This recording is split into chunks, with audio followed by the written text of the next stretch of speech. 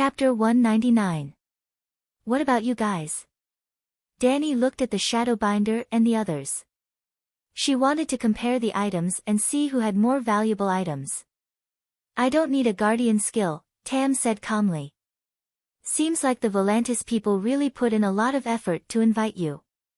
I don't have a level 1 guardian skill to exchange with you, the old man said regretfully. The blue-lipped milkman stepped forward and said excitedly, I'm willing to use 10 buckets of night shadow water and the wizard root method to exchange with you. I don't want it even if you give it to me for free. However, Danny was still tempted. She nodded hesitantly. Let me think about it. She then looked at the moon singer. The current guardian skill is enough for me, the big boss declined. Broadcast the weather forecast? Can I talk to Mage Lisbon alone first? Danny asked the Shadow-Binding Knight. When the Shadow-Binding Knight nodded, she walked to a corner with the Fire Mage. With their backs facing the others, they began to talk softly. Without the Great Wizard Valeglia's root method, I'm afraid I can't learn your blood dragon dance. Danny purposely probed. Lisbon sighed in relief. So that was what she was worried about. You don't have to worry at all. The blood dragon dance itself can also be learned as a high-level meditation technique. After all, it came from the Great Wizard Valeglia. Is your witchcraft incantation dictated, or is it something else? I'm afraid I can't remember or understand it. I can write it on parchment and teach you the standard pronunciation of the 64 syllables in Valeglia. Danny's heart skipped a beat, but her face revealed a puzzled expression. 64 syllables. Valeglia's witchcraft has a special incantation system. In fact, every extraordinary profession has a special incantation system. Only 64 syllables. What do you mean only 64 syllables? Lisbon stomped his foot and said unhappily, even if you don't understand incantations, you should know that the Valeglia language itself only has 30 letters, and the common language of the Sunset Sea only has 23 letters. Don't try to trick me. Incantation syllables are different from language letters, Danny said unhappily. Alphabets were arranged in order to form words, and words were arranged in order to form sentences. It was a one-dimensional language. On the other hand, the monosyllabic incantation was a two-dimensional arrangement. The combination and recitation methods were more complex and varied. It was a two-dimensional language. To put it simply, a large number of individual spell syllables formed a QR code. This QR code was considered a complete spell rune. The 9-colored spiral vortex in Danny's mind was also a super-large QR code. Of course, the QR code was more complicated. An ordinary QR code was composed of blank and black dots. It was actually a binary combination of 0 and 1. On the other hand, witchcraft incantations, such as Valeglia's incantation, had 108 standard syllables. Even if it wasn't considered blank, it was still in the 108-digit system. From this, one could see how much information it could hide. As everyone knew, even if it was a QR code, the coding system was different, resulting in many systems. At present, the QR code standard used in the market was the most common one, the one with the highest number of users. Different extraordinary professions, different basic incantation syllables, and different coding systems. Using one coding system's fundamental law to scan another coding system's incantation. If the code scanner couldn't read the information, it couldn't provide the support of witchcraft. In other words, it couldn't use this witchcraft incantation. If the Valeglia Wizard Council wanted to become a god, they also had the ability to become a god. Then, they really became a god. The perfect fundamental law in the Great Wizard's inheritance could scan all coding systems with the QR code, except for the God's Priest system. You also know. After being exposed by Danny, the young fire wizard was a little embarrassed. However, he quickly calmed down and said seriously, let me tell you this. Among the extraordinary professions, the Red God Priest has the second most incantation syllables. Even he only has 54. The Black Wall Aristocrat is just a branch family. he didn't receive the complete inheritance. I only got 36 basic incantation syllables from him. The remaining 28 syllables were painstakingly researched by me for 5 years. Fortunately, the fire wizard originally belonged to the Valeglia wizard's branch family. The two magic incantations have many similarities. Now it's all yours. He gave Danny a superior look that said, "You've taken such a big advantage of me. Hurry up and thank me." However, Danny only wanted to complain. "Damn it, who would dare to use the things you researched except for yourself? Can it work?" Facts speak louder than words. "You've seen my fire control skills," the young Lisbon said proudly. "It's because I saw it that I'm sure you're a ninth-rate sorcerer." "I want the original incantation," Danny said. "What do you mean?" "I think that with my talent, I can deduce 108 incantation syllables." The young fire wizard squinted at her and said lightly, "It's not that I'm arrogant, and it's not that I want to discourage you, but a person should face reality calmly.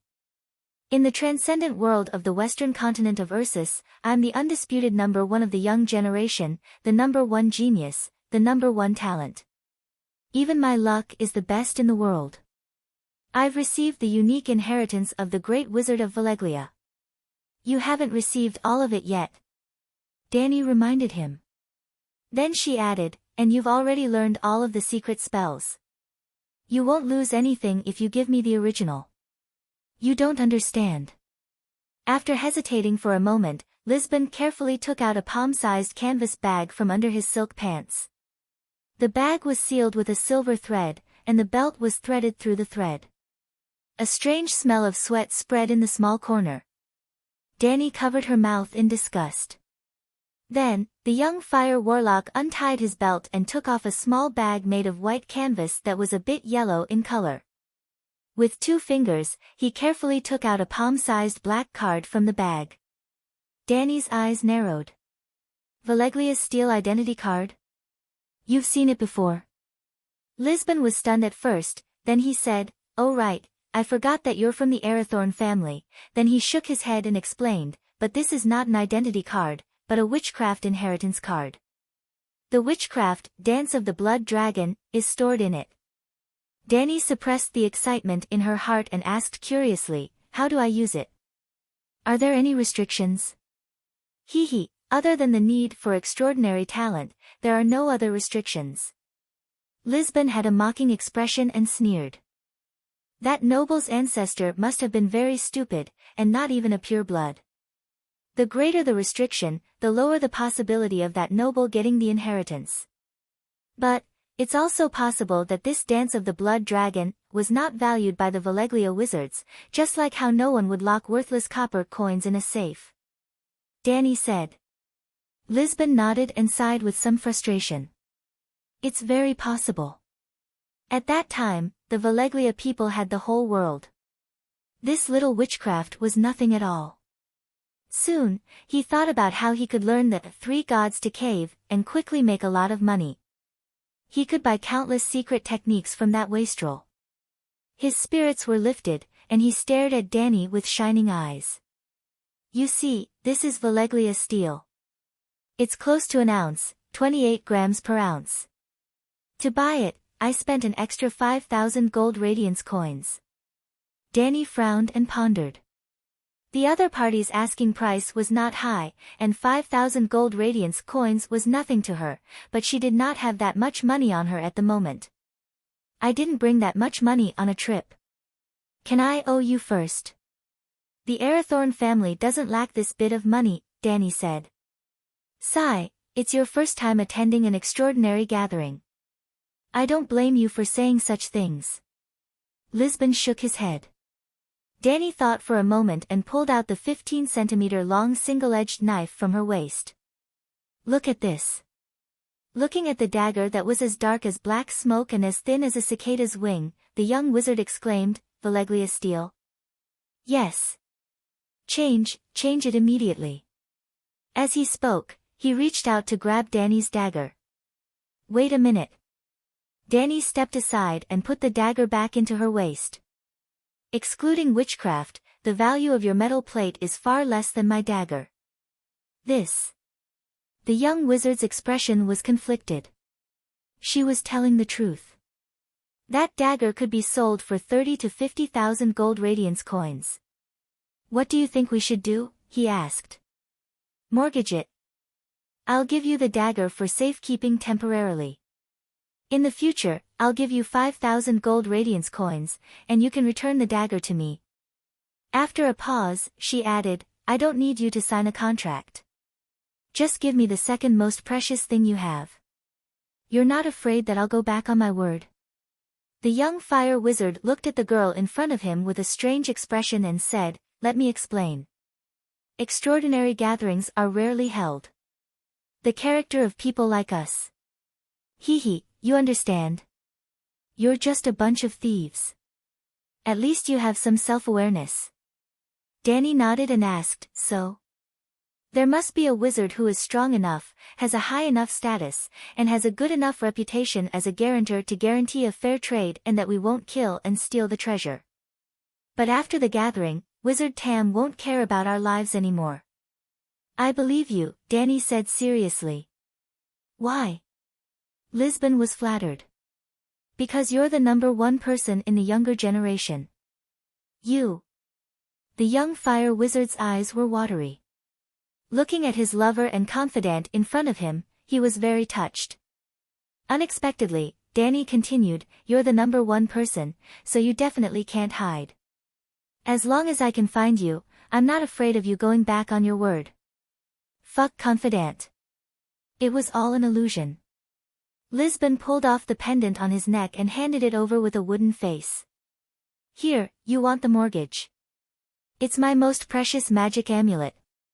Looking at the shriveled sausage dangling under the silver chain, Danny's face turned pale.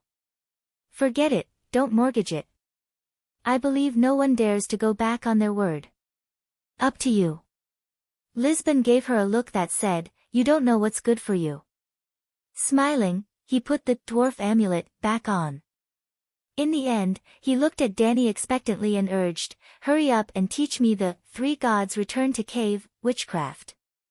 Danny put away the metal amulet before squatting down and starting to explain. It's that simple.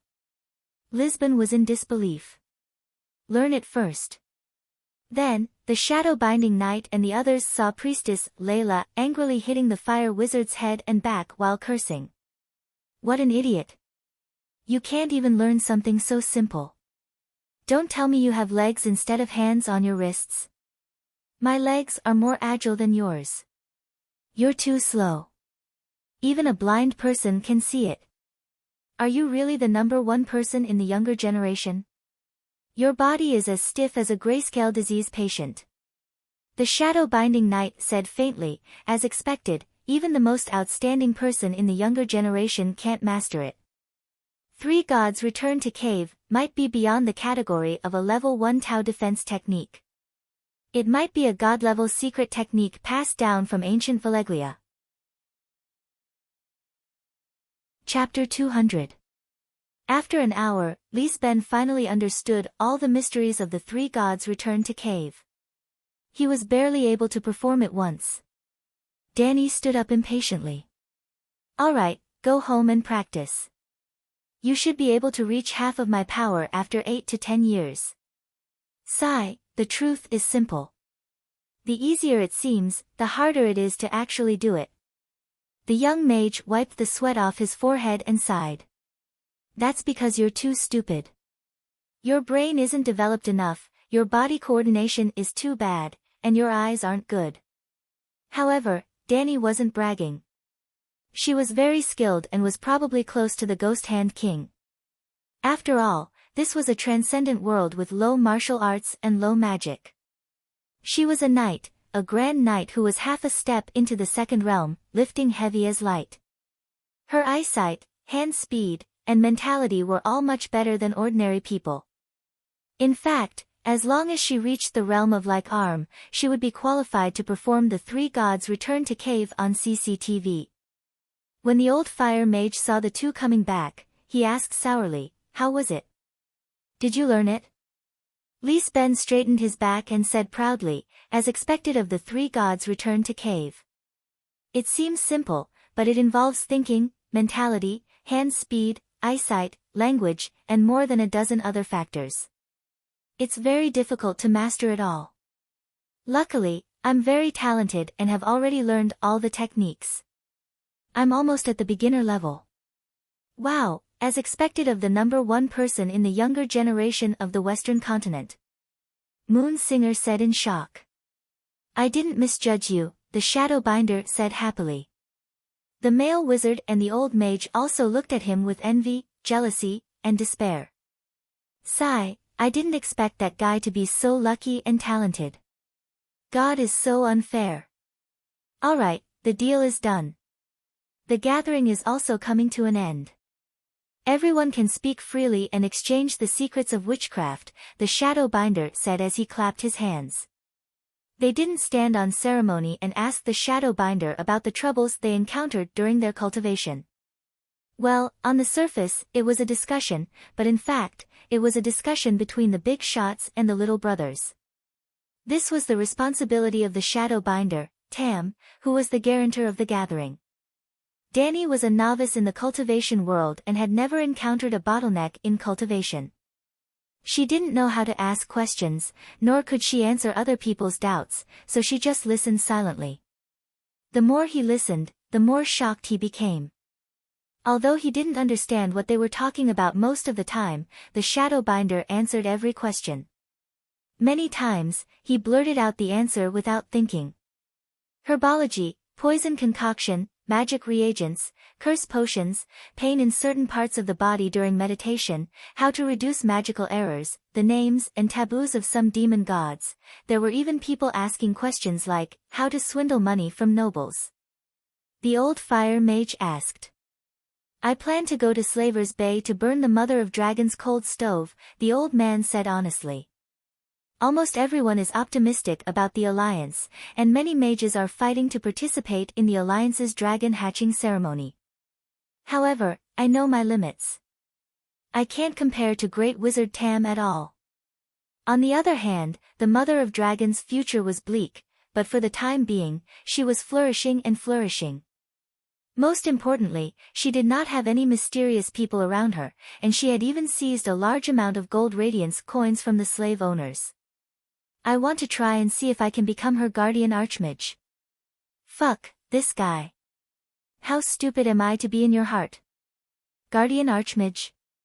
Only you can think of that. Hee hee, the Mother of Dragons who has 4 dragons needs a fire mage? Great Wizard, do you think that you can breathe fire better than dragons? Danny couldn't help but mock him. What do you know? The old black man glanced at her with disdain. He raised his chin at the Shadowbinder and said respectfully, of course, I'm not qualified to become the Mother of Dragons' guardian archmage, but I'm asking Great Wizard Tam for advice. What are you hinting at, you rotten old man? Great Wizard Tam is the same as you. He gained the trust of the nobles of Volantis with his guardian skills. He doesn't have any real ability at all. I'm afraid it won't be that easy. It might even be difficult to see her in person, the Shadowbinder said hesitantly.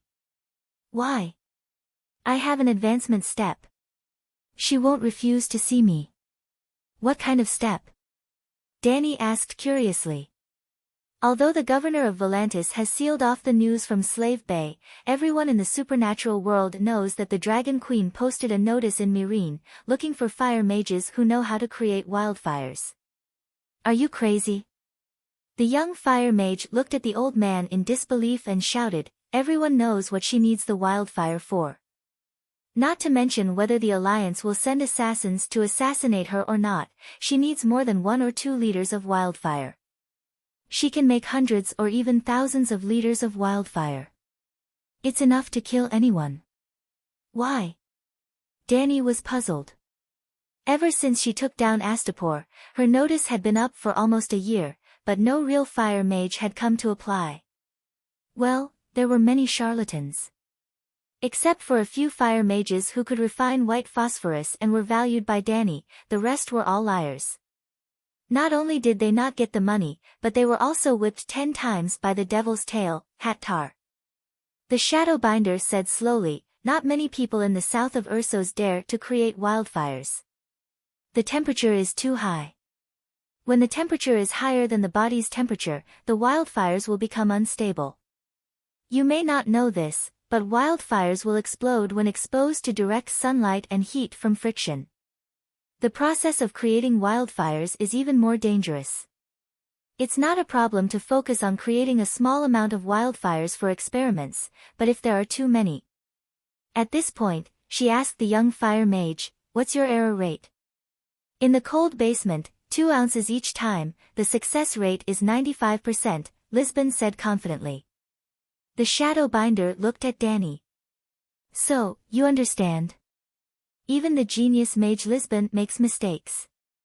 If he created 1,000 ounces of wildfire for the mother of dragons, he would make about 25 mistakes. After so many times, I might be more familiar with it," the young fire mage protested. "Or you might be more tired, more numb, and make more mistakes." The shadow binder glanced at him, then turned to Danny and continued, 25 mistakes. Lisbon can't be lucky enough to avoid it every time, but 1,000 ounces is less than 1% of what the mother of dragons wants. The old mage chuckled. "I can slack off, or I can teach the apprentices and let them do the work. If the allies attack, I can also become their spy." "Yes, you can try. I think that with your talent and wisdom, you'll definitely be able to shine under the mother of dragons." Danny encouraged him with a sincere expression. "Thank you." The old black man was experienced and could tell that the priestess was sincerely blessing him. He couldn't help but feel warm inside. Danny continued to give him advice. "It's best to find a few more colleagues to help you share the risk. The journey will be difficult, and it's too dangerous and eye-catching to go alone. It's best to find a few dozen fire mages to form a group. The kingdom protector needs subordinates too. If there's an accident, you can find someone to take the blame." "Thank you." The old mage's eyes were wet. He was very touched. "Take this bottle of fire-repelling ointment." He took out the wooden box from his bag and handed it to her. "Layla, your skin is a bit tanned from traveling in the sea of summer. Apply this ointment and roast it. It can remove the dead skin and help you become fair and attractive again." Thank you." Danny smiled awkwardly and took the ointment. While the two of them were being intimate, the shadow binder said faintly, "The mother of dragons is the source of miracles. How can there not be any mages paying attention to her?" "Who?" the old man asked in surprise. "The top group of extraordinaries. As far as I know, the great wizard Haya and Asha Kuei brought her out of the Red Wasteland." "Great wizard Haya and Asha Kuei?" The old black man's face was pale. "They're both giants. I heard that Haya and the mother of dragons had a falling out in Kuei's, and Kuei never stayed by her side for long," Danny said with a frown. "You've heard of Kuei too?" the shadow binder asked in surprise. "Of course. There were a total of 3 people who went to the Red Wasteland to search for dragons. But I don't know about Kuei. Is she famous in Asha?" Kuei's status in Asha is like Lisbon's in Volantis." The shadow binder's tone was complicated. It was a bit like the old black man's jealousy and disappointment when he talked about the young fire mage. Lisbon raised his chin and said in a bleak tone, "I see. The shadow binder Kuei is in the east, and the fire mage Lisbon is in the west. It's a pity that we're thousands of miles away from each other." In an instant, Kuei's status in Danny's heart plummeted. She fell into the abyss. "Tam, you must hate Kuei a lot. That's why you use such a metaphor to smear her reputation. You're both shadow binders. Why are you in such a hurry to ruin her reputation?" However, she could only bury these complaints in her heart. After hearing Tam's words, she couldn't help but have a few questions. "Great Wizard Tam, does Kuei also know shadow sorcery?" "All qualified shadow binders know how to do it. Oh my god, she can't be trying to control the Dragon Queen's soul, right? Danny purposely exclaimed. No. The mother of dragons has a dragon, and the shadow blood sorcery is mostly used on men, the Shadowbinder said. Why? Tam was a good guarantor. He answered all of her questions. He didn't even hide some of the secrets of the Shadowbinders. Because to cast that spell, the most important step is to have intercourse with the person involved. Have intercourse? Danny stammered, her face full of shock. So the legends are true. Shadowbinders have intercourse with men at night and then take away their souls. The Shadowbinder didn't get angry. He said calmly, intercourse is just a process to complete a certain ritual.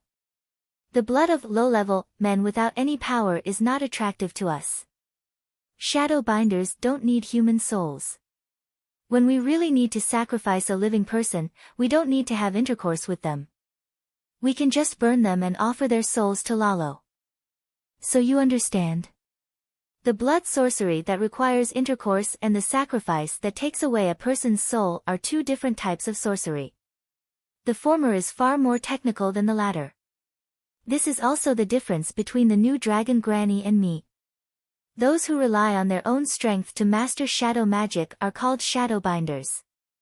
Those who don't have enough talent and only know how to please Shadow Demon Lalo are called witches. I see. After Tam's explanation, Danny immediately understood the difference between witches and Shadowbinders. It was just like how fire mages could still control fire even if they didn't believe in the Light King. Although Shadow Demon Lalo was the Lord of Shadows, shadow magic wasn't unique to him. Sorcerers could also master this ability with their own strength. They were called Shadowbinders. I heard that there was a king in the Westeros, Stannis Baratheon. He also had a Shadowbinder under him. At the same time, he was also a Red Priest. Do you know him? Chapter 201. Melisandre. The red mask covered her face, but Tam's eyes and tone were filled with unconcealable fear. I've also heard of that woman's deeds. The sea merchants from Old Town and King's Landing all mentioned her. The statues of the 7 gods on Dragonstone Island were destroyed, and the divine forest in Phoenix's Breath Castle was burned down by her. Even the crest of Theon Bera's family was changed to a blazing red heart. Very arrogant and very powerful. I'm not sure if it's true, but people say that Melisandre helped Stannis obtain the legendary Red Sword of Heroes, the Lightbringer, the old man said seriously. The Lightbringer. So, Stannis is the child of prophecy, the reincarnation of the legendary Yesor Ahai? Lisbon was shocked. Perhaps, the old man said uncertainly. The young fire mage said strangely, but the supreme priest Benello has always preached that Danny Rise is the child of prophecy, the savior born from smoke and fire. Is there no consensus within the Red God priests? Did the Light King give 2 different revelations to his followers? Melisandre is not just a Red God priest, the Shadowbinding said with a frown. Did you moon singers predict who Yesor Ahai is? The male wizard asked the zebra leader with a frown.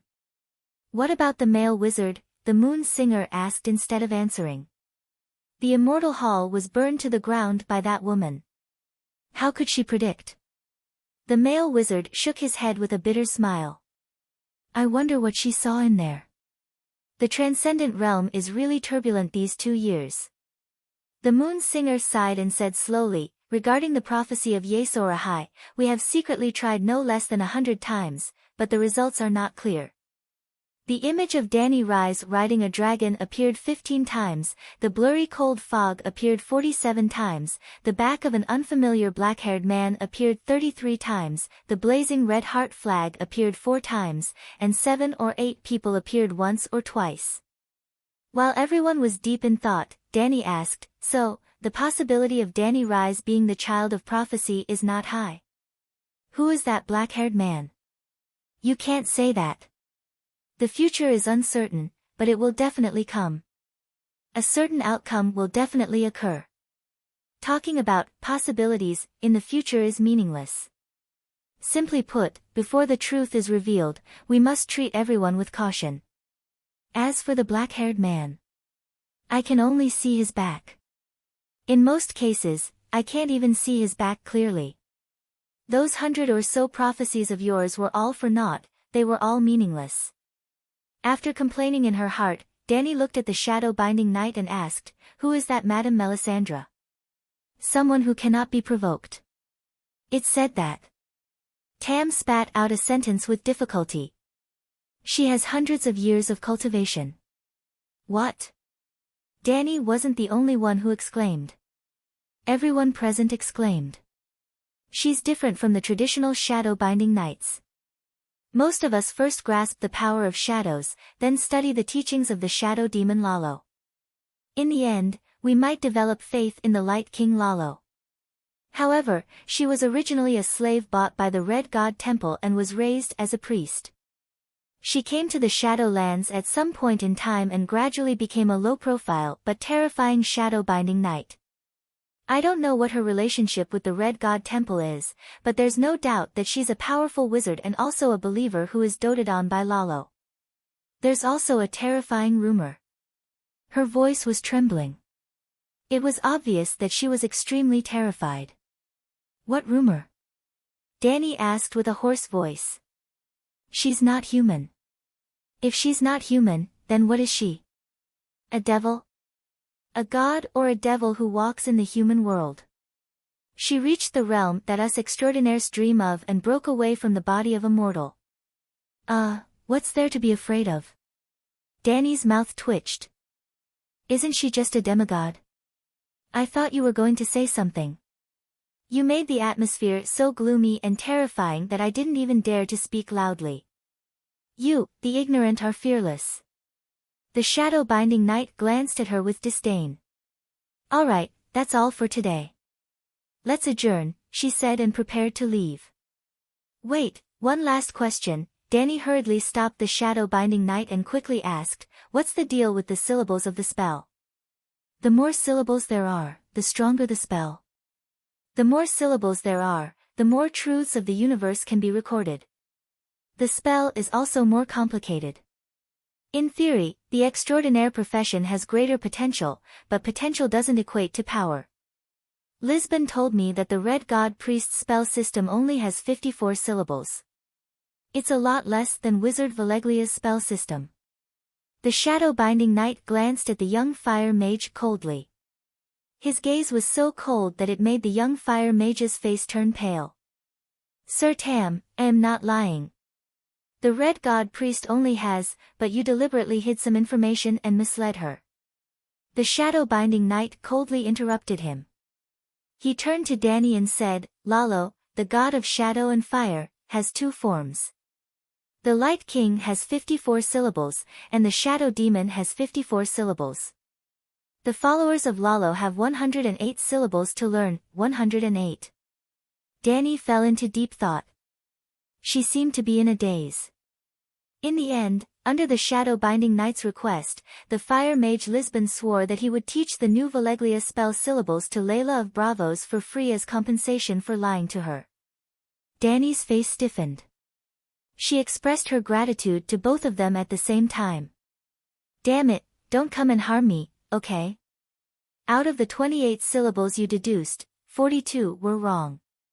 Not only were the 28 syllables mispronounced, but the writing was also wrong. Out of the 36 original Valeglia letters, 14 of them were mispronounced.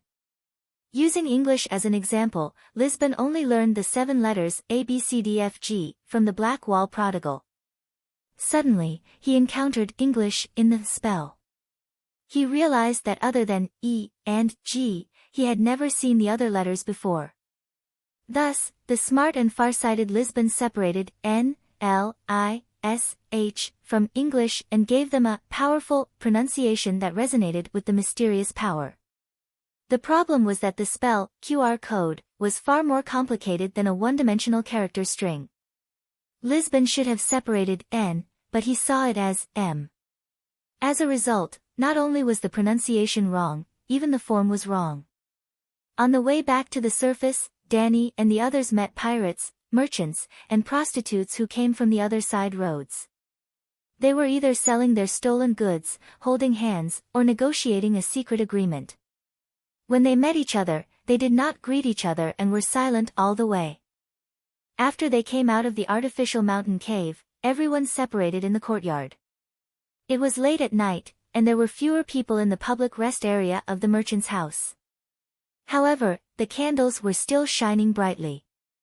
In the hall, hundreds of guests were chatting loudly, bragging, discussing business, or shouting drunkenly.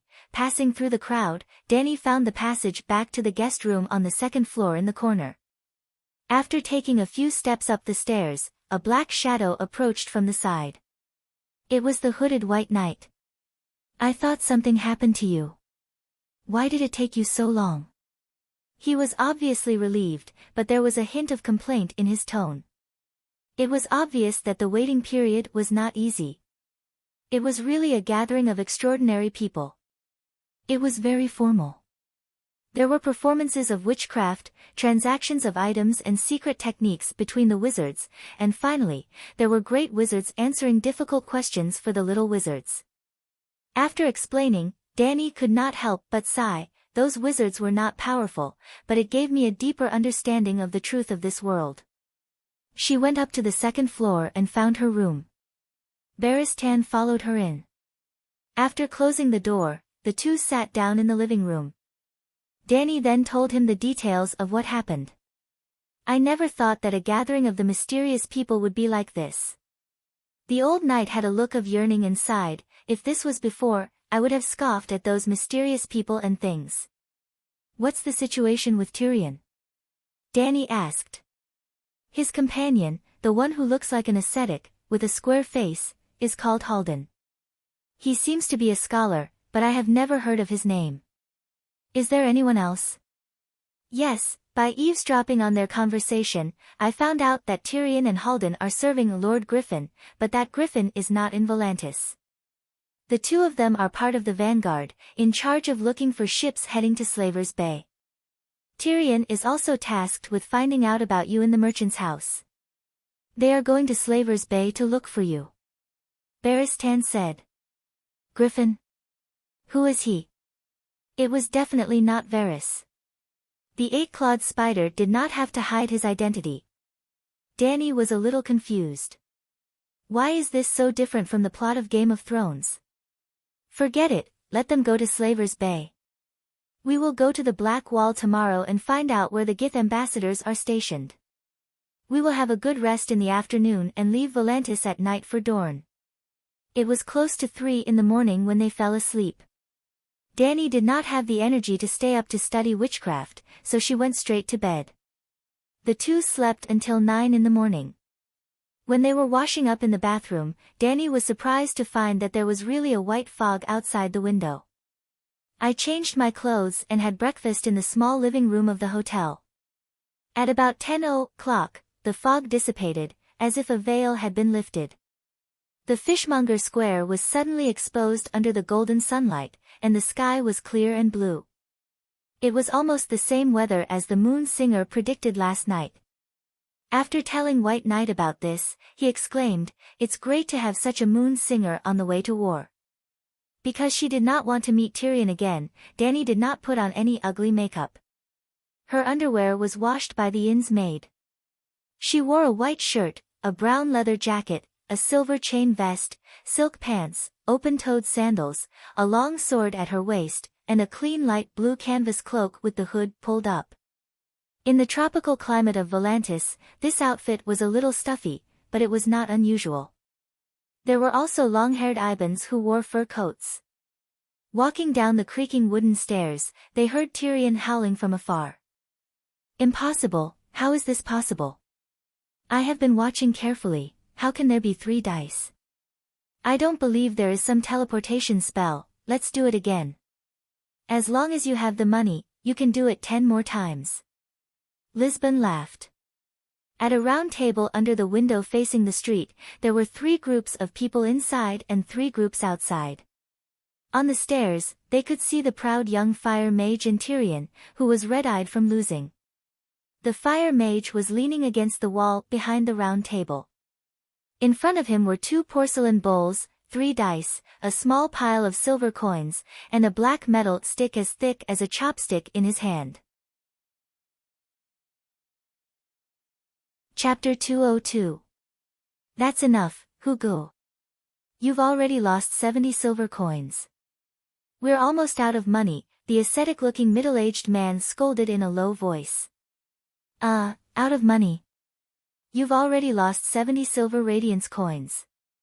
Tyrion stood on the stool as if he was dumbfounded. Dwarf, your manhood is very valuable. I'm willing to pay 10 gold radiance coins for it.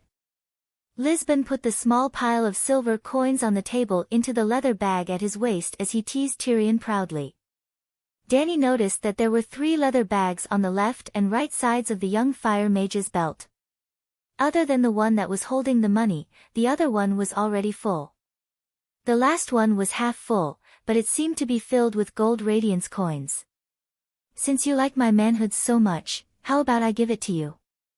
1 silver coin each time. It's a little more expensive than the prostitutes in the colorful garden next door, but it's rare to see an ugly dwarf like me, Tyrion said viciously. Ha ha ha. The vulgar sailors around all laughed loudly. Even the people on the street who were separated by a window looked out curiously. The young fire mage glanced at the little devil coldly and scanned the rich merchants and mercenaries. He said loudly, anyone else want to try? The odds are 1 to 10. The lowest bet is 1 silver radiance coin. There's no upper limit. If you get it right, you'll get 10 times more. I'll do it. A Midsummer Islander wearing a peacock feather cloak stepped forward and threw out a gold radiance coin with a skull crown printed on it. Fire mages are all liars. Everyone knows that. I don't believe you can teleport. Dany did not stop to watch. She walked past the crowd and found the waiter at the front desk. She rejected the waiter's suggestion to hire an elephant carriage and asked him to bring out the tamed horse from the stables. When she walked down the stone steps at the front door, she heard the Midsummer Islander lose his composure and arrogance. He almost shouted hysterically, 3. That's impossible. I've been watching. 1 gold radiance coin. Again, 1 more time. It was almost noon. The fishmonger square was crowded. The smell of fish mixed with the smell of roasted cumin mixed together. Riding on a tall horse, one could clearly feel the prosperity of Volantis. Volantis had the largest population, the largest port, the largest city, and the richest and most fertile colony on the Lorne River. Once upon a time, this eldest daughter of Valeglia was the leader of the 9 free trade city-states. Even now, her economic and military strength was second only to Bravo's. The sun shone brightly and the view was wide. Dany observed the city more clearly than last night. Heading east, they arrived at the riverside street, which was even more bustling. None of the buildings facing the street were lower than 2 stories. Below them were clothing stores, chess halls, taverns, barbecue stalls, brothels, warehouses, and so on. The streets were filled with sailors, merchants, and slaves who were as busy as cockroaches. Dany suddenly realized that she had been tricked by Aunt Kelly in the suburbs of the eastern city. Although there were many people who took elephant carriages, riding horses was not an exception and would not be looked at differently. The yellow oranges on the cart by the street attracted her attention. She used 5 copper coins to buy 15 oranges the size of an adult man's fist and gave 5 to White Knight. Dany ate the sweet and sour oranges as she leisurely rode along the street. On the streets, there were many male and female slaves with shovels or flies on their faces. They were like inconspicuous shadows, curled up and shoveled the warm and fresh elephant, horse, and cow dung on the ground into dustpans. Therefore, the riverside market did not smell bad. Instead, the sweet fragrance of flowers and fruits floated over from time to time. Choose Elios Chihida. Suddenly, a woman's shrill voice came from the front. The men also joined in the commotion. I want to see your lower body. Stick it out and let me see it clearly. Which brothel are you from? I'll go find you tonight. Please vote for Elios. A 3-meter-tall giant elephant rumbled past. Every step it took caused the ground to tremble slightly. It was carrying a huge castle on its back, estimated to be more than 10 square meters. 9 seductive girls in tulle grabbed onto the thin railings of the castle and flirted with the passers-by. The mercenaries and sailors passing by were mesmerized and could not move. Yes, the girls had teardrop tattoos on their eyebrows. They were all slaves. A girl took out her white hair and flirted with a sailor who was whistling. A girl obediently lifted the only layer of pink tulle on her body, spread her legs, and stuck out her buttocks towards the street. A girl slid her right hand underneath and entered. The men on the street could not take their eyes off her, their faces and ears red. Finally, someone could not hold it in anymore.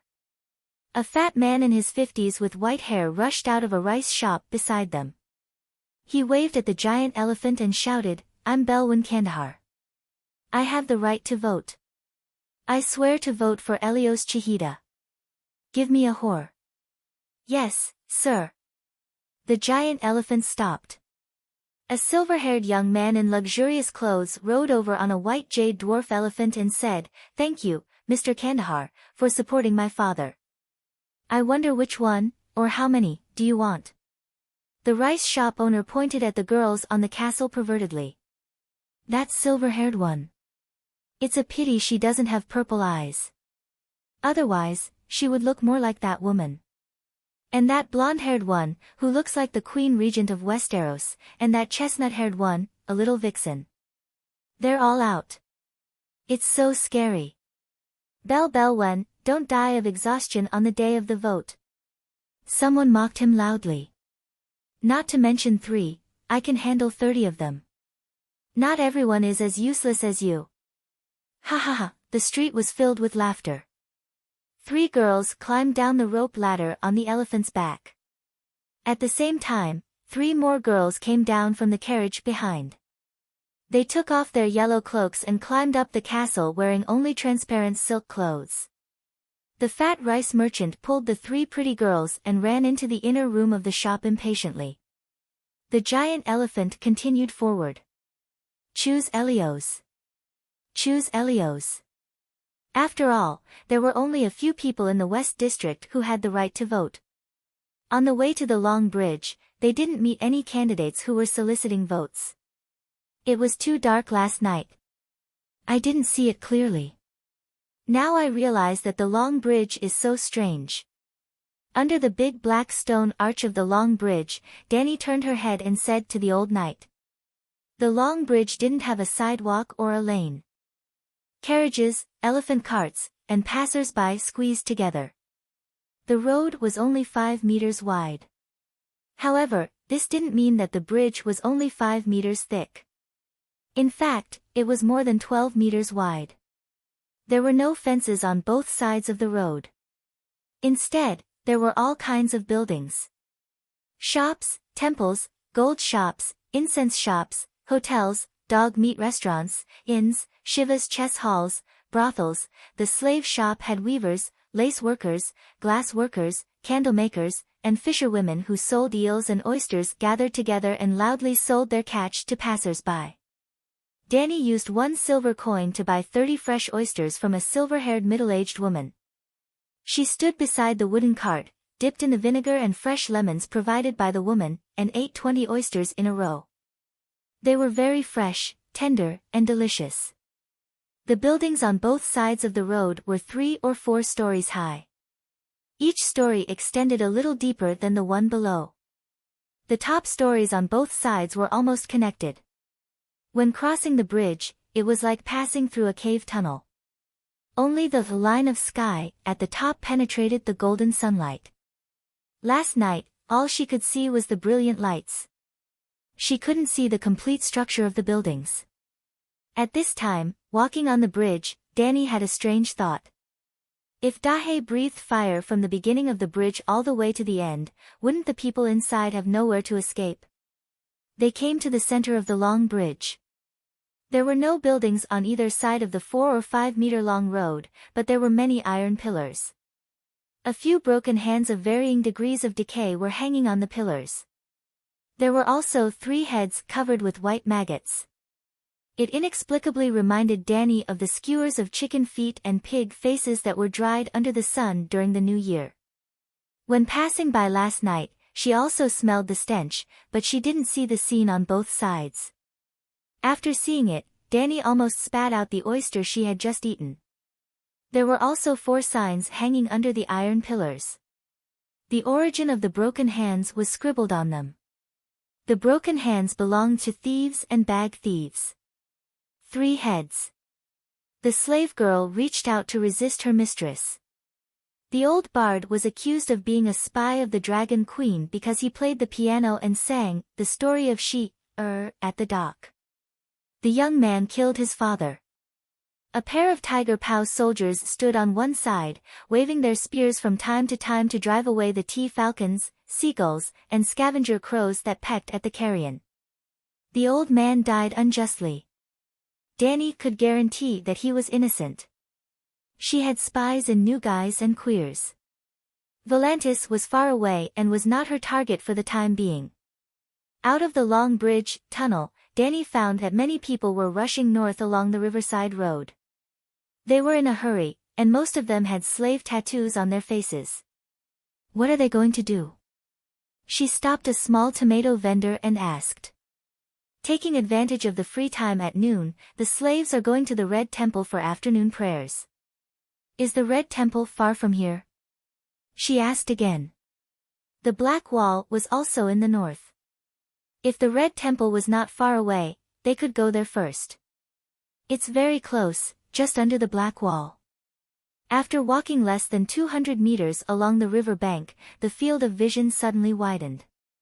The square was less than a hectare, but the temple opposite the square was too magnificent. The temple was located in the east and facing the west, with its back against the Black Wall. It was a cluster of buildings, consisting of dozens of halls and hundreds of towers.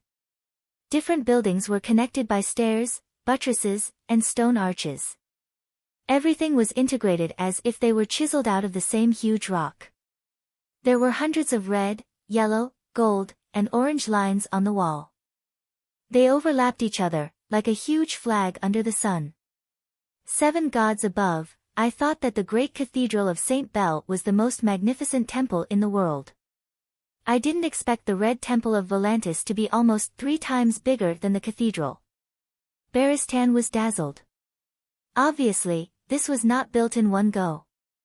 Who knows how many times it has been expanded over the centuries. In order to not be too conspicuous among the group of devout Red God believers, Danny turned around and jumped down from the horse's back. Ah, the Supreme Priest. How lucky, today's afternoon prayers are led by the Supreme Priest himself. There was a sudden commotion from the crowd in front of them. Soon, the entire square of 4,000 to 5,000 people cheered loudly. Supreme Priest, Supreme Priest. In the middle of the square of the Red Temple, there was a thick stone pillar about 20 meters tall. A narrow stone bridge about the width of one's foot connected the stone pillar to a platform in front of the temple. Under the noon sun, a group of monks slowly climbed up the platform. A milky white monk in a red robe walked in front. Behind him were a dozen male and female priests who were also wearing red robes. Behind them were acolytes of lower status, wearing light yellow or bright orange robes. On the stairs stood a row of soldiers in gorgeous armor and orange capes. They were guarding the entrance of the temple with spears in their hands. The tips of the spears were made into the shape of burning flames. They are the hand of holy fire, the holy warriors of the King of Light, the guardians of the Red Temple, Baristan explained softly. I know. I heard that Volantis has 1,000 hand of holy fire. Danny nodded. Her gaze never left Bonello. She hoped to see his eyes clearly to determine the level of his power. However, the distance was too far. She could see the color of his eyes, but she could not sense the basic charm in his sea of consciousness. Not only was the square below the stone pillar filled with people, there were also hundreds and thousands of guards on the 60-meter-tall black wall behind the temple, looking down. Not long later, The other monks stood on the platform according to their ranks. Benello's steps were steady as he looked at the golden sun in front of him. He walked on the narrow stone bridge as though it was flat ground and finally stood at the top of the stone pillar. The slaves below all extended their arms and shouted titles such as, Fire of Truth, Light of Wisdom, Head Servant of my Lord, Supreme Priest, and so on.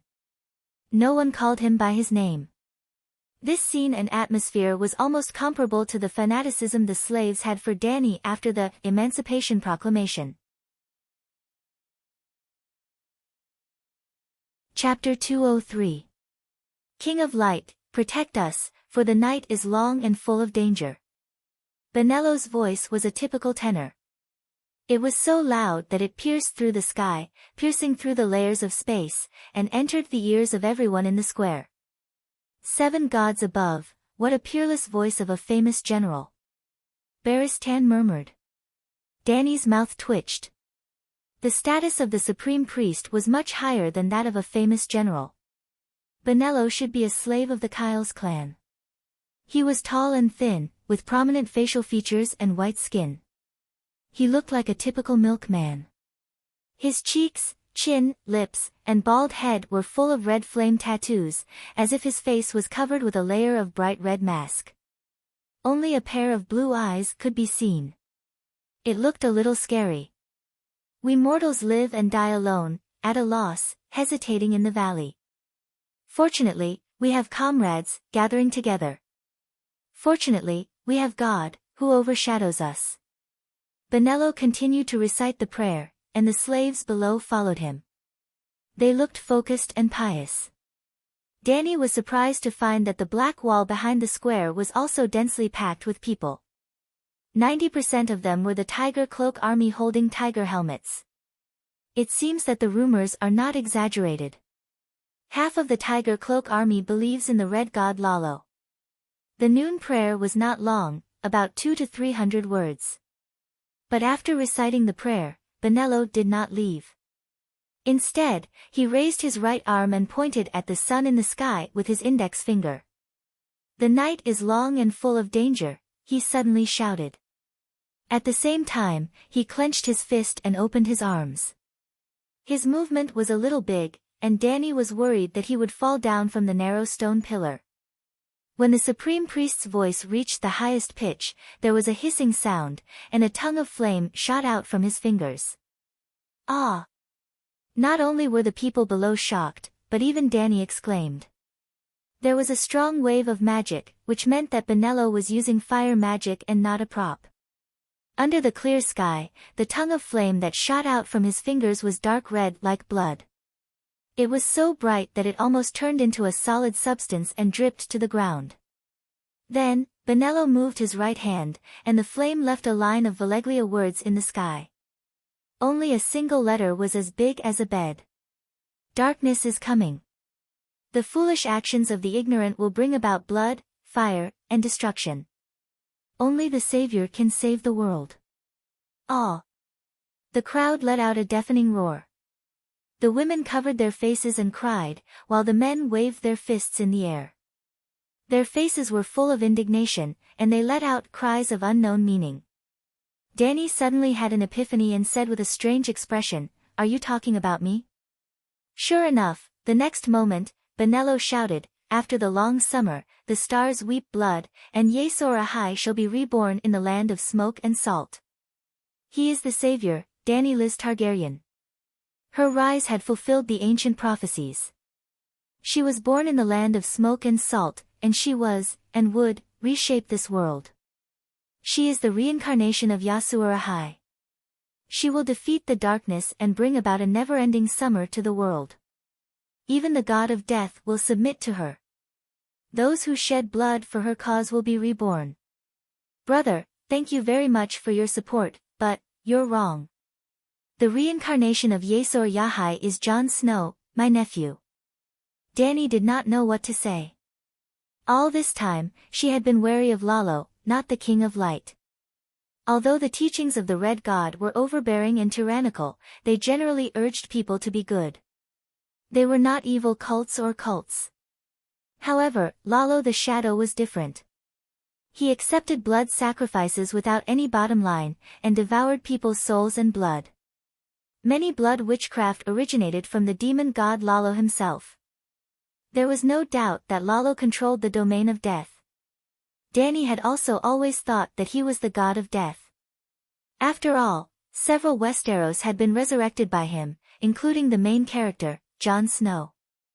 The problem was that Benello claimed that the god of death would also submit to the mother of dragons. Obviously, the god of death he spoke of was not his master Lalo. It was most likely the god of darkness, coldness, and death, the Night King. Actually, the Night King was only a subordinate of the god of death. Danny had misunderstood. There was only one domain of death, so who was the real god of death? Why did Lalo care so much about Long Night? Since more than 5,000 years ago, he had been spreading the prophecy in the ancient Book of Asha through the mouth of the red-robed priests. Yasuo Ahai would be reborn to fight against the other ghosts that had reappeared in the world. Danny's heart was in a mess. Benello, the water supply, was still waving flags and shouting for her. Danny, Rise is in danger.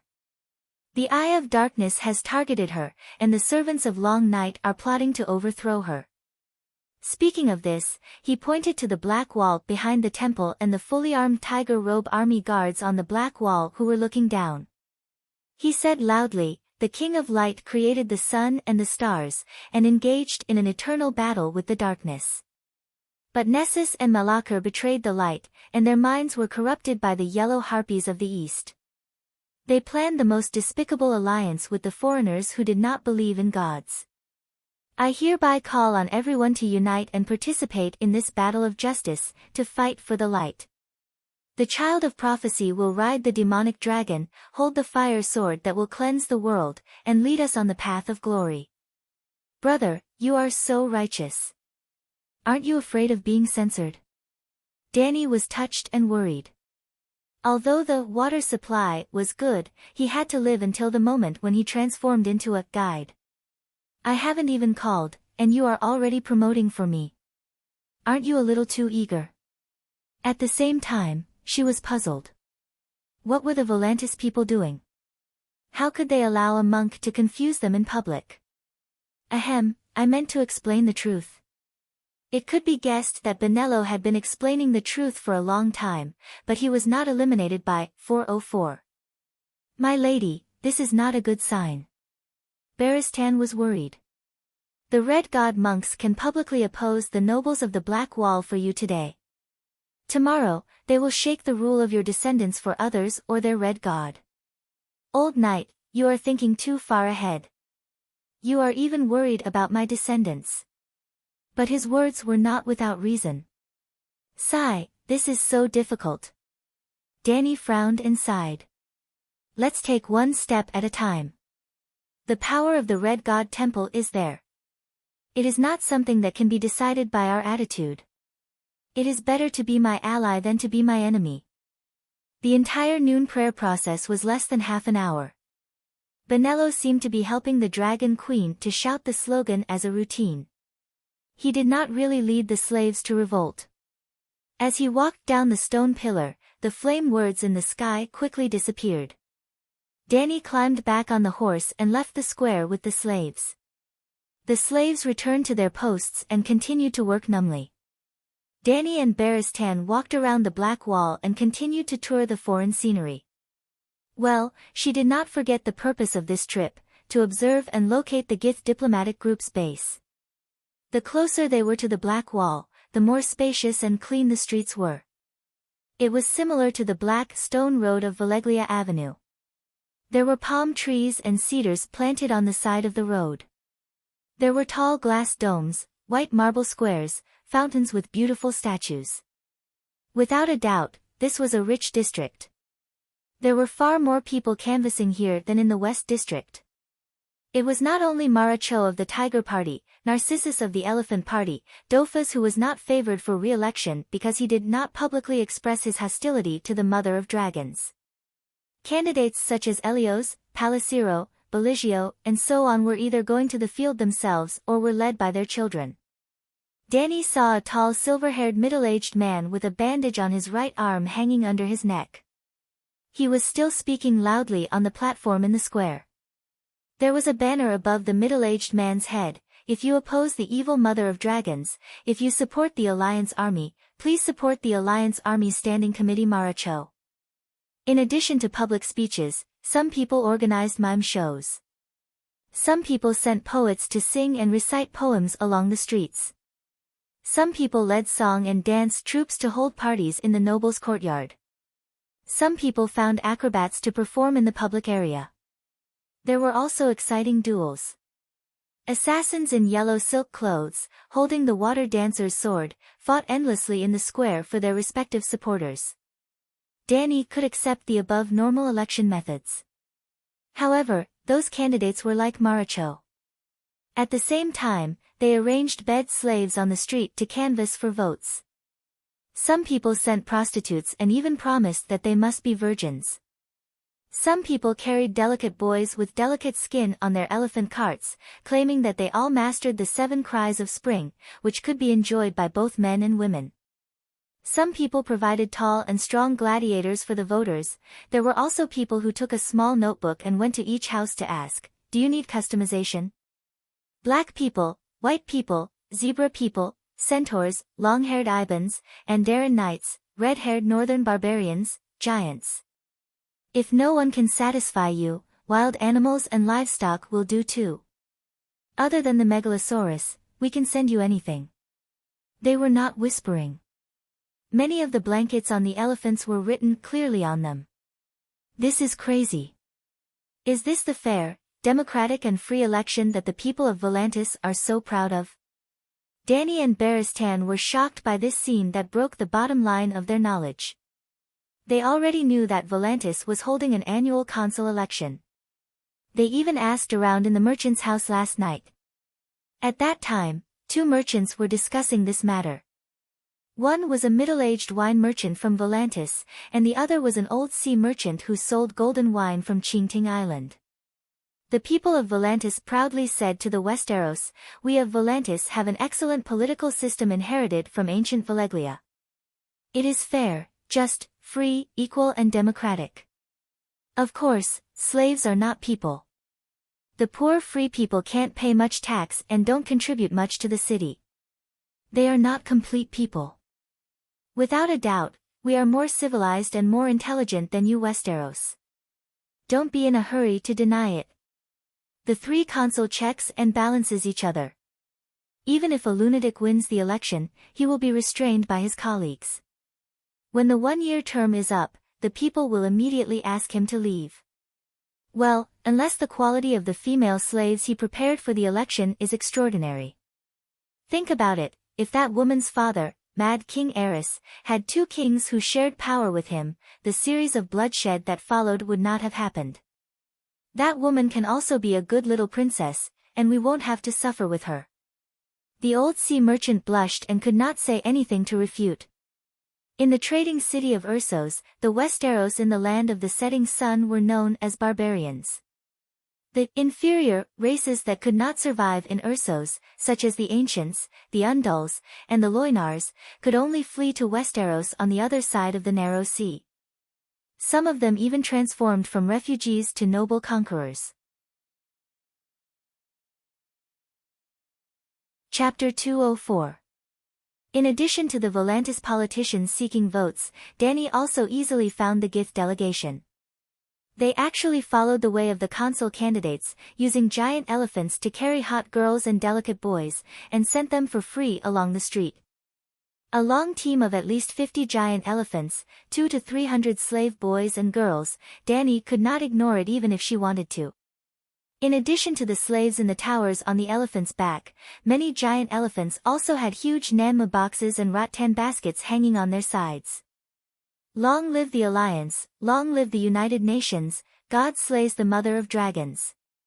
The Toka robe riding a camel in front of the elephant team shouted loudly. Support the Alliance's resolution of the Eastern Expedition, support the United Nations resolution to block the trade in Slavers Bay.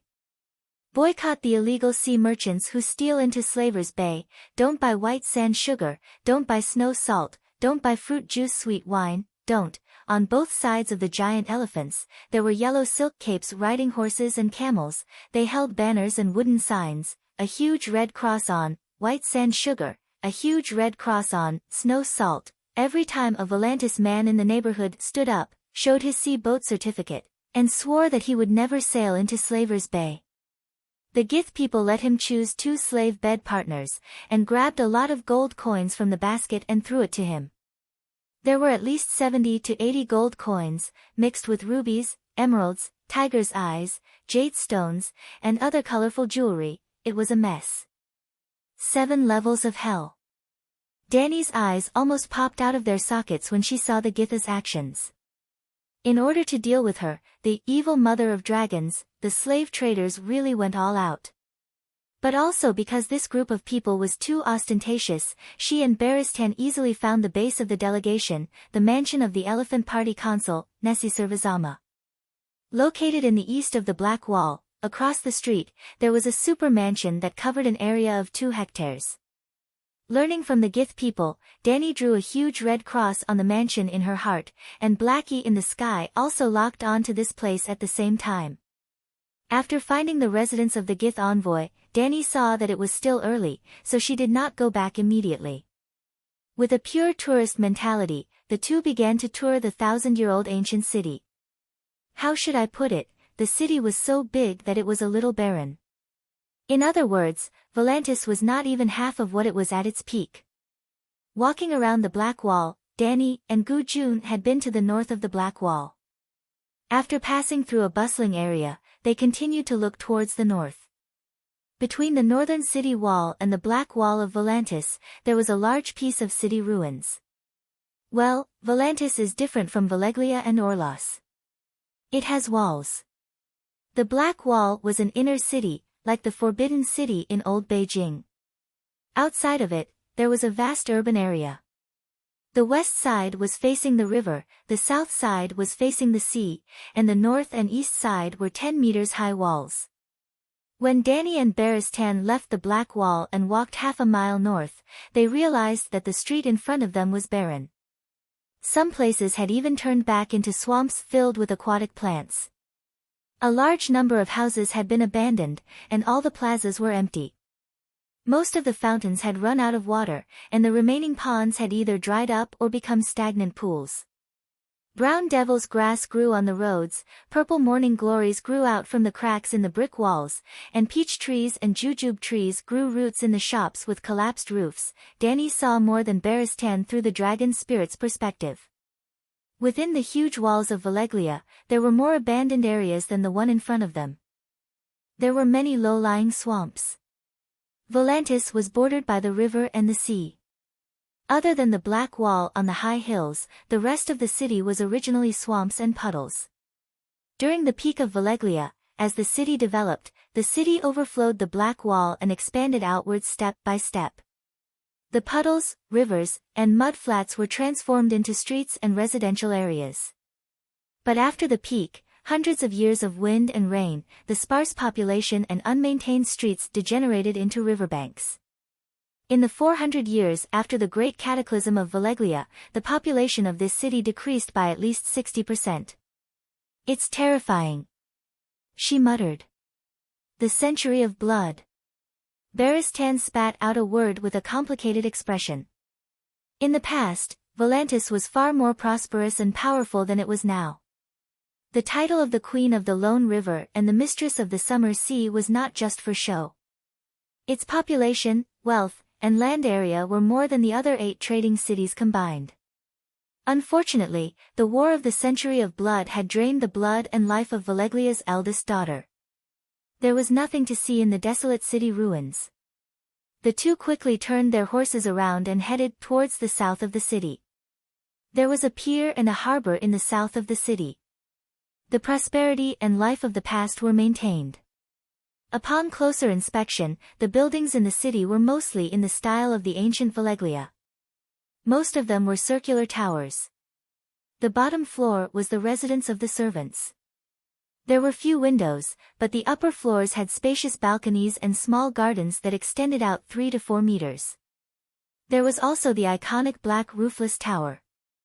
The tower was so tall that it could be seen even through the black wall. Unfortunately, the descendants of the Dragon King had lost their dragons. Many Volantis nobles added a layer of glass dome on top of their towers. Under the noon sun, the different colored striped glass reflected blue, purple, green, red, and other colors. It looked like a twisted rainbow. However, the more common ones were the Archon statues on the streets and beside the fountains in the square. Most of the statues had their heads chopped off. For example, in the southeast street outside the Black Wall, there was a garden square that covered half a hectare. In the middle of it was a 30-meter-tall jacaranda tree. The pinkish-purple petals looked like snow from heaven. They fell on the hair, shoulders, and the broken neck of the huge white jade statue. Dani brushed away the petals that were hanging by her ear. She looked down at the inscription beside the statue. The hero of Volantis in the Century of Blood, Archon Hirono. He had once led the Volantis army to occupy Mir and the vast plains in the southwest corner of the Ursos continent, the land of strife, became the Volantis colony. He had been an Archon for 40 years. In the end, he got tired of the elections and proclaimed himself as the ruler for life. However, the Volantis did not buy it. They tied him to 2 elephants and tore him in half. How tragic. Dani grimaced. Then she thought, looks like the election system of Volantis is not completely useless. At least the people have a very high awareness of the democratic system. Sir, what do you think? She asked the knight beside her. The people of Volantis are barbaric and ungrateful. This Hirono had made great contributions and served Volantis for 40 years. In the end, he ended up in such a miserable state, the old man said with a complicated expression. He seemed to see himself in the broken stone statue. He had been a white knight for almost 40 years. In the end, he was stripped of his lifelong honor by a little brat. You are right. But you can look at the problem from another angle. Dani's mouth twitched. What angle? The democratic consciousness of the Volantis, the determination to protect their rights and uphold the justice of the law. Maybe. Sir, you are not planning to learn from Volantis and hold an election for the Archon, are you? Whitebeard looked panicked. I shudder when I think of the 7 dukes with a group of bed slaves canvassing for votes in the streets of King's Landing. Dani nodded and smiled. I can try. After all, I am young and can withstand the torment. I also have a dragon. Even if I fail, no one can chop my head off. But the 7 dukes cannot withstand the torment. Are you going to ride your dragon back to Slaver's Bay and hide after the Westeros are done? White Knight thought anxiously for a while and said, My lord, as you can see, many of the Archon statues on the streets are headless, and the decline of Volantis is all because of the conflict between the parties. The election system is not as good as you think. That was the truth. Before Valeglia was destroyed, it ruled the entire world. When the apocalypse destroyed the center of power of the empire, the land of long summer and the capital of Valeglia, its colonies and conquered territories gained independence. What happened after the cities gained independence? They began to fight for territory. After that, the western continent of Ursos fell into a century of chaos until the Targaryen family intervened, as the eldest daughter of Valeglia, Queen of the Lorne, and Mistress of the Summer Sea. The pure-blooded Valeglia of Volantis had the largest population. They ruled the vast Lorne River basin, were the strongest, dominated the trade of the Summer Sea, and had the most powerful fleet in the world. Of course, at the beginning of the Bloody Age, all Volantis came to a consensus. They were the heirs of the Free Citadel and the rightful rulers of the world.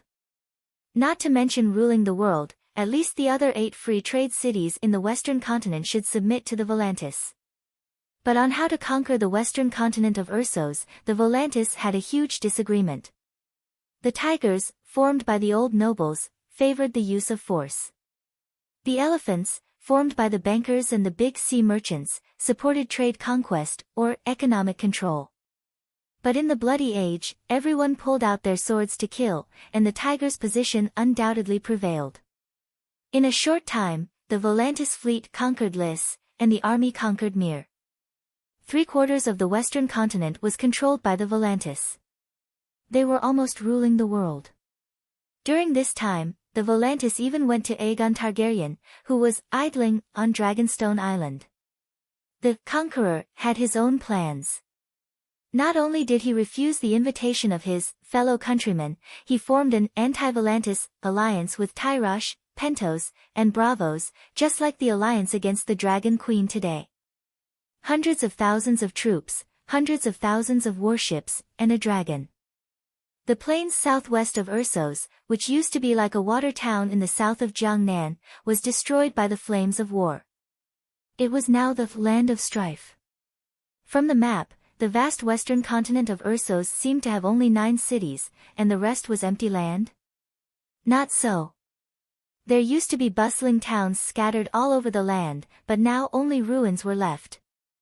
Without the deterrence of the Megalosaurus in Valeglia, the Dothraki could roam freely in the western continent.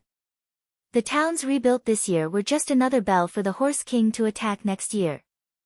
Also, because the old ancestor had stabbed the Volantis, Dany did not think of using the banner of "All of us are Orthodox Valeglia" to recruit the Blackwool nobles. Well, that was a digression. Aegon was only a dragon, his 2 sisters did not participate, and could not fundamentally change the situation.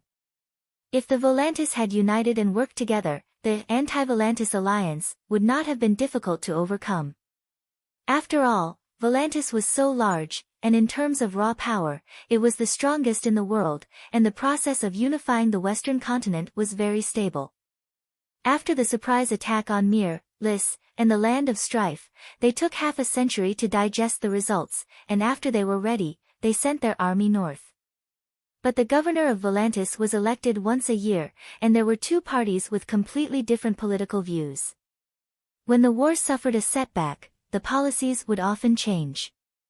After going back and forth for half a century, the Volantis people had exhausted themselves and lost their country and land.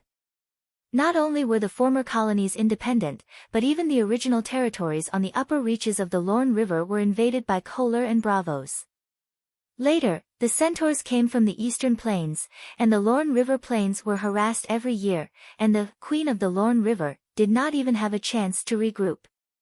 The Tigers completely lost their power, and in the 300 years after the Bloody Century, the Elephants had been in control of the government of Volantis, occupying at least 2 governor positions.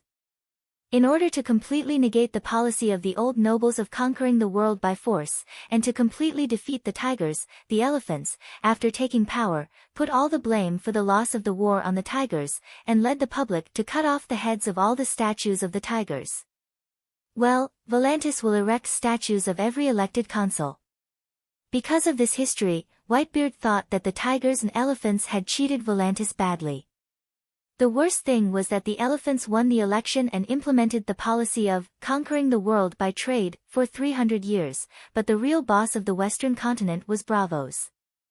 The Bravos almost imitated the financial control tactics of the Elephants, and through the Iron Treasury, they indirectly controlled most of the western continent, and even Westeros.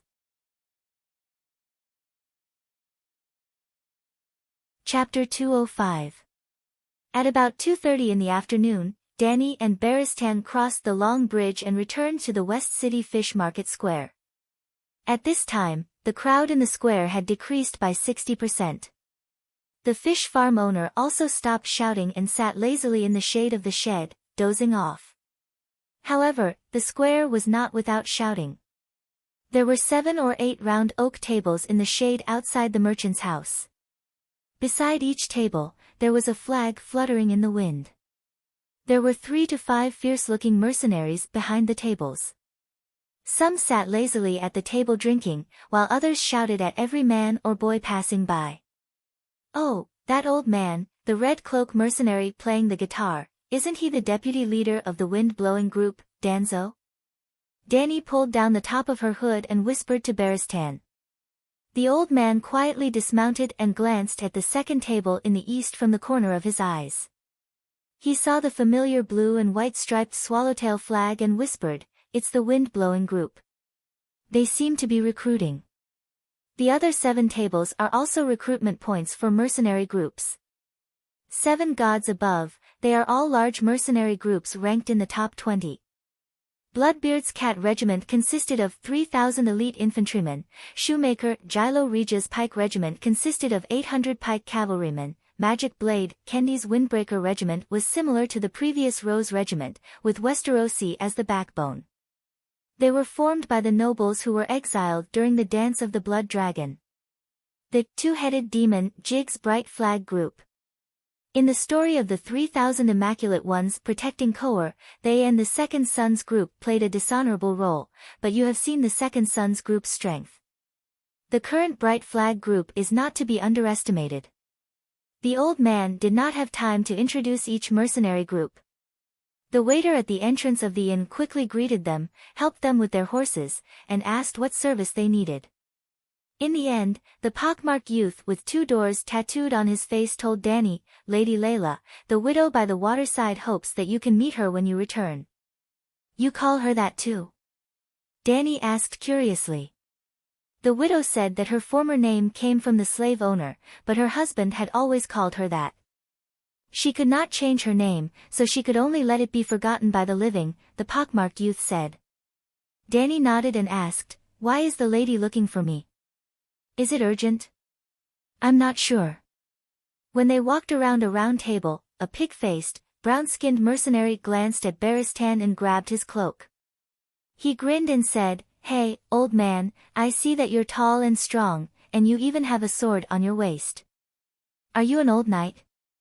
Do you want to join our Iron Shield Regiment and fight Dragon Queen at Slave Bay? I'm not a wild knight.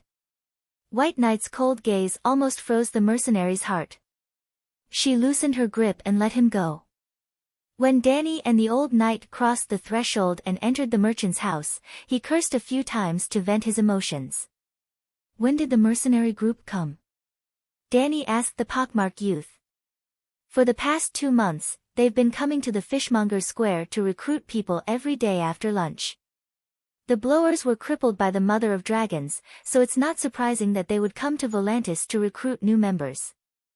But are the other mercenary groups also lacking people? Barristan asked with a frown. Sigh, they're recruiting for the Eastern Expedition to Slave Bay. The youth sighed with a worried look. The Allied army is recruiting, the more the better. Almost all the mercenary groups have doubled their strength. Anyway, the United Nations is responsible for all the logistics. That woman is not to be trifled with.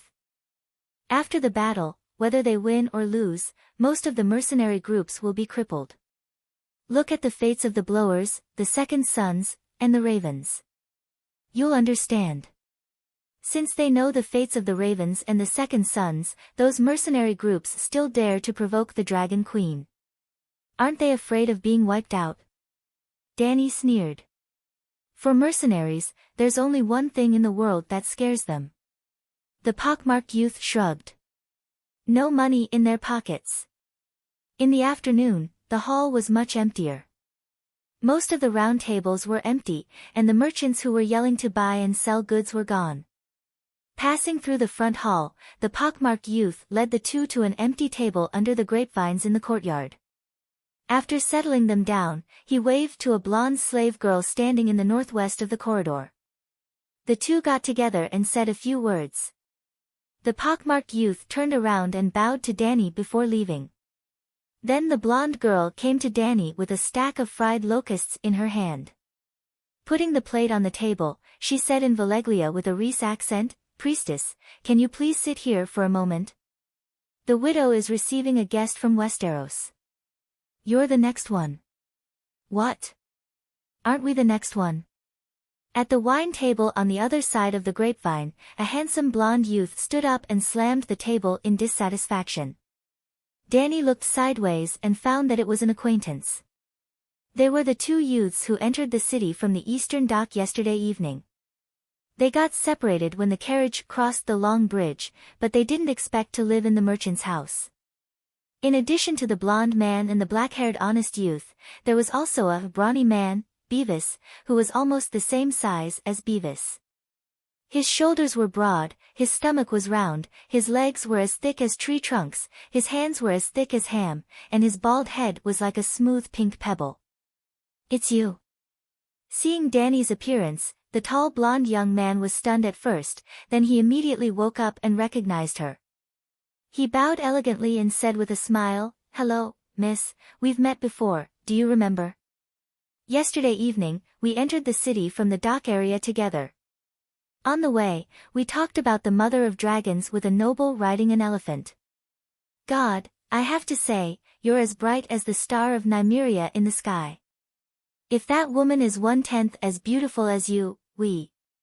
Cough cough cough. The black-haired honest youth quietly pulled his trousers a few times and coughed a few times. "Oh, I'm sorry, I was rude." The handsome youth smiled gently and turned to look at the slave girl, Reese, and asked, "We can accept letting a beautiful lady cut the queue, but can you at least give us a reason? You brought gifts to visit the widow, and the widow wants to see Priest Layla. Is this reason enough?" The blonde youth was stunned and understood the meaning of the slave girl's words. Soon, he smiled again and looked at Danny, "So your name is Layla, and you're a priest." Danny glanced at Baristan, whose face was hidden under the hood, and guessed that he must have known that the three people opposite him were from Westeros. "You're Dornishman." She took a bite of the fried locust wrapped in fine flour and asked vaguely. In this other world, other than the moon at night, there was a bright white star in the northwest direction that was the most eye-catching. When Danny had nothing to do at night, she could only look at the stars and the moon. She even suspected that it was a distant star in the three-body system. Just like the ginseng of the 7 mansions of the western white tiger mentioned by the ancient astronomers in China, the Greeks classified it as Orion. It was the same in this world. The races were different, the cultures were different, and the names for the white star were different. Jichi called it, Maid Star. Well, the sun was horse god, the moon was horse god's wife, and the white star was the maid who served, Calixi, just like Jichi herself. The Unduls chose the 7 brightest stars in the sky other than the moon and named them according to the names of the 7 gods. The white star was called Crone's star, and it guided the lost in the night. Dornishmen were the most influenced by Loinar culture. The white star was called Nymeria's star, and the milky white ribbon at its tail was the 10,000 ships led by Nymeria. I'm the son of a Dornishman wine merchant. The black-haired youth glanced at the slave girl before explaining to Danny, Giscari wine is recognized as a bad wine in the world. Our family's good Dornishmen may be able to sell it for a good price in Astapor. You have an idea? Danny nodded, picked up a fat locust and stuffed it into her mouth. She whispered to the white knight next to her, "Try it. It tastes like chicken, but it's more fragrant and crispy." The slave girl held back for a while and finally said, "Things are different now. Dragon, that woman brewed a kind of best wine, and even the Volantis wine merchant secretly went to buy it." "Oh, then we should go and have a look." The blonde youth smiled. "Up to you." The slave girl turned her head and glanced at the northwest corner. "It's your turn next. Remember, prepare the gifts." Danny and Baristan stood up and saw a maid waving to Reese's slave in the corridor. They knew it was time to meet the widow. "Do we need to prepare gifts too?" Danny took out a silk handkerchief and wiped the grease from her mouth as she asked. The slave girl thought for a moment and said, "Most people have something to ask of the widow, but the widow is not greedy for the guests' money. Many people bring gifts that are not worth 10 copper coins." I understand." Danny was deep in thought. The gifts showed more respect to the widow by the water. The widow who was a bed slave inherited her husband's family property. She had more money than she could spend, and what she lacked was respect. Thinking of this, she could not help but quietly untie the cat's eye stone bracelet on her left wrist. After a few steps in the corridor, a girl's scream suddenly came from the west corner of the hall, followed by the laughter of a group of drinkers. Short Wintermelon, beat her up. Wow, dwarfs fighting. A sailor whistled and clapped. Entering the hall, through the gap between the sparse crowd, Dany was shocked to see the mess on the bluestone floor. Tyrion was covered in grease and rolling in a ball with another dwarf. A female dwarf dressed as a man, her grey clothes were wet with wine, and the shadow of a small steamed bun was printed on her chest. The other small steamed bun was exposed in public because Tyrion pulled her clothes. Enough. A tall middle-aged man rushed out from behind the counter. He should be the owner or the lobby manager. He held a stick and knocked on the heads of the two dwarfs a few times. He then lifted the little devil who was holding the female dwarf in the air. The dwarf's neck was strangled by the collar. His face was red, and he struggled to kick his legs. Tyrion's companion, Haldon, who looked like a scholar, hurried over and shouted, "Put him down. Do you want to kill him?" But just as the Volantis man put down the little devil, the female dwarf on the ground got up. Like a crazy heifer, she headbutted Tyrion's chest, knocking him over a table. The bowls and plates fell to the ground. The poor little devil's blonde hair was wet with soup. The female dwarf did not intend to let him go. She got up with both hands and rushed over while screaming. She rode on the little devil's chest and punched his cheeks, eyebrows, and forehead like raindrops. His lips were broken and his eyes were swollen. His ugly face without a nose became more deformed and ugly. Chapter 206. The owner walked over to the two of them and grabbed the female dwarf's neck like a chick. He lifted her up in the air and cursed, "Who can tell me what happened? Damn it, let Bonello burn these two freaks to death. My porcelain bowl and wine jug are all over the floor." The noseless ugly bastard probably did the female dwarf, but he didn't want to take responsibility. Then the female dwarf came over with a dagger to kill the heartless bastard. A purple-bearded Tyroshi sailor said seriously, "Yes, I didn't take responsibility for your father's wife. I've let you down." The little devil struggled to get up and wiped the blood from the corner of his mouth. "Let me down for what?" The large sailor was at a loss. "Ha!" The people around him laughed out loud. The atmosphere was extremely joyous. "Save it, Hugo Caesar. Do you really want to die here?" Haldon slapped Tyrion and walked to the opposite side of the owner. He looked at the writhing female dwarf and frowned. "Why did you assassinate my companion?" "They killed him. My brother," sob sob sob. The dwarf girl seemed to have lost all her courage and strength. She hung on the owner's hand like a doll as she wailed. "Who killed your brother?" "Me?" Tyrion limped over and asked with a frown. "Sailor, a sailor from the Seven Kingdoms. My brother and I were sparring in the square. They followed us and when they realized that I was a girl, they let me go. But Ope was caught and beheaded. You killed your own brother, you deserve to die. But my poor brother died in your place." The girl sobbed. The others, including Dany, were confused. Tyrion suddenly had a look of realization and shock. He clearly understood the whole story. "That's the one who rode the pig," he said with a complicated expression. "I rode the dog, Ope rode the pig," the female dwarf said with tears in her eyes. "Innkeeper, please put her down." Tyrion sighed. "Who will compensate for my loss?" the tall middle-aged man asked. "That's enough. How much is a few porcelain bowls worth?" An old woman a few steps away scolded. It was the waterside widow. She sat in a small alcove in the stone wall. Although it was less than 5 meters away, the vines and potted plants with large green leaves covered the wall next to her. The small alcove in the shadows was easy to overlook.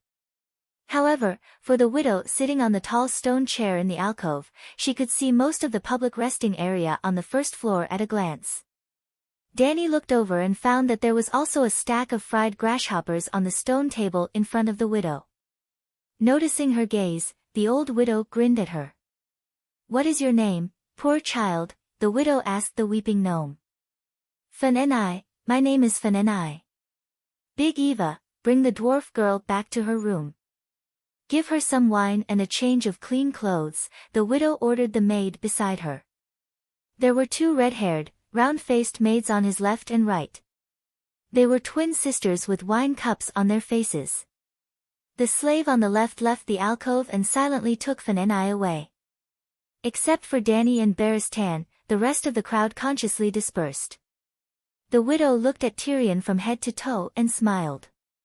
"Shorty, it seems that I have to help you this time. Volantis is not a place for gnomes to settle down. You go back and wait. I'll send someone to inform you as soon as I have news." "You are a kind person." The gnome bowed and thanked the widow. "Thank you." Halden also bowed excitedly. "All right, my guest is here. You can leave now." The old widow waved her hand. Tyrion also noticed Danny at this time, but he only looked at her in confusion and left. As for the white-bearded Barristan, he directly ignored him. Well, there were too many silver-haired, purple-eyed girls in Volantis. This thing is better than delicacies after it's cleaned.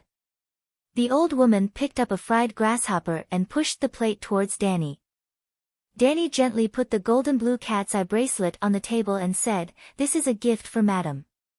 In addition to the pile of fried grasshoppers, there were 7 or 8 other gifts piled on the stone table. There was a pure wine flask, a luxuriously decorated, thin and transparent emerald flower fan, an ancient bronze dagger engraved with runes, and even a shiny bronze music box the size of a washbasin. It was from Astapor. As the music played, the bronze ship above would move in a circle. When the old widow picked up the bracelet and looked at it carefully, she took a grasshopper and chewed. "Well, it's mixed with the unique black pepper of Volantis. It's crispy and refreshing. A glass of wine would be even better." Without the widow's order, the remaining twin girls immediately took out a pot of wine and 2 glasses from the alcove. The wine was as bright as the sun. "This is the most precious gift I've received today." The old widow put the bracelet on her right hand and looked at it. She sighed and said, 30 years ago, I had a pair of jade hands worthy of it. Now, I'm old." Danny took a sip of the wine and asked, "Madam, do you have any orders for me? I wasn't the one looking for you, but now I'm happy to talk to the priest." The widow smiled. "Who's looking for me?" "The shadow-binding warrior Tam." "Her?" Danny was puzzled. "What's the matter?" "The shadow-binding warrior is from Asia. She's a great wizard that Malakir found." "Her purpose?" The old widow's black eyes flashed. "To hatch a dragon." "I know that too. The shadow-binding warrior thinks highly of you. After the death of the fire wizard Lisbon, she wants you to take his place." "Lisbon is dead?" "The fire wizard Lisbon who attended the gathering last night?" Danny was so shocked that she interrupted the widow. It's him. He's too greedy." The old lady nodded and sighed. Through that magical witchcraft technique, 3 gods returned to cave. The wizard won 3,000 gold coins from the merchants and tourists in just one morning. He cashed all of them in gold coins and carried them out of the house just like that. I heard that because the Dragon Queen miraculously hatched a dragon, magic has begun to recover in recent years. I'm an ordinary person and don't even know the simplest witchcraft. However, I have many wizard friends and am very clear about the limits of a wizard's power. Under normal circumstances, it's not even as useful as a rusty dagger. The fire wizard proved this once again. He was in an alley near Sweetwater Street. His throat was slit, his lower abdomen was pierced, and even his clothes were stripped. So, unlucky? Danny didn't know what to say. The #1 genius of the Western continent, the #1 person of the younger generation, died in a stinky ditch just like that. Why did he carry a big bag of gold coins to such a remote place? Danny asked curiously. Priestess Layla isn't a local and might have misunderstood. Sweetwater Street isn't remote at all. There are many banks there, including a branch of the Iron Treasury. The fire wizard won so much money in public. He must have felt uneasy and wanted to save the money. Did you catch the culprit? Danny asked. Not yet, but, the old widow pouted at a few mercenaries who were drinking not far away. Did you see the mercenary recruitment table outside the door? Recently, Volantis has recruited almost all the wild mercenaries in the western continent. They're most likely the culprit. Sigh, what a loss. Lisbon still owes me a Valeglia steel dagger. Danny lamented. Oh, there's such a thing. After Danny roughly explained the transaction between the two, the old widow said thoughtfully, no wonder great wizard Tam gave that place to you. What place? Lisbon was the most outstanding extraordinaire in Volantis. He was one of the members of the Dragon Hatcher Wizard Legion that Mirajo formed. Now that he's dead, Tam, who's in charge of this matter, intends to let you replace the fire wizard, the old widow explained. But I'm just, a Seven Gods priestess, Danny said awkwardly. Perhaps the Shadow Binder just wants to make it up to you. When she returns in the evening, you can ask her yourself. After explaining Tam's request, the old widow didn't let Danny leave. Instead, she started to talk about other topics. I heard that Priestess Layla just came from New Guise. You're quite familiar with the Dragon Queen's policies. The old widow stared at Danny with the shrewd eyes of a fox. She didn't want to miss the slightest expression on her face. Look at me. I have the purple eyes of the Milky Way, and I look pretty good too. I almost look exactly like the legendary Dragon Queen. Of course, I don't look like the one in Guise's opera. How can I not be curious and admire that legendary character? Danny spread out her hands and said generously. That's true. If it wasn't for your temperament. You're a pretty girl from a humble family. You don't have that kind of decisiveness and valiance. I almost thought that I'm looking at the Dragon Queen. The old widow nodded. Hee, even if you're knowledgeable and sly, you don't know the saying, a dragon can be big or small. It can rise or hide. If it's big, it can rise and spit out fog. If it's small, it can hide. If it rises, it can soar in the universe. If it hides, it can hide in the waves. I thought that everyone was misled by the opera. They thought that the Dragon Queen has a big head. She's 10 feet tall and her waist is also 10 feet wide, Danny said with a smile. After joking around, she asked again, I do have a deep understanding of the Dragon Queen. Madam, what do you want to know? I heard that the Dragon Queen is very strict with the merchants who use slaves. If she takes over Volantis, how will she deal with people like me?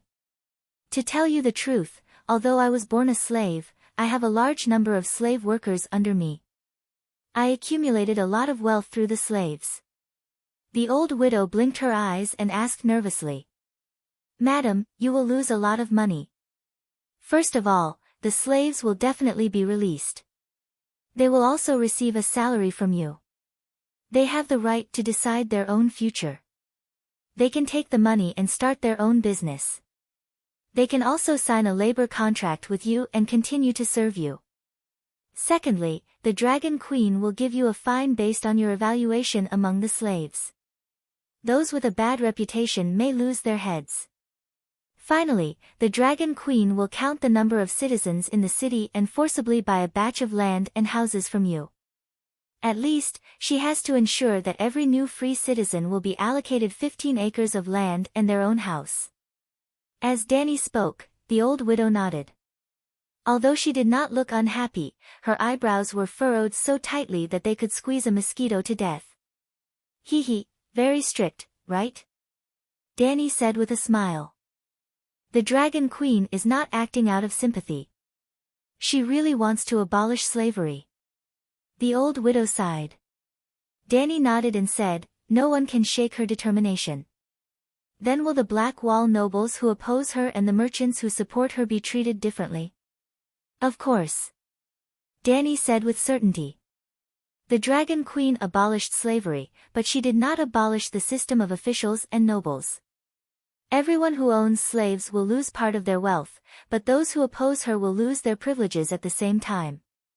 Those who support her will be rewarded and become new nobles. It's that practical and utilitarian. Very smart. The old widow's eyebrows relaxed and she smiled.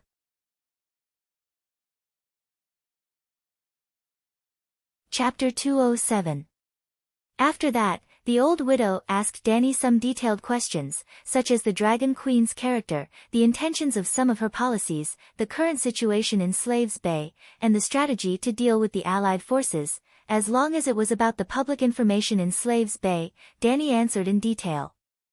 She also made it clear that she didn't know about some private matters that normal people wouldn't know. The widow got a lot of useful information from her, and she also understood the widow's character from their conversation. The waterside widow was very realistic. She did have a strong inclination to abolish slavery, and she didn't even hide her hope for the Dragon Queen to liberate Volantis. But her goal was completely different from Dany's. Dany simply wanted to liberate the suffering slaves. The whore of Wagaro and the slaves were already two different classes. She only cared about whether she could go one step further and obtain an increase in status from the slave liberation movement. Dany didn't feel indignant about this. She didn't even think that there was a problem with the other party's way of thinking. The two chatted for more than an hour, and they only ended their conversation when the maid came to tell them that the Shadowbinder had returned from the east side of the city. The waterside widow arranged a small alcove for Dany and the Shadowbinder to talk. Before she left, she even asked the maid to wrap a paper bag of fried grasshoppers and gave it to Dany. Lisbon is dead. He was murdered by the new Second Sons. The Shadowbinder's voice was cold. It was obvious that she was very angry. New Second Sons? The illegitimate son of Bravos' illegitimate son, Zidane? Dany was surprised. The new Second Sons was much luckier than the wind-blowing group. At the end of the Battle of Yuan-Kai, they rushed into the city with the Gith cavalry. After discovering that they were ambushed, they didn't resist like the wind-blowing group did. Dany also didn't target the new Second Sons because the illegitimate son of Titan had insulted her. She was too busy at that time and didn't have the energy to care about those small fries. Of course, the new Second Sons was newly formed and had a weak foundation. They didn't have the money to pay the ransom, so Dany threw them into the labor camp to farm. But when Danzo of the wind-blowing group came to redeem his own members, he also paid the ransom of the new Second Sons and the small mercenary groups. The Zingis people paid for it. It has nothing to do with Zidane. The shadow-binding knight shook his head and sighed. Did you see the recruitment point outside the door? All the mercenary groups were expanding.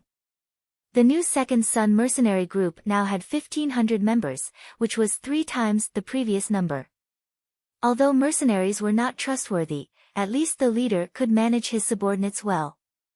Now, he had completely lost control. Lisbon died on Sweetwater Street, where people came and went, so he was discovered immediately. The body was still warm. The Tiger Cloak army asked the passers-by a few questions and they roughly knew who the murderer was. After I went to look for them, Zidane immediately gathered his subordinates and found that nearly 100 people were missing. Excluding those who were fooling around in hiding, at least 20 mercenaries had escaped. What's up with the Dragon Incubator mages? There are 3 archons in Volantis, and they also think that the cooperation of multiple mages is the best choice. There is no limit to the number of mages, but there are only 3 commanders.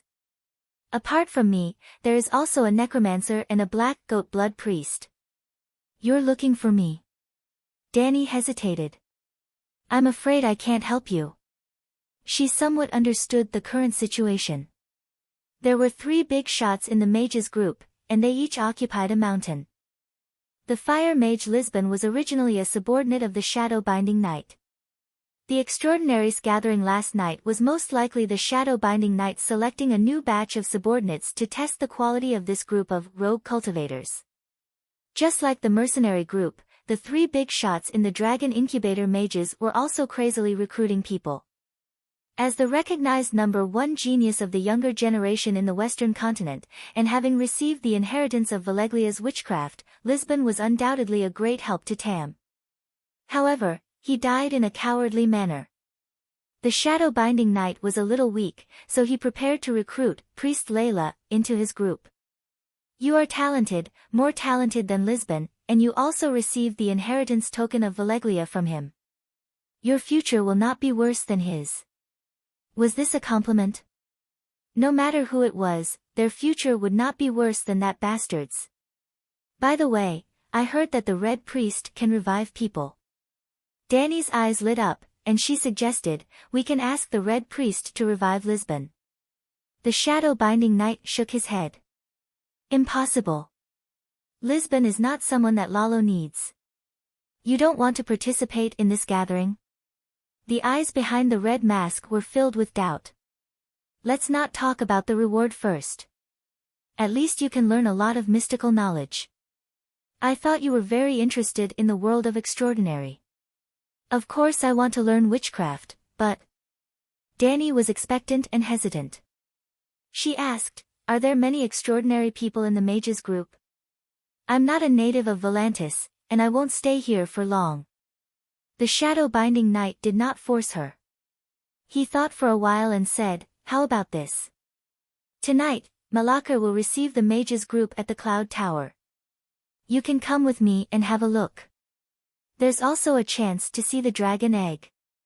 After that, you can decide whether to stay or not. Okay. This time, Danny did not hesitate and agreed. Then, the two of them talked for a while about the future career plans of Priest Layla. It was not long, only about 10 minutes. After they agreed on a time and place, Tam got up and left. I'll have to postpone my departure from Volantis for a night. Danny did not leave the small alcove in the stone wall of the West Hall. Instead, she pulled White Knight in and talked about the banquet at the Cloud Tower. Well, Danny had just noticed that there were many similar alcoves in the four walls of the public rest area. Potted vines covered half of the doors, which were similar to the private rooms in modern hotels. However, from the alcoves, one could see the situation in the hall clearly. It was very suitable for sea merchants to talk about business in private. Well, killing and robbing would have to be discussed in the basement under the rockery. White Knight was worried. Won't it be too dangerous for you to enter the Black Wall alone? Too many people have seen you. Those Volantis merchants who went to Astapor to buy goods, the mercenaries who were captured and ransomed, the slave owners of Gith. Ha, don't worry. Danny waved her hand and asked with a smile, do you know what Kuei looks like and what Tam looks like? Ah. The old knight was stunned. When he came back to his senses, his mouth twitched. Are you going to become a shadow-binding knight? Danny laughed and said, why not? Everyone knows that the Seven Gods priestess has no future, and Priestess Layla yearns for mysterious power. Shadow-binding knight is the most powerful and mysterious extraordinary class. What's wrong with me wanting to become a shadow-binding knight? Tam even praised me for having good taste. She promised that whether I join the mage group or not, she will introduce me to a few devils. Introduce you to a few devils? White Knight's eyes widened. Yes, the devils' real names and portraits. They are considered evil gods. Danny nodded and said with a complicated expression, the east is further away than the Shadowland. It is shrouded in darkness all year round. It is said that that place is connected to hell. Regardless of whether the rumors are true or false, many devils have been born there. They have real power. Mortals can get their response through blood sacrifice and prayer. Do you really intend to? She raised her hand to interrupt him and laughed coldly. I intend to bring the dragons to visit them one by one when I am tired of living. I will kill them all and feed them to the dragons. Ah. The old knight's face twisted. He did not know what to say. He was worried that the queen would be tempted by power and worship evil gods. He did not expect the queen to be so fierce. He could not stop her. She had said clearly that she would wait until she was tired of living. Sigh, I would have been dead for many years by then. Let the other white knights worry about it. The old man sighed in his heart. Right, there is something that requires you to leave the city. Danny suddenly smiled slyly and whispered to the old knight. I am not that kind of person. I am not used to it. All right. I am a little used to it. The old man's expression changed a few times as if he had accepted his fate. He sighed and got up to leave. Then, Danny called the waiter over to settle the bill and entered the hall. Just as she was about to go upstairs to rest, someone called her. Priestess Layla. Hey, wait, Priestess Layla. When she turned around and saw who it was, Danny was amused. She greeted him with a smile, Wizard Pogba. Are your injuries better? I am used to it. The skinny fire wizard supported himself with a walking stick. His legs were wide apart as he walked in strange steps. With every step he took, his monkey face would twitch, as if he was enduring an unbearable pain in his life. Danny pulled him to an empty table and sat him down. Then, she opened the paper bag and said, fried grasshopper, high protein. Sigh, it is good for your body. It tastes good too. Try it. The skinny man looked over and frowned. It is too oily. Also, I can't eat meat. Why? Did the doctor tell you to? Danny asked, puzzled. I am on a diet. On what?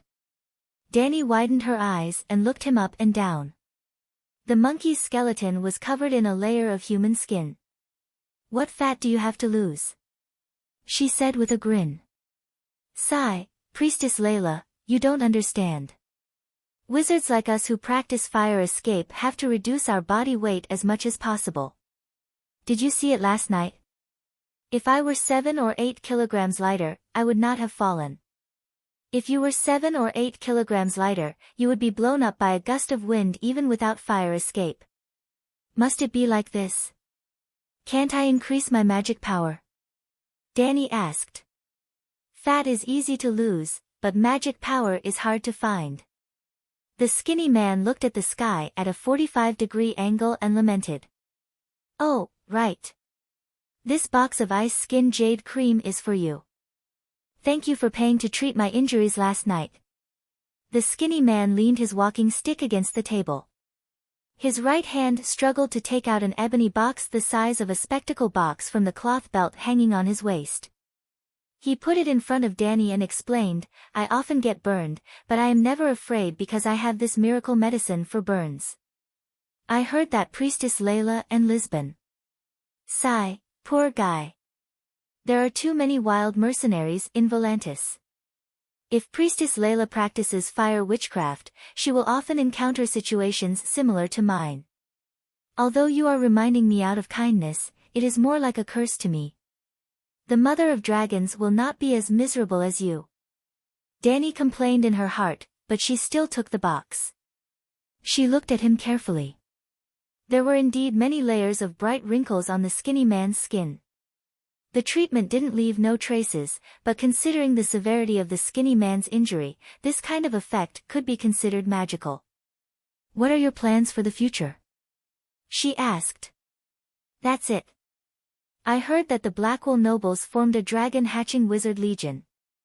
The skinny man suddenly understood and shook his head with a bitter smile. I am not qualified. Danny rolled her eyes and said, Are you familiar with wizard wood?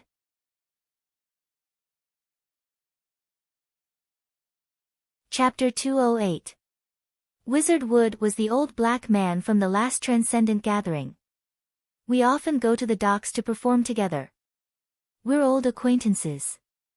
The skinny man, Pogba, nodded. He's preparing for a big project recently. Do you know that? Danny asked again. How big? The skinny man's tone was casual. Obviously, he did not think that his old friend could suddenly become successful. A mega project of 1,000,000 gold radiance coins, Danny whispered mysteriously. The skinny man ignored the pain in his balls. He jumped and exclaimed, What? What's he going to do? Which idiot has 1,000,000 gold coins for him to cheat? Danny's face darkened. Just because of this sentence, I'll punish you with 200 pounds of wildfire. She put her hand to her lips and whispered, Mother of Dragons. He's going to Slaver's Bay to seek refuge with the Mother of Dragons. That woman has at least 1,000,000,000 gold coins from the slave owner's house. 1,000,000 is just a drop in the ocean. 1,000,000,000. How many? The skinny man asked blankly. If there are 1,000,000 people, each person can get 10,000 gold coins. The skinny man's eyes bulged, but he quickly recovered and said doubtfully, That's impossible, right? Even the iron vault doesn't have that much gold.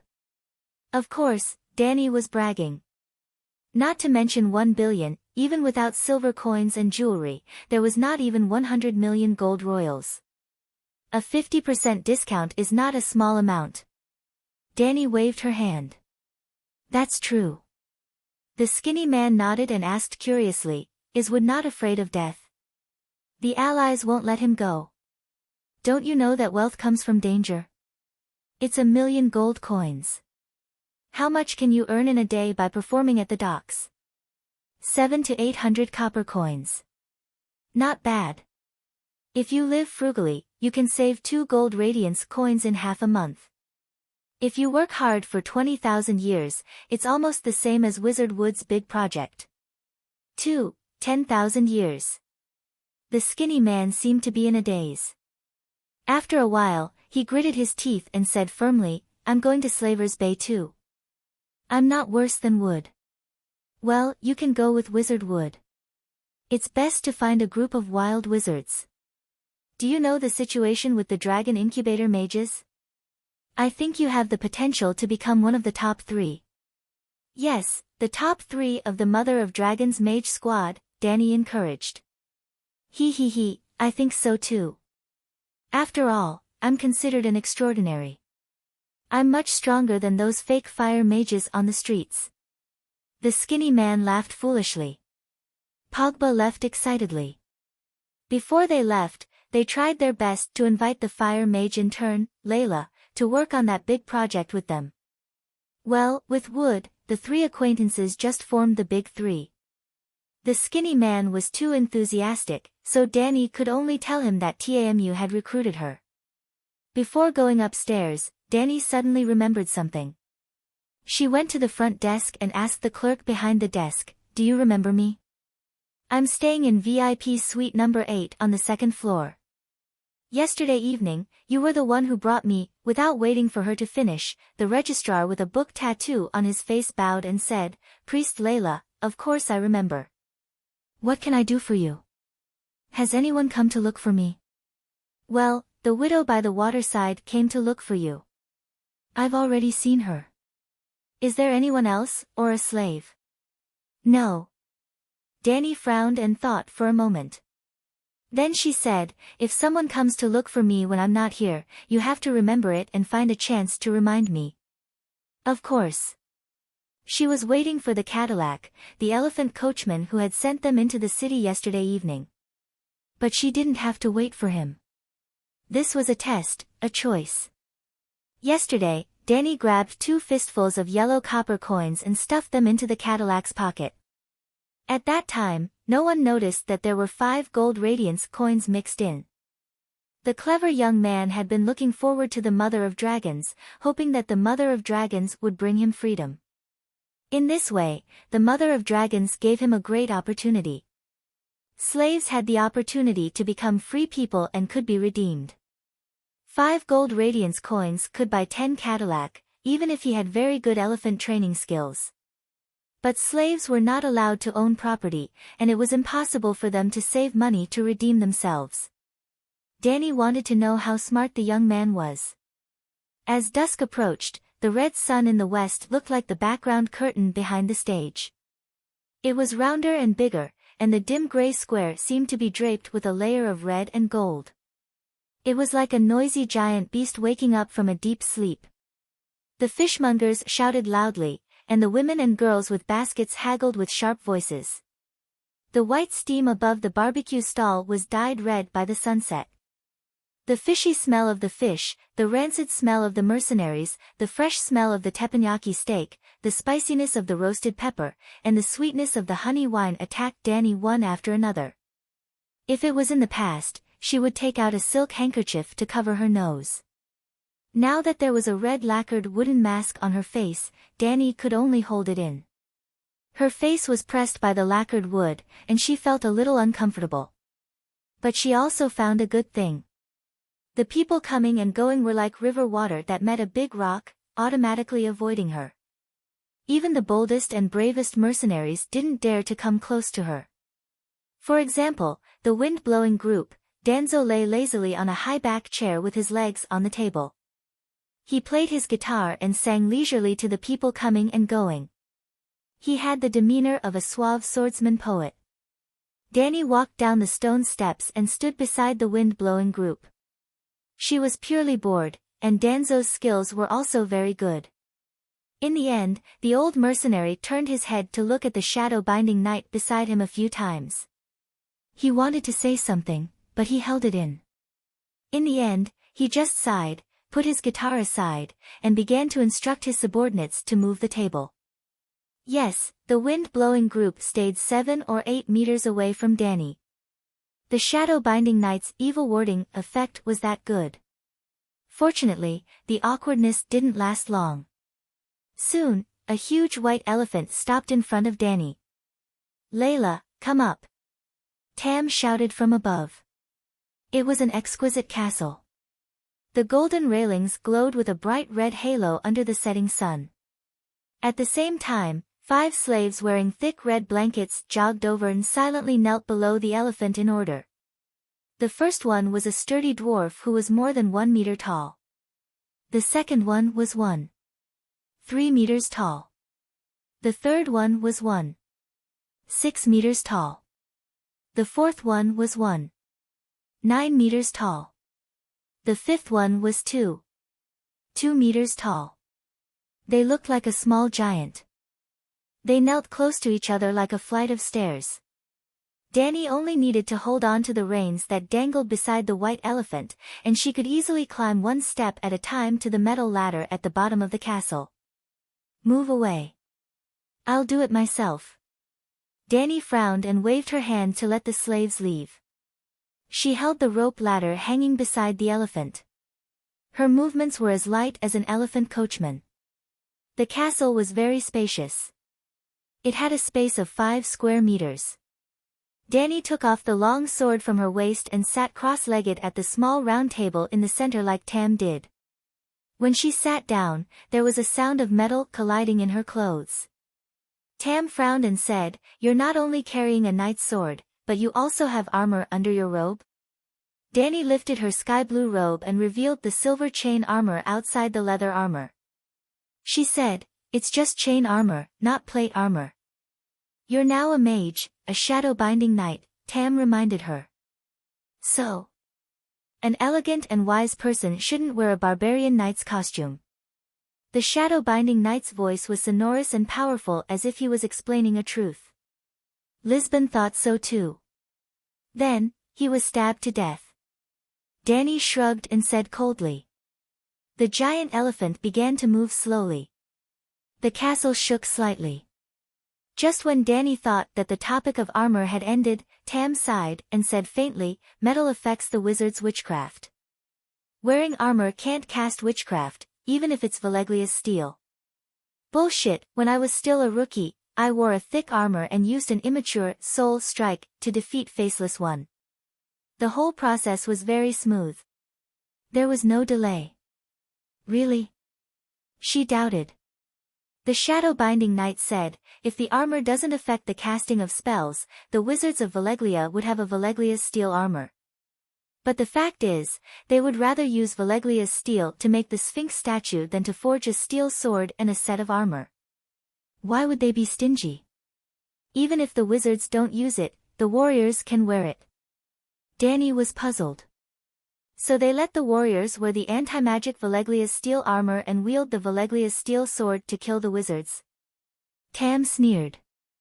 This Thinking back to the Valyrian steel sword's terrifying anti-magic effect, especially the last time they went to Orlos, where Barristan killed a large number of fire roundworms with a swing of his sword, Dany came to a realization. So that's how it is. Hey, Westeros Knight!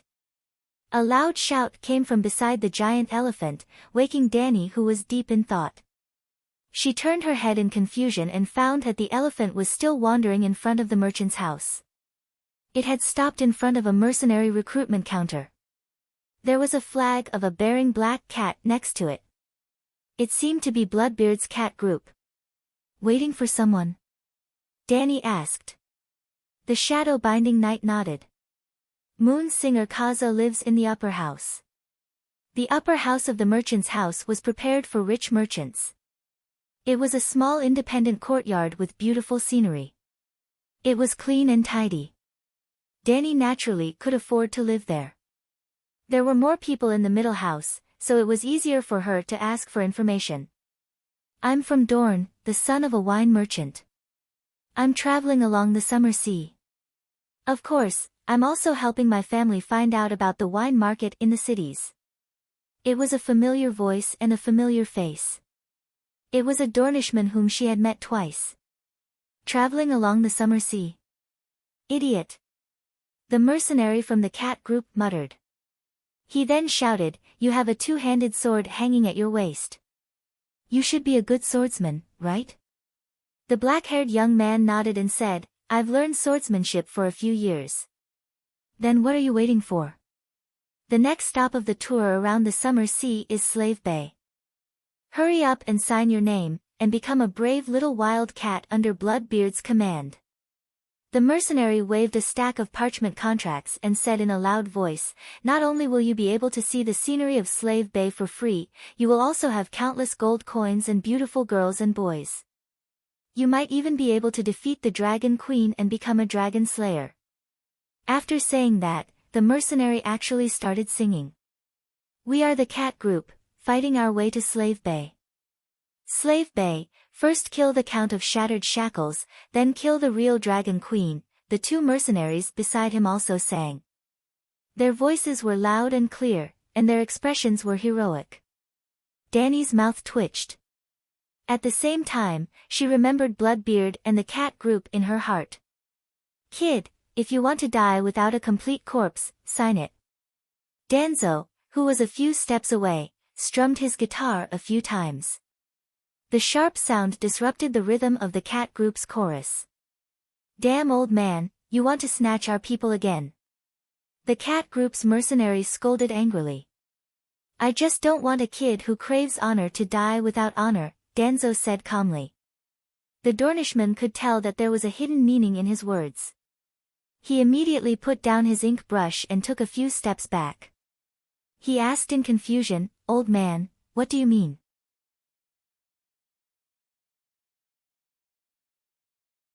Chapter 209. The cat regiment has almost 8,000 people. Young man, do you understand what this means? Danzo smiled meaningfully and answered his own question. It means that they have the determination to lose 5,000 people. 3,000 members is the norm for the cat regiment. Child, do you think you will be one of the 5,000 dead? Anyone can say that, but you wind-blowing team have no right to say it.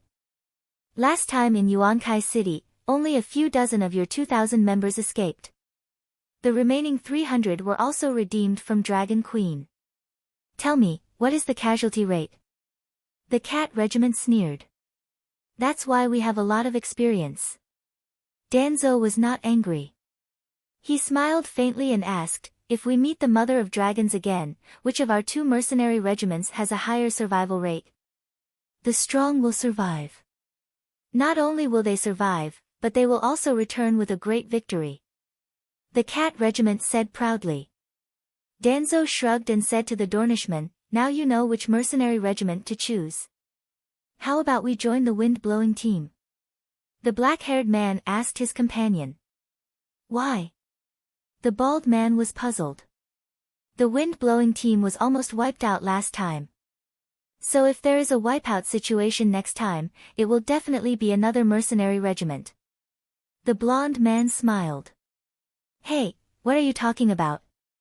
Why is it not the Alliance army that wins? Why must there be a mercenary regiment that will be wiped out? The cat regiment shouted angrily. This kind of overly optimistic thinking is extremely dangerous. Last time, with the power of Astapor City, Dragon Queen destroyed Githa's army of 100,000 without any losses. Now that the forces of Mireen, Yuan Kai, and Astapor have been integrated, the Alliance army may have a Pyrrhic victory, but it will not be a complete victory. The blonde man sneered and pulled his companion directly to the wind-blowing team. Sorry, I'm late. At this moment, the moon chant in a floral dress also trotted to the side of the giant elephant. She habitually stepped on the human ladder and explained as she climbed, I didn't mean to waste everyone's time. After receiving the news of Lisbon's death, I have been prophesying in my bedroom all afternoon. The result, sigh, it's not clear. Danny moved to the side and asked curiously, what are you prophesying? Dragon hatching? Ha, things like creating miracles like hatching dragons are too far away from me. I just don't want to become the next Lisbon and predict whether or not there will be any danger in tonight's banquet. Moon Singer smiled bitterly. Pa! Danny slapped the big shot's shoulder and laughed. There's no need for a prophecy for such a simple question. Let me tell you, just wear a layer of armor under your mage robe. But the armor will obstruct, I know. Danny waved her hand and said, why don't you wear your armor when you go out and take it off before you go home to cast your witchcraft? Witchcraft's lethality is too low. I need to learn a guardian skill. Oh, not the kind of guardian skill that can support a family. It's a combat skill that's similar to that of an assassin or a knight. Wouldn't that be too? Moon Singer's expression was conflicted.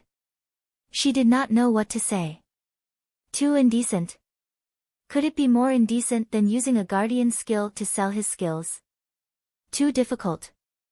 Could it be harder to learn than witchcraft? Seeing the longsword beside Danny, Moon Singer seemed to see an illusion in front of her. It was a blue-robed great wizard who was slashing people with a two-handed greatsword while casting fire witchcraft. Seems like a good idea. Why don't you work hard to earn money and use the money you earn to nurture a few trustworthy guards? Shadowbinder Tam said calmly. This is really a good idea. As expected of one of the three great wizards. Moon Singer immediately tossed the strange idea of a great sword wizard to the back of her mind. She started thinking. Which big shot should she find to cast her guardian skill on? Living in the upper house was too expensive. What she had on hand was not enough to hire guards. Just as Moon Singer was deep in thought, the Shadowbinder passed a small booklet to Danny. This is the illustrated handbook of gods and devils. Since you have the intention to become a Shadowbinder, it's impossible for you not to have dealings with devils. Danny flipped to the next page. There was a drawing of a three-headed, black-scaled monster with a twisted shadow on the top half of its body. There was also a note in Valeglia at the side, Escarzon Modsis. Magic could stimulate the most primitive desires of humans. In blood witchcraft, desire was the source of power. To complete the sacrifice, the liver of a red carp and the heart of a ram had to be burned to ashes and smeared on the body to expel the remaining evil god's power. What's the use of this lustful demon? I remember that many apothecaries can concoct green potions, Danny said in confusion. Potions can't activate the power in the blood essence. Just like the blood witchcraft I cast last night, before taking the blood, I had to use green lust to activate the magic in the noble's blood. You keep emphasizing noble. Can't a normal person do it? It's a simple example. Can the bloodline of the Dragon Queen be the same as that of a mercenary on the streets? Danny nodded. This was another world. There were differences in bloodlines. Layla, remember this. The shadow-binding knight warned her seriously, you can sacrifice to the evil god and borrow their power, but don't believe in them. This is the fundamental difference between a shadow-binding knight, a priest, or a witch. Tam's ability was probably much weaker than Kuei Shi's, but she was much easier to get close to.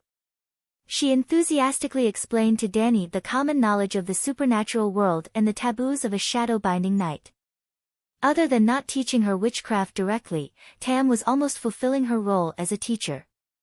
"We're here," the moon singer reminded her. While talking to Tam, the elephant crossed the long bridge and arrived at the east of the city. Soon, it entered the Black Wall. After walking for about 10 minutes on the ancient black stone streets, they finally arrived at the entrance of a black stone tower on the south side of the Black Wall. Unknowingly, the golden-red sunset dimmed. Torches and lanterns started to light up nearby. There were 7 or 8 white elephants in the elephant pen. In front of the Black Tower, there were more than 100 beautiful palanquins neatly arranged on the lawn. It was obvious that the 3 of them weren't the first guests. Danny hung her long sword on her waist and was the first to climb down the rope ladder. Then, the shadow-binding knight and the moon singer stepped on the human ladder and steadily walked down the elephant's back. An old butler with silver hair and blue eyes was waiting at the entrance. His face was very clean and tidy. He was wearing a very exquisite purple suit. Together with his meticulous expression, he gave off an ancient sense of solemnity. "Great Wizard Tam, the master has been waiting at the top of the tower for a long time." "Sorry, we're late." The shadow-binding knight bowed slightly. The butler nodded and gave a look to a blonde youth in a pure white robe. The youth immediately stepped forward and bowed respectfully to the 3 magicians. "Please follow me." Then, he led the way to the staircase at the side of the hall. The master of this Tower of Heaven completely followed the traditions of ancient Valeglia. The higher the floor, the higher the status of the people who lived there. The hall at the bottom was very spacious, about 500 square meters, but it was only a storage room. It was filled with beautiful wine barrels. The second floor stored rice, flour, and other food. The third floor was the kitchen. The fourth floor was the servant's bedroom. The fifth floor was the upper servant's bedroom. The sixth and seventh floors were the residence of the Valeglia servants. From the 8th floor, it was the master's opera house, library, swordsmanship hall, bonfire hall, dining room. The Tower of Heaven belonged to the Megara family. There were 20 floors in total. Mirajo's bedroom was on the highest floor, but he didn't live there often. There was also a villa with a garden near the Tower of Heaven. That was his daily residence. After all, even in the Valeglia period, the nobles of Volantis didn't have dragons. They built the Black Tower only to welcome the visiting Dragon King. At this time, the top of the Tower of Heaven was covered with a layer of colored glass dome. It became a place for large-scale banquets. Exquisite colored lanterns hung on the dome, emitting colorful light under the night sky. The colorful light was reflected by the colored glass, and the whole venue became a dreamy stage. There were no extra buildings under the dome, only a circular fountain pool in the center. It was 20 square meters. As the lanterns swayed gently, the umbrella-shaped crystal water curtain flashed with different colors. It was so beautiful that people were intoxicated. The platform on the top floor was wider than the foundation. It was about 800 square meters. But at this time, no less than 300 people gathered here. The atmosphere was very lively. Well, most of them had silver or bright blonde hair, purple or blue eyes, and wore exquisite Valeglia silk robes in a classical style. Except for the old and fat people, no matter men or women, they all had beautiful colors. An arc-shaped stage was built near the glass wall in the north. It was covered with a warm green carpet, and more than 20 musicians were playing soothing and lively music. Such a dreamy environment, such handsome people, and such pleasant music only made people feel intoxicated. It was as if they had come to heaven. The shadow-binding knight and moon singer were obviously a bit reserved. Only Danny looked left and right. She even stood on her tiptoes to take a look. After looking around, she complained, "The lights are dazzling my eyes. This place is only suitable for dancing. Great Wizard Tam, over here." Someone waved. In the corner where a knight's armor stood, there were 6 strange people in strange clothes. Well, they were as strange as Danny and the other 2. It's Bo Cheng and Corbett. Tam whispered to Danny and led the way. On the way, the shadow-binding knight had already explained to Danny the situation of the other 2 giants. They were the necromancer Bo Cheng from the barren land and the black goat priest Corbett from Kal. They also brought 2 trusted mages with them. Bo Cheng's outfit and aura surprised Danny. He had a square face, a high hat, a wide belt, a red robe, a long beard, and a short sword at his waist. He was almost a westernized Ming Dynasty scholar. Yes, he was also wearing dark gold shoulder guards and a golden silk vest on his upper body. It would not be strange if he took off the shoulder guards, vest, and short sword at his waist and directly entered the Ming Dynasty's Fenghua. Bo Cheng, who had an extraordinary temperament, seemed out of place when the 9 evil people gathered together. However, his profession was even scarier than the shadow-binding knight. A necromancer. Except for Danny, she had already seen the other 8 people many times, so Tam only introduced Danny once and then the others. After Lisbon's accident, I thought Priest Layla would choose to become a fire mage. I didn't expect her to change her profession to a shadow-binding knight. Bo Cheng stroked his beard and said strangely. The 2 big shots brought 4 younger brothers, 3 fire mages and 1 alchemist. Well, the alchemist was from Danny's hometown. He was from the Westeros King's Landing Alchemist Association. However, although they were alchemists in name, they were more appropriate to call them fire warlocks. They were the ones who helped the Mad King Aerys roast Duke Stark. They were also the ones who helped the Mad King bury the wildfire in King's Landing and prepare to burn down the city.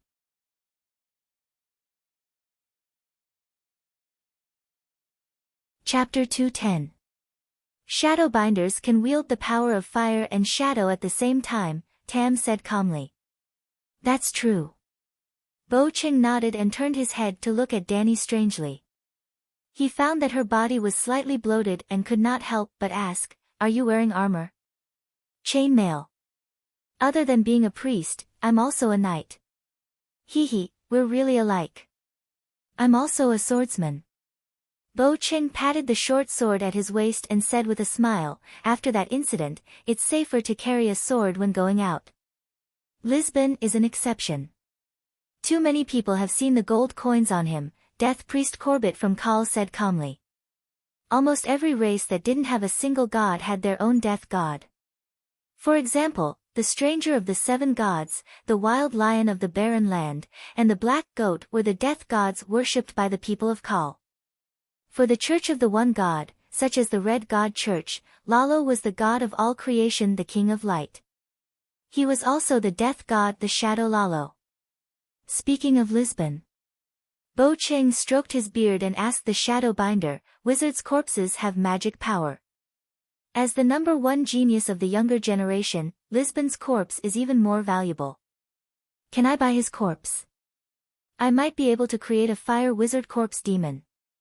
Damn, I was just praising you for your magnanimity. You've revealed your true colors in just a few sentences. Danny was infuriated by the Shadowbinder's refusal. However, Tam nodded without hesitation and said, sure, as long as you pay your family a reasonable price.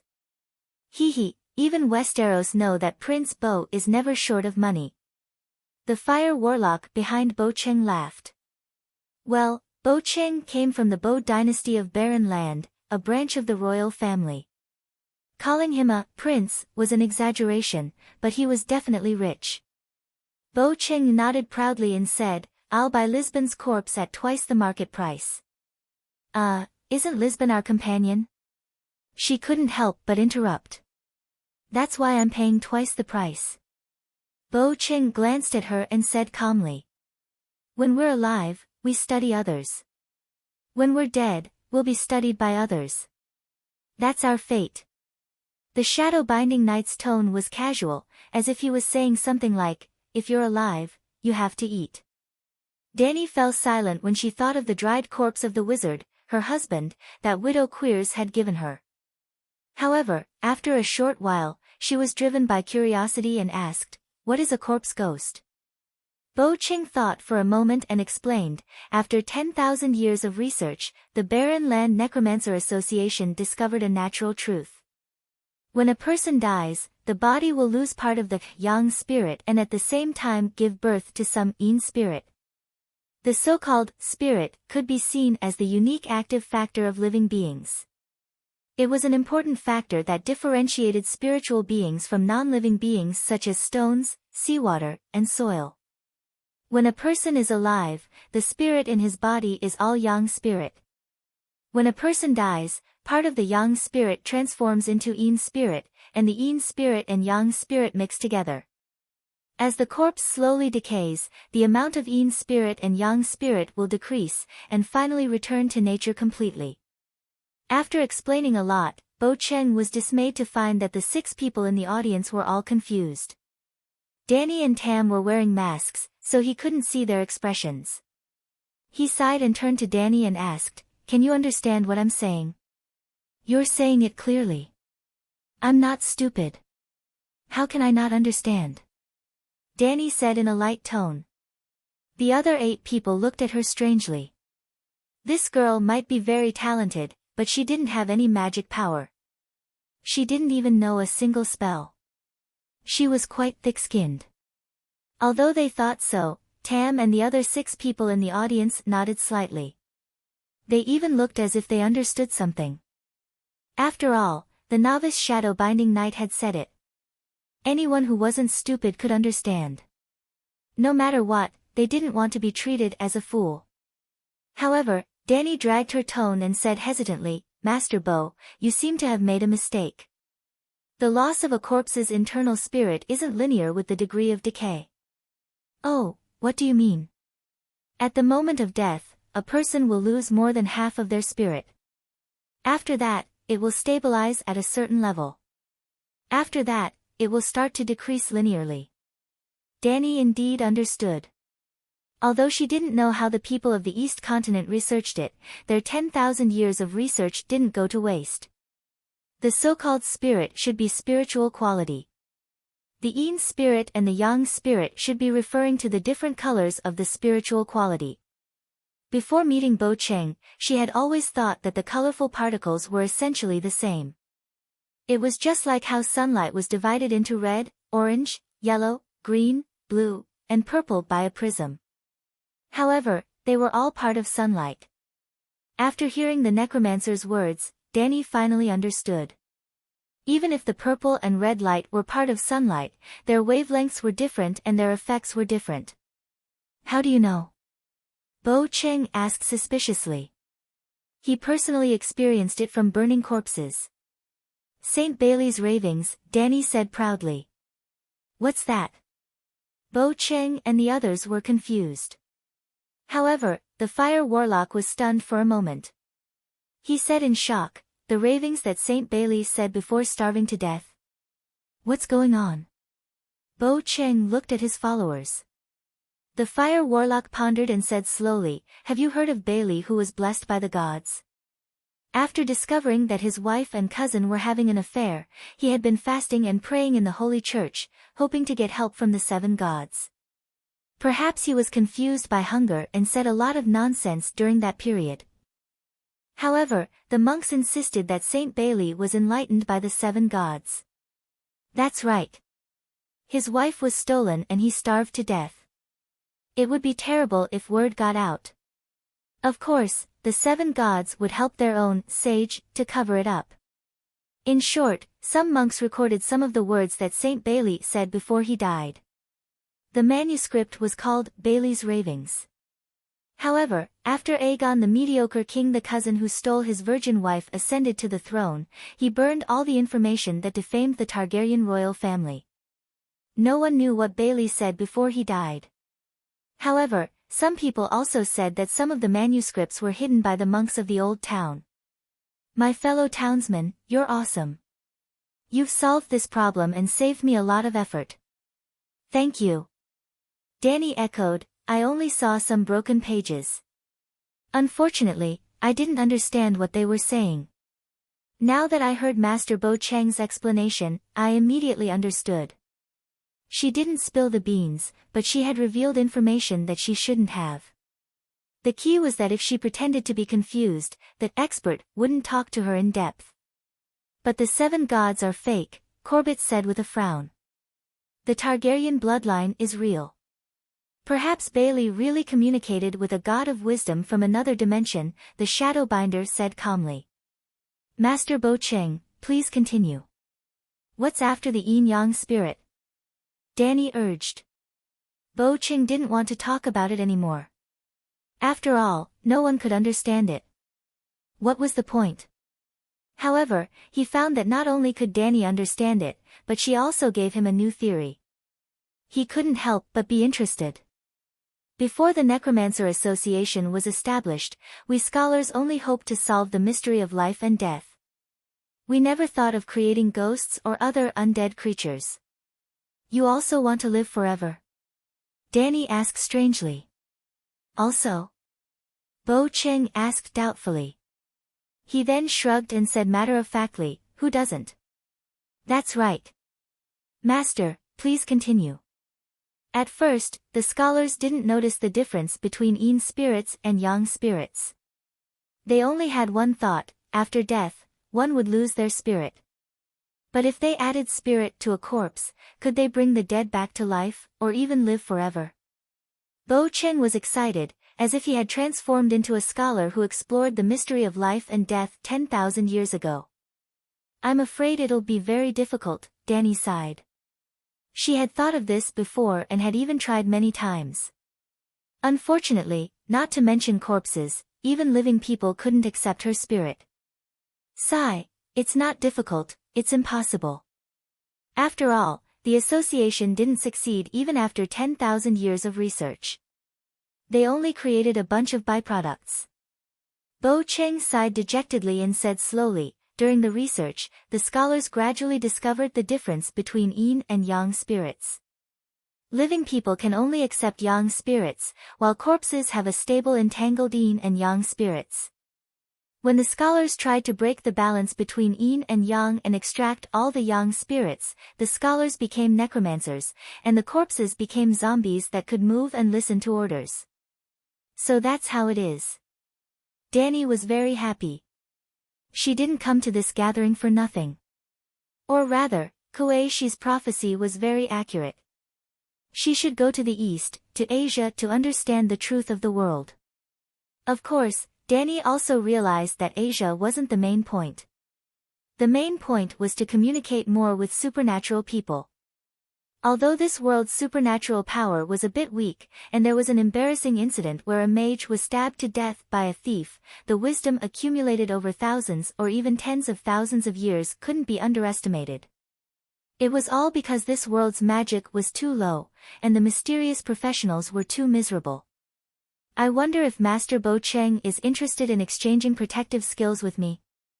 Danny asked shamelessly. You want to learn necromancy? Bo Cheng smiled faintly. Ahem, Layla, Shadowbinders control the power of fire and shadows. You can learn the fire wizard that you got from Lisbon, but necromancy can't coexist with it. Tam reminded. Hey, I haven't officially become a Shadowbinder yet. Danny shouted. Tam turned around and stared at her coldly, as if asking, I've invested so much effort in you, and you want to betray your master? Bo Cheng waved his hand and smiled. Priest Layla, I'm sorry, but you're not a native, and necromancy's secret arts are rarely taught to outsiders. Why? A rule left behind by our ancestors. Tam was silent for a while, and said slowly, there are necromancers from other schools in Asia. Layla, if you really want to learn necromancy, I'll introduce you to a few corpse robbers. Corpse robbers? Necromancers need corpses, and corpse robbers know where their customers are. You're a good person, Tam. Danny said affectionately. Necromancers and Shadowbinders can help with dragon hatching, the Shadowbinder said faintly. Bo Cheng frowned and said, necromancy originated from the Barren Lands, and only the wizards from the Barren Lands Undead Association are accepted. As for the other wild wizards, even the tolerant Asia doesn't allow necromancers to move around openly, and some places even kill them. Miss Layla, you have to be careful. Why? Danny asked curiously. Wild necromancers have no restrictions, and their witchcraft theories are incomplete. They pursue power over wisdom, and their actions are too inhumane. You have to understand that the Undead Association doesn't want to create terror, and our most fundamental pursuit has never changed immortality. Moon Singer glanced at the entrance of the hall, and said softly, Malacho is here. Everyone looked over and saw a muscular man in black armor walking toward the stage with heavy steps. The muscular man was wearing a full body armor, which was matte black in color. His steps were steady and powerful, and he looked very heroic and domineering, like a victorious general who had just returned from the battlefield. He's Malacho, the leader of the Tiger Party who's been in the limelight recently. At the same time, he's also the commander-in-chief of the Allied army in Volantis, so he often wears armor to attend meetings and put on a show. There are hundreds of Volantis here, and all of them have the right to vote, Moon Singer whispered to Danny. Yeah. Danny's gaze was fixed on the Gith people behind Malacho, who were wearing golden tasseled toka robes. Why are the Gith people following Malacho? I heard that Malacho has always rejected the Gith people's invitation, and the Gith people are also staying in the Elephant Party's Nessisur mansion, she said doubtfully.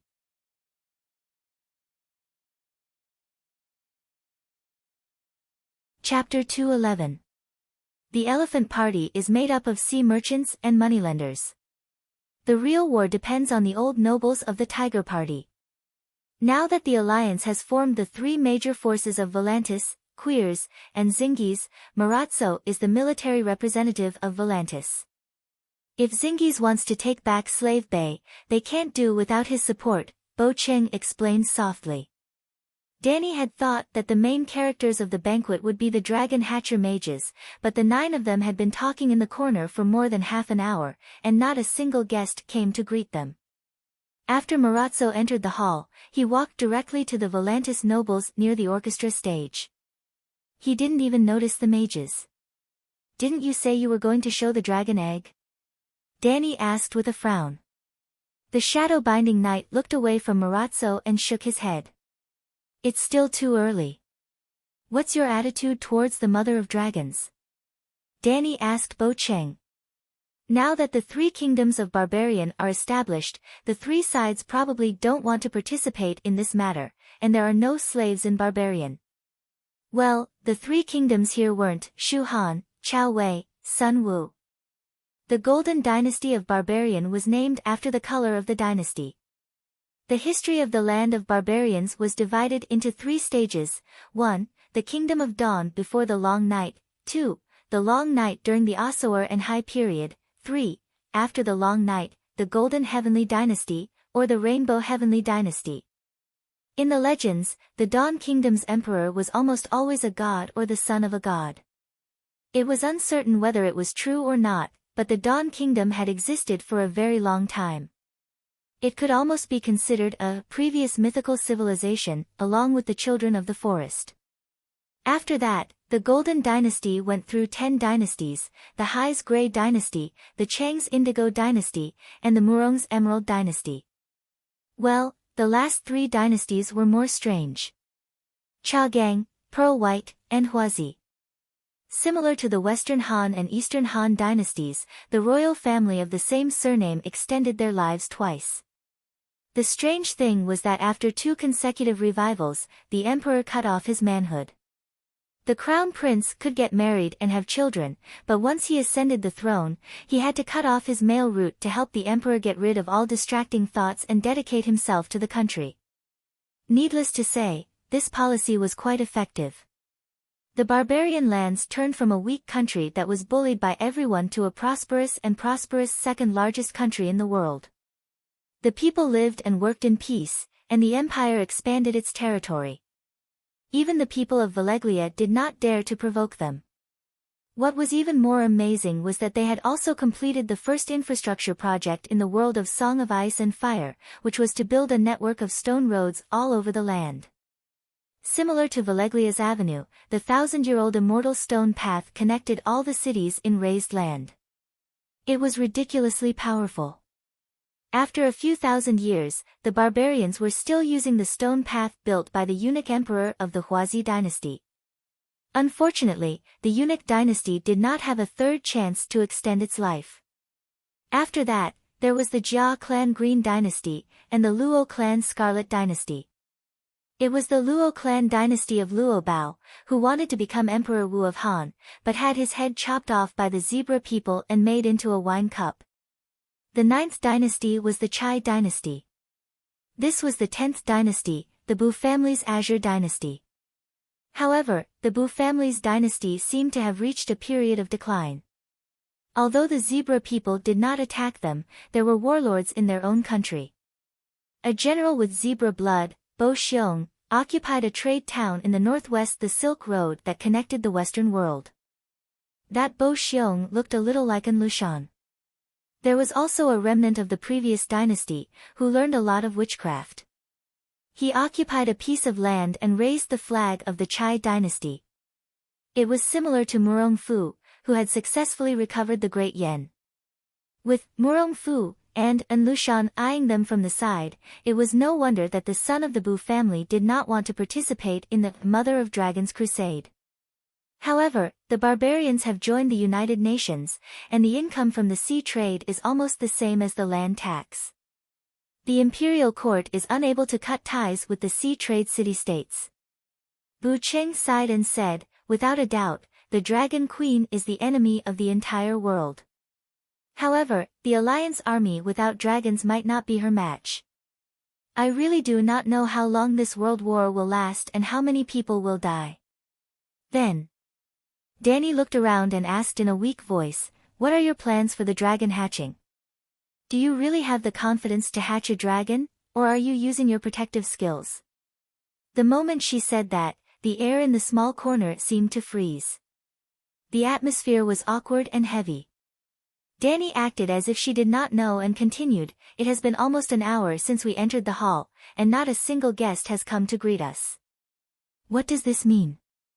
The Volantis people look down on us. But according to the popular saying, the dragon hatching needs to be sacrificed to the loved ones of those with noble bloodlines. The dragon granny of the new JIS burned 2 small noble families, hundreds of people, men, women, and children, but she did not even hatch a single dragon scale. What kind of future do you think she will have?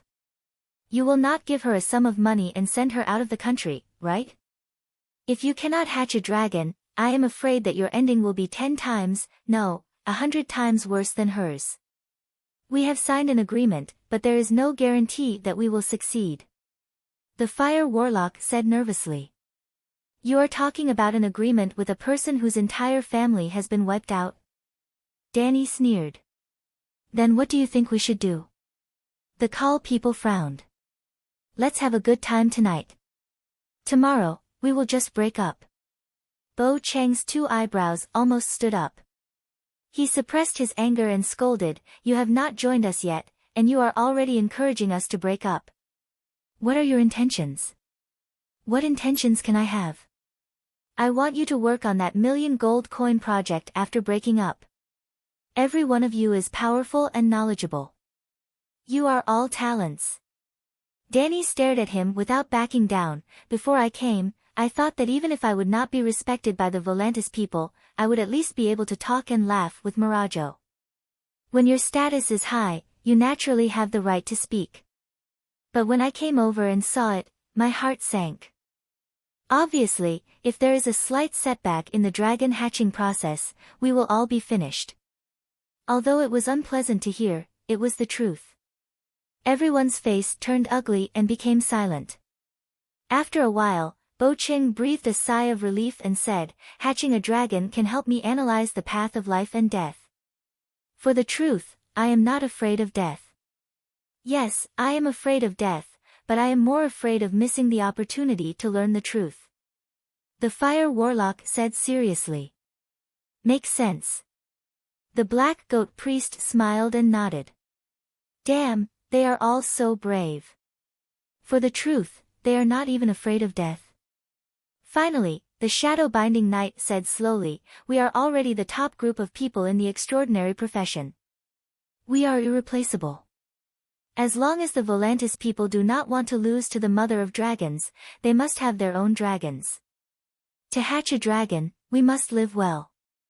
"Someone is coming," the moon singer whispered. A handsome blonde young man walked over and said politely, "Mages, Senator Nisisir has arrived. Senator Mirajo invites you over." When they were whispering, Mirajo stopped the orchestra and gave a campaign speech on the stage. His voice was full of passion, but the content was very boring. Even Danny, an outsider who had just arrived in Volantis for less than 2 days, could tell his campaign outline.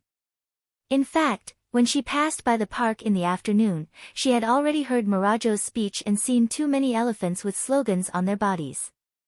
In summary, there were 2 points. 1. I want to fight against the mother of dragons. 2. I was born in the old nobility, and my ability to lead troops in war is the best in the world.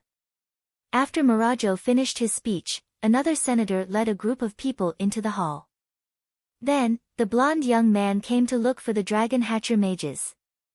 Danny stood behind the moon singer obediently and looked at the 3 mages on the stage chatting with Mirajo, Nisisir, and the other dignitaries. Suddenly, she narrowed her eyes and said in disbelief, "Valeglia Steel." Her voice was really soft, and it was blocked by the wooden mask, but the moon singer still touched her. "Don't be rude. No one is paying attention to us." "The Volantis people are all surrounding the 3 mages," the pyromancer said sourly. Well, the 3 mages went up the stage, and the 2 senators were like hosts, introducing the 3 guests to the Volantis people. From time to time, they would ask a few questions about the dragon hatching. It was very lively. Danny and the rest were also standing on the stage, but they were very far away, on the left side of the small stage. "Mirajo is wearing the Valeglia steel armor?" Danny asked in a low voice. "The Ararathon family doesn't know about this?" Moon Singer's eyes flashed with a trace of doubt. "Ararathon has left Volantis for hundreds of years. I only know that the Megaya family belongs to the 14th Fire Peak family." Danny smiled bitterly. "Damn, I almost exposed it. Is this a secret that everyone knows?" Moon Singer did not think much and explained in a low voice, "You are not wrong. The Megaya family has the only Valeglia steel armor in the world." "How lucky," Danny murmured. "Yes, there are many branches of the 14th Fire Peak, but only his ancestor got a set of armor." Danny's eyes flashed with a smile. "You misunderstood. I am the lucky one." Seeing Mirajo scolding the mother of dragons emotionally and waving his arms up and down, she could not help but wonder, in the afternoon, Mirajo's arm was still in a sling. How did he recover so quickly? "Have you forgotten?" Moon Singer glanced at her and said strangely, "Wasn't his arm broken by you?" "You mean?" Danny was shocked. "Tam slept with this consul?" "Yes, Mirajo is the noble. When he woke up in the morning, his right hand was in pain as if it was broken, but the arm itself was not injured. When the residual blood wizard power dissipated, it was restored to its original state. He and Tam have an affair," Danny said strangely. "So?" Moon Singer did not understand why she was surprised. "Mirajo is a man, and Great Wizard Tam is a woman. It is natural for a man and a woman to be together. Is it normal?" Danny turned her head abruptly, and her eyes behind the wooden mask were full of disbelief. "It's strange for you to say such things." "How is it strange?" You are wearing women's clothes. Don't you prefer men?" Danny stammered. "You like men?" "Oh, no, you have a strange fetish. You like women." Moon Singer's sallow face flushed red, and she could barely suppress her anger. Everyone nearby looked over. Well, they looked at Danny and Moon Singer curiously with gossipy eyes, as if the 2 of them had performed a strange fetish in public. "Calm down, I am not discriminating against you. Why are you so agitated?" Danny was very calm with the wooden mask covering her face. She was not afraid of being seen at all. You are ignorant. Moon Singer took a step back and avoided everyone's gaze with shame and anger. Moon Singers are mostly women. If a man wants to become a moon singer, he must wear women's clothes and dress like a woman. Oh my God, you zebra people are really, really big shots. The shadow binder noticed Danny's movement and frowned. He whispered a few words in Mirajo's ear. Then, the consul said loudly, "Members of the wizard group, please come to the stage and help us verify the authenticity of the dragon egg."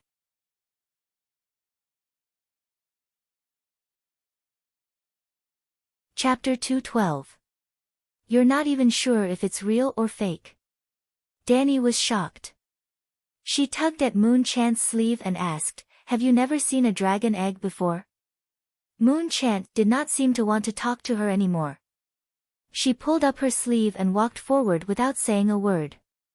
"All right, I apologize for my ignorance. I'll treat you to a big meal when we get back to the merchant's house," Danny begged.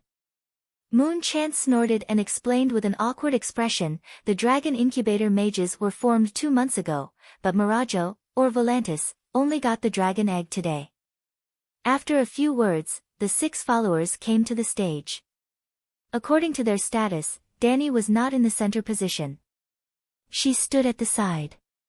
She saw 2 attendants place a 2-foot square round table with long legs in the center of the stage. Another gray-haired, long-faced middle-aged man came out of the crowd with a black lacquered wooden box the size of a medical box. Without saying a word, he put the box on the table and pulled out a key from his collar. As if he wanted everyone to see clearly, he raised the key up high and shook it before finally inserting it into the red copper keyhole of the wooden box. Opening the lid, the long-faced man took a look and nodded to Mirajo and Nessisir, saying, "Please check it." "Bravosi!" Danny exclaimed softly. The long-faced man's accent was exactly the same as hers, or rather, Priest Layla's. It was like they were all from China, but when they spoke in northeastern, Sichuan, Wuhan, and Wuxi dialects, experienced people would be able to tell the origin of the other party. The 9 free trade city-states, including Slave Bay and New Guise, all spoke Valeglia. It was just that there were local accents mixed in every place, so it was easy to tell. Color, texture, scale, weight. The shadow bind touched the box for a while and nodded to the 2 consul, saying, "It's a dragon egg." The consul was a descendant of Valeglia's nobles. Of course, he knew some techniques to identify dragon eggs. After the 3 big shots looked at it, the consul personally checked it again. After that, it was the turn of the 10 old nobles of Volantis. Dozens of people surrounded the small round table for more than half an hour before it was the turn of the 6 young mages. It was a dragon egg that was as red as the setting sun. "It's a bit small," Danny commented after seeing it for the first time. "Small?" The fire warlock put down the dragon egg doubtfully and said, "It's exactly the same as the dragon egg in the records. It should be real." Before the other 3 fire mages could do it, Danny stepped forward and took the dragon egg. As soon as she touched the dragon egg, her expression abruptly changed. "Oh my God, it's true." "Of course it's true," the Bravosi said unhappily. Danny looked up at the Bravosi and said, "This is not a stone egg, not a fossil dragon egg from Asia. You can even tell. Not simple." The long-faced man revealed a look of shock. "I've seen stone eggs in Kyle's." "I see." The long-faced man came to a realization and turned to the 2 archons. "It comes from the Westeros, the Targaryen family's dragon egg. It has a history of only 250 years. Compared to a stone egg, it's more likely to hatch a dragon." "Very good." Malakar nodded expressionlessly. "Is the contract complete?" the long-faced man asked. "As long as the dragon hatches successfully, we will definitely teach you all the secret arts," Nisisir said. The long-faced man looked around and hesitated. "Only 2 archons? Dofus will be eliminated, so there's no need for him to come." I represent the elephant party, and Malakar represents the tiger party. There are hundreds of nobles around as witnesses. It's enough, Nisisir said. Has Bravos and Volantis formed an alliance? Danny asked the moon singer in a low voice. I'm not sure. Sigh, really? Danny glanced up at the dome. The huge black shadow fell rapidly. What a pity. Boom. Colorful fragments scattered in all directions. A bright pillar of fire suddenly descended like a divine punishment, like a missile hitting the dome. Crash. The magnificent glass palace was like a toy that had been slapped by a titan. It exploded into pieces, and colorful pieces fell like a storm. Before the people below could recover from the shock, a loud roar resounded through the entire place. Hiss, the demonic sound from hell made the people who reacted to it change their expressions. Dragon Archon Nisisir screamed like a woman. Malakar's face was expressionless like a granite relief sculpture. Now, his face was extremely distorted as he looked at the black dragon descending from the sky in disbelief. 400 years later, a true dragon descended on the Tower of Babel again. If this was during Valeglia's time, it would be a great honor for the Tower Master to receive a Dragon King, but now. No, boom. The bright red dragon flame with black smoke fell directly on the head of the Volantis Land Army commander. It was like throwing a pencil box with ice cream into a charcoal furnace. A brown liquid with a strange meaty aroma seeped out from the gaps of the iron boots. Ah, demon dragon. Ah, the mother of dragons is attacking. The Volantis nobles shouted crazily as they ran around without thinking. They dove into the flames, rushed into the dark space around them, rushed out of the platform, and fell to the ground. The glass dome shattered, and the wind howled at the top of the tower. The dragon flame was like a plow of death, flipping through the crazily shouting crowd, taking away lives one by one. Hiss, another white dragon fell from the sea of fire. It seemed to be competing with its elder brother, venting its scorching heat and terror without restraint. Volantis had long been prepared for an expedition to the east. Once the election was over, they would publicly declare war on the Slave Bay and the Dragon Queen. But this peaceful city itself was not prepared to accept the baptism of war. The two dragons were like demons that crawled out from hell, wantonly hunting the noblest people in the city on the platform. There was no mercy, no mercy. The handsome faces of the gods and goddesses melted in the dragon flame, and the dreamy heaven-like venue cried in the fire. The roofless platform of 800 square meters was big enough for a banquet, but in the face of two megalosaurus running back and forth with the dragon flame, the shortest dragon flame was at least 14 to 15 meters long. In 5 minutes, they swept 7 to 8 rounds back and forth, and there was not a single groan in the entire venue. Everyone was dead. The black dragon seemed to have intelligence. After burning Mirajo to death, it had been blocking the entrance of the stairs. Hiss, hiss, the dragon's roar gradually disappeared into the sky, leaving behind a crackling inferno. Another 3 minutes passed. Plop. In the center of the venue, where the fountain used to be, a few stacked burning corpses were pushed away. The pointed head of the moon chant popped out, shaking his wet hair vigorously. His chest was like a bellows that was being pulled at high speed, and he was gasping for air. Cough, cough, cough. The thick smoke and the burnt smell made him cough violently. Cough, cough, gone, the demon dragon, cough, flew away, cough, cough, cough, plop, plop. The corpses seemed to come alive, and rolled to the side. More than 10 black figures sat up in the pool. Ouch, my hand is burned. Bo Cheng hugged his right elbow and wailed. It's good enough that you're still alive, cough, cough. Danny shook her head, looked around, and coughed. The corpses are burning like candles, we can't stay here for too long. The binding knight Tam struggled to get up, and luckily said, thank goodness you were smart enough, Layla. You pulled us straight to the pool, and didn't try to rush to the stairs like the others. Come and help me, ouch, my leg was broken by someone. Danny looked closer, and said in surprise, Consul Nisisir. You're not dead, This was not an act. At that time, she did not even think of saving any Volantis. She pulled Tam with one hand and Bo Cheng with the other, and ran straight to the pool in a snake-like manner. Oh, I didn't pull the moon chanter away, because that fellow had grabbed onto my robe in a death grip. Help, cough cough, I can't breathe, help me get out of here. He only cared about wailing. Danny did not help him, but grabbed the moon singer who was about to run to the stairs and pushed him over. The consul immediately hugged the skinny zebra man like an octopus. The binding knight walked over to support the other side of the consul, and asked curiously, "Your Excellency, why didn't the Mother of Dragons burn you to death?" Danny still had a long sword on her waist, and she took it down along with the scabbard. She pushed aside the burning corpses on the way, and moved step by step towards the stairs. Other than the 5 of them, there were 8 people who survived. After all, the pool was 20 square meters, and more than half a meter deep. As long as they did not faint or suffocate, the people at the bottom would be half alive.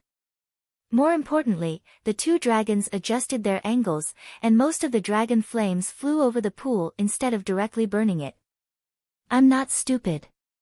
If I don't run when I see Malacho melting beside me, am I going to wait for the dragons to burn me? Narcissus groaned. Why did you think of running to the pool? Moon Singer asked curiously. Hee, this is wisdom. Narcissus grinned and said proudly, that black dragon clearly has a rider, which is that vicious woman. Her heart is like a poisonous scorpion, but she's not stupid at all. If I were in her shoes, if I was riding the dragon, I would also let the dragon block the stairs as I plan to attack the Tower of Babel. Sure enough, that devil is as vicious as expected. She will definitely kill us all. Damn, even you thought of this. Are you a devil? An old man from Volantis looked up at the dark night sky, and then looked around at the corpses that were burning with bloody flames and smoke. Suddenly, his pupils shrank, and he came to his senses. He wailed, "Tragic, tragic, tragic, too tragic, sob sob sob, this is war." Danny sighed with a complicated expression. Priest Corbett is dead. Dark, Lincoln, and Mace are also dead, the Fire Warlock said with a sobbing tone. You are still alive? Danny glanced at him in surprise. The face and clothes of the Westeros were black, and there was a large burning hole at the bottom of his robe. Dead, dead, all dead, sob sob. The Fire Warlock looked around numbly and started crying without warning. His crying was like the fuse of a firecracker, and a series of wails sounded in the dilapidated hall that was filled with the smell of meat. Stop wailing. Come and move the corpses. The stairs are blocked, Danny shouted. Is there anyone still alive? Her words alarmed the people at the bottom. Across the pile of burning corpses, the people on the other side also started to shout and drag the corpses. It's Butler Fox, the Shadowbinder shouted. There are still people upstairs. Butler Fox, move the corpses away. Ah! The Fire Warlock who was sobbing was like a little girl who was being molested. With a sharp voice, he pointed to the northeast and said, Look over there, the Mother of Dragons hasn't left yet. She wants to burn the Black Wall.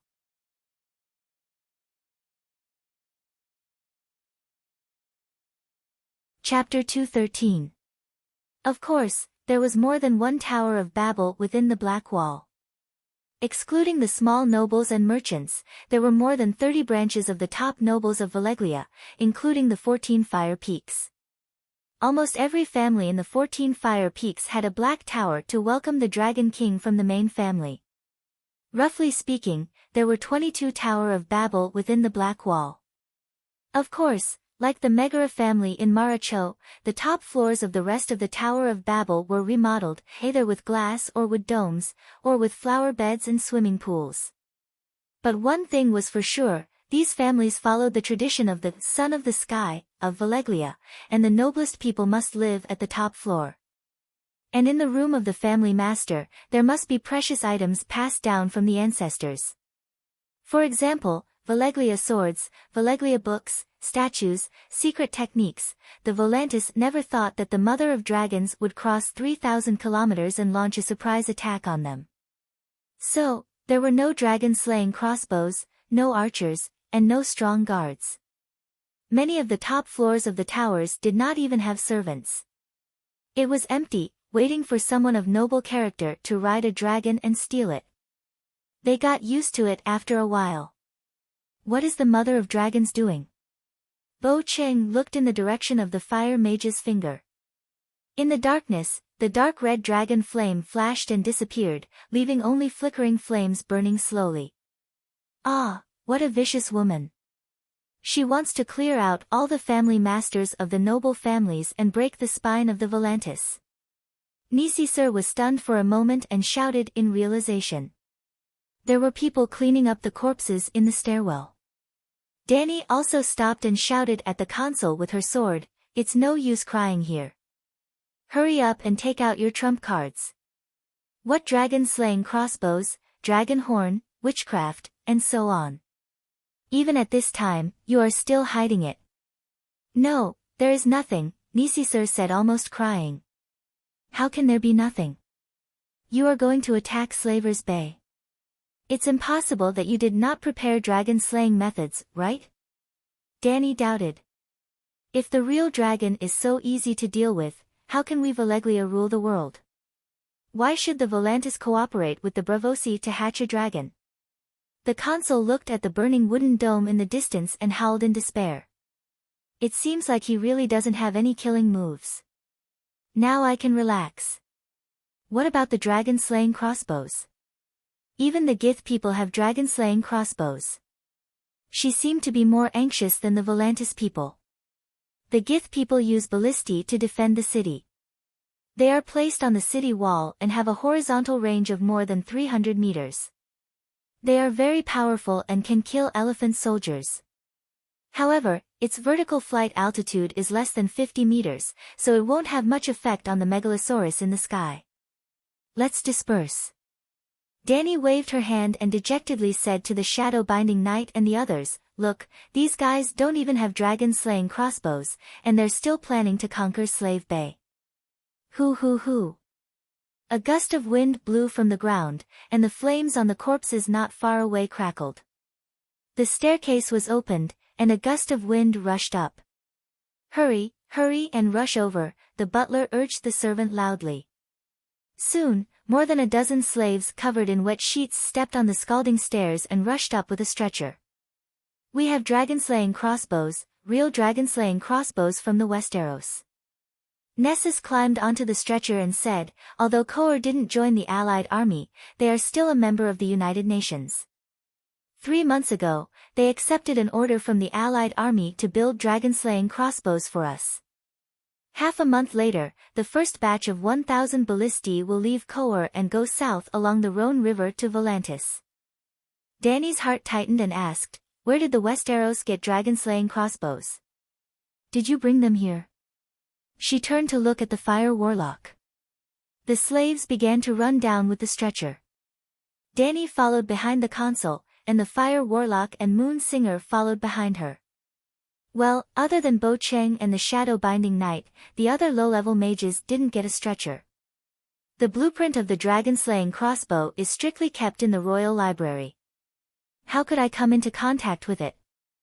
The fire warlock's blackened face showed a bitter smile. "Ha, that woman is indeed very strong, but this time, she's really going against the entire world." Nessus sneered and said with a twisted face, "The Westeros are even more anxious than us. If the Allied army fails, the sea merchants will at most go home to farm. It's a bit hard, but their families won't have to worry about it." However, Lannister, Theon, Stark, Tully, Arryn, the dukes of the 5 kingdoms didn't even have the chance to surrender. With the mother of dragons' crazy, tyrannical, and cruel personality, how could she not exterminate their families? "I'm crazy, tyrannical, and cruel." "Good, very good. I see. Stark, Tully, Theon are all gone. The person who sent the blueprint should be Lannister, right?" Dani said with a smile. "No, the person who brought us the blueprint came from the old town. He represents the High Court's attitude. Nessus shook his head. When they walked out of the corridor, the doctors waiting in the palace immediately gathered around and cleaned the consul's wounds. High Court. Danny was shocked. What kind of fucking script was this? River Bend originally belonged to the Gardner family. River Bend's king's surname was Gardner. Tyrell was only the Gardner's butler and could barely be considered a mid-level noble in River Bend. During the War of Conquest, the entire Gardner family died in the Blazing Fury battle. As the head steward of High Court, Tyrell opened the city and surrendered. Aegon Targaryen rewarded him with the title of Duke of High Court. For 300 years, Tyrion had always been a loyal follower of Targaryen. During the War of the Usurpers, Targaryen's only ally was Tyrell of High Court. Unfortunately, they chose the wrong commander. Duke Mace Tyrell's fighting skills were too advanced. If Rando Tarly, Jon's close friend and Sam Tarly's father, led the troops, the Targaryen dynasty might have been able to survive. At that time, even Rhaegar's brother-in-law, Dorn Martell, only stood aside and watched the battle. That was why Viserys, Dany, Barristan, and Jorah Mormont had always thought that Tyrell could be an ally of Targaryens. Dany had even planned to visit the Citadel of Learning on this trip to the Westeros. But now, was there not a single loyal official in the Seven Kingdoms? After thinking for a moment, she asked tentatively, "What's Lannister's attitude?" "I heard that Lannister and Tywin have a marriage alliance. High Court might be conveying Duke Tywin's intentions." "Perhaps. We sent an envoy to King's Landing to invite King Joffrey to join the alliance. Tywin Lannister didn't explicitly refuse. He only said that the Westeros had many things to do and couldn't support a war thousands of miles away." The consul drank a cup of poppy milk and fell asleep. The healer took the opportunity to set his bones. "Let's go." The Shadowbinder pulled Dany's sleeve. "It's time to leave." Dany shook her long black sleeve that was dripping with water and said unhappily, "You didn't even give me a change of clothes?" "Hundreds of nobles died. Who would be in the mood to entertain us?" Bo Cheng shook his head. They chatted as they went down the stairs. "Where do you live?" "The merchant's house." "Ha, we're going the same way." "I have something to do," clang, clang, clang. As they were talking, a heavy and drawn-out bell rang above their heads. Is this calling for the Tiger Cloak army and the city to be under martial law? The Shadowbinder looked in confusion at the Valantian servant who was leading them in front. The Black Wall alarm bell was used to welcome the noble Dragon King in Valeglia. Now it's mostly used to issue fire alarms. "It's burning up there. It's a bit loud. It might attract the Mother of Dragons," the Fire Warlock said worriedly. "This place has already been burned. Why would she come?" Dany sneered. Hiss boom. The dragon's roar pierced through the night sky like lightning. The bell stopped ringing abruptly. The sound of the house being burned by the dragon's flames could be faintly heard from the bottom of the tower. There was also the sharp wailing of the butler. Everyone looked at the Fire Warlock in unison. Their gazes were strange, making the Westeros shiver. I was just guessing," he said with a trembling voice. "Sigh, let's just split up. The Megalosaurus is too fierce." Dany sighed. Poor Consul Nessosaurus. He managed to escape with his wisdom and courage, but he was implicated by the fire alarm bell. "It's too tragic. We can't split up. After witnessing the power of the Megalosaurus, the Valantians will need us more and value our strength more." Bo Cheng shook his head. "Also, I came all the way from the barren lands to hatch the dragon. It's more than 10,000 miles and took a few months on a boat. I don't want to go back just like that. I heard that Master Wood is preparing to." Dany caught a glimpse of the Valantians running in panic in the courtyard and immediately stopped talking. She trotted out of the tower quickly and stood on the lawn to look up. Sure enough, the windows of the palace on the top floor were spitting out tongues of fire.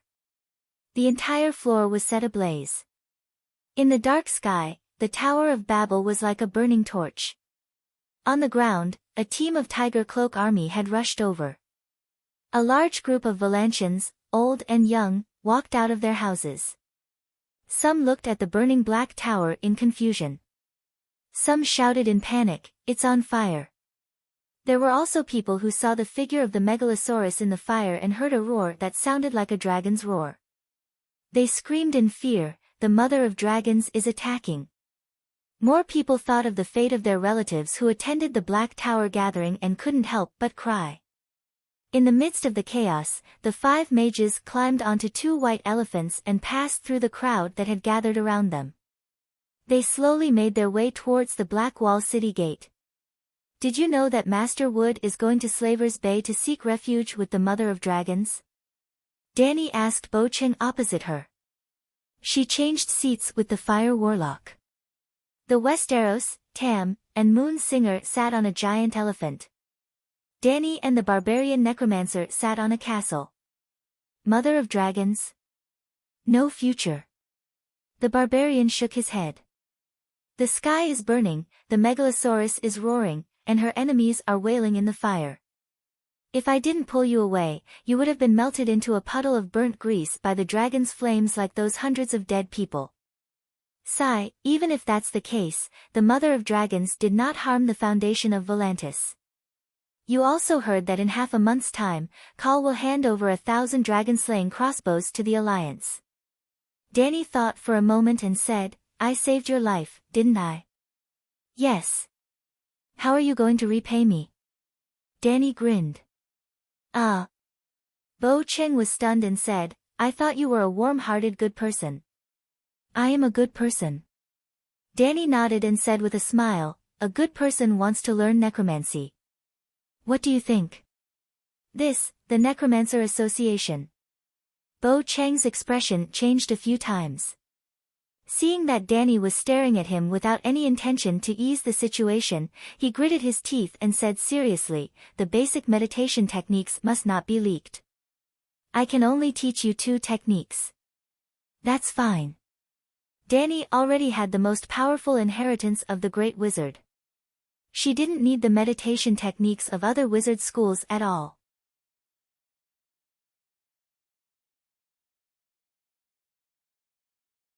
Chapter 214 Volantis was like a bright pearl at the end of the vast plain of the Rhone River. The night market was still brightly lit. The street vendors were yelling enthusiastically, and the pedestrians stopped to look at their favorite products. Only a small number of Volantis people gathered at the intersection, pointing at the dim fire on the other side of the black wall, laughing and guessing which noble was so unlucky to have his house on fire. The giant elephant moved forward slowly, and the castle on its back shook with every step. Bo Cheng sighed, "I wonder how they will react when they know the truth tomorrow." "No matter how they react, it's useless. These people don't even have the right to vote." Danny shook her head and urged, "Tell me some taboos and common knowledge about necromancers." "Let me ask you a question first. Do you know what a necromancer is?" "Didn't you say that it's to study the mysteries of life and death?" "No, studying the mysteries of life and death is ideal. In reality, every necromancer has committed heinous crimes and should be executed. They should be beheaded and their bones ground to dust," Bo Cheng said solemnly. What do you mean?" Bo Cheng thought for a while and said, "I won't talk about playing with corpses, blood sacrifice, and summoning demons. Do you know how necromancers increase their magic power?"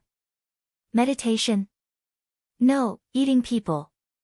Babies are the best. Weird babies, like dwarf babies, are the best supplements.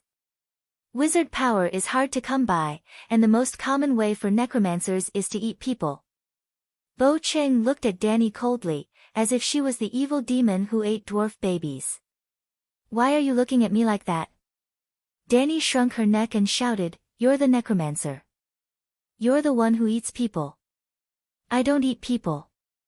Bo Cheng's expression softened a little, and he said slowly, "When I joined the Association of Necromancers, I swore in the name of my ancestors that I would never use evil means to practice witchcraft.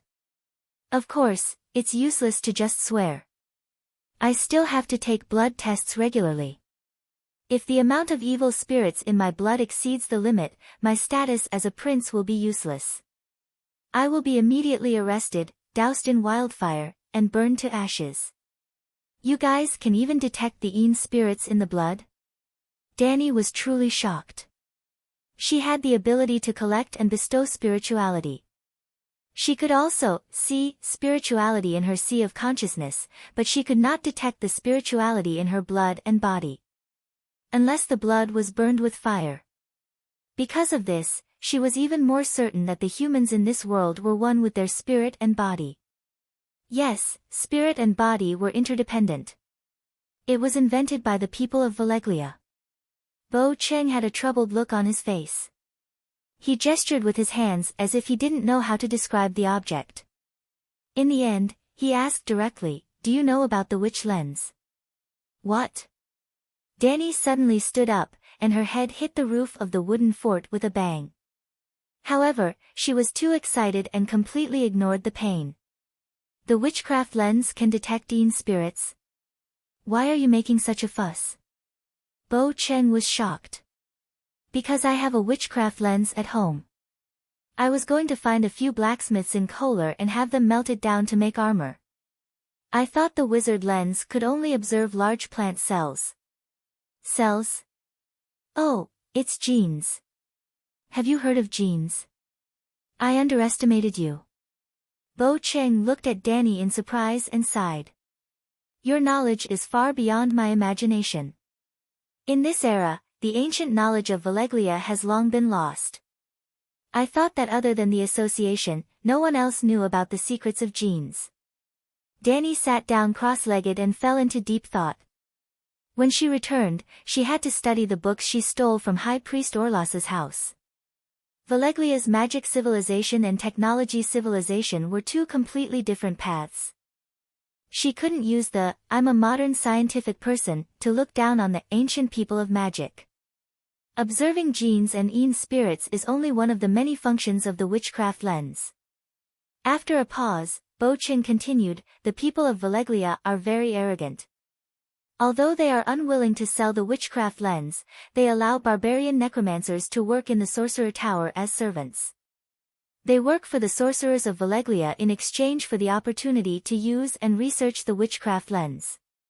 In the next 2,000 years, countless barbarian necromancers rushed to Valeglia as servants and secretly learned their advanced technology. Finally, in the Huazi dynasty, when the barbarian empire was at its peak, after thousands of experiments, we invented our own witchcraft lens. Although the Necromancer Association's equipment isn't as powerful as the witchcraft lens, it's enough to observe evil spirits." Bo Cheng spoke passionately. It was as if he had returned to the glorious era when many heroes shed their blood for the prosperity of the country. Huazi dynasty. Danny didn't empathize with him at all. With a strange expression, she asked, "The era when the Emperor of Eunuchs was in power?" "Yes, that was when the barbarian empire was at its peak. They used up the last copper coin in the treasury and finally created the witchcraft lens before the Huazi dynasty was destroyed." Bo Cheng sighed. "So that's how it is. Such an awesome eunuch dynasty was actually destroyed by you magi. But the witchcraft lens isn't an atomic bomb. It has no benefits for the country. They even cut off Gigi to govern the country. What a price they paid. It took them so much effort to become the second empire in the world, second only to Valeglia, but it was destroyed by a witchcraft lens. No wonder the City of Knowledge invested hundreds of thousands of gold royals to research the witchcraft lens, but it didn't even make a splash. In the end, they even planned to scam the Mad King. Fortunately, the Mad King was crazy enough to not be fooled by them. Otherwise, the Mad King's kingdom would still be destroyed. The several million gold royals that Tywin had helped him accumulate over the past few decades all went to that damned fatty Robert. Sigh, It's better to invest in the city of knowledge and research the witchcraft lens. How is it not beneficial for the country? Bo Qing glanced at her disdainfully and said, "Do you know about the long night?" "You know about the long night too?" Danny asked curiously. The long night was caused by the bloody chaos in the barbarian empire. The bloody chaos was caused by the fallen necromancers, the king of necromancers, the Bloodstone Emperor. At that time, the barbarian empire was still in its dawn kingdom period. The real world's first empire, Valeglia, was still herding sheep on the hills. It can be said that the fallen necromancers destroyed the barbarian empire and almost ended the world. Yes, the Bloodstone Emperor was the last emperor of the Dawn Kingdom. At the same time, he was also a powerful necromancer. In the legends of the barbarian empire, the Bloodstone Emperor used blood witchcraft and caused the world to enter the long night. So, the hero who dispelled the long night and saved the world was also you barbarians, Barbarian Tar? Danny said coldly. What's so good about Yesoryahai? Almost every race wants to own him. You're not Koreans. Bo Qing didn't know what Koreans meant, but he knew that Danny was mocking him. The barbarian prince's face turned red and shouted, "The history books of the barbarian empire are well preserved.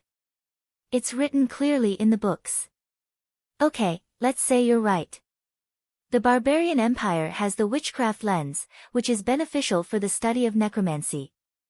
It can also prevent the birth of a devil like the Bloodstone Emperor. But the prophecy also said that the next long night is coming soon. How do you explain this? It's most likely that the red-robed priest is trying to mislead people. Or, the Huang dynasty's descendant is the second Bloodstone Emperor. Danny's mouth twitched. She didn't know what to say. The barbarian Bu family was the first dynasty of the Azure dynasty. Before the Azure dynasty, there was the Huang dynasty. Now that the Azure dynasty was entering the end of the dynasty, the Huang dynasty's descendants took the opportunity to restore the country. The king was also a powerful wizard. He was called the successful Murong Fu. Now, Bo Qing was slandering Murong Fu as the Bloodstone Emperor, who caused the second long night. Okay, don't talk nonsense. I know what you mean. Necromancy is a taboo and must be treated with caution. But I just want to know more about your theory of yin-yang spirit. I have no interest in witchcraft like eating people and blood sacrifice. Danny waved her hand. Only do theoretical research. Yes. You're not going to become a necromancer. Yes. Hearing her affirmative answer, Bo Qing relaxed and said, "Don't mind me. I'm worried that you'll go astray and be blinded by power. With your talent and wisdom, you have the potential to become the Bloodstone Emperor. If you really cause the long night, it'll be my fault." Danny stared at him with a wooden face.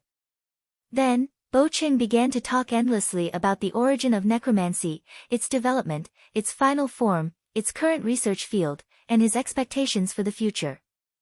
He talked a lot and didn't stop until the merchant's house.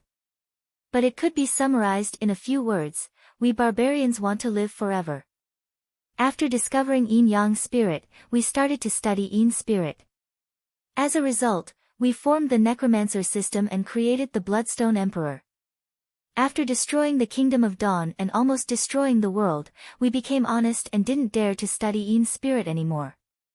After the long night, we tried to separate yin-yang spirit for thousands of years.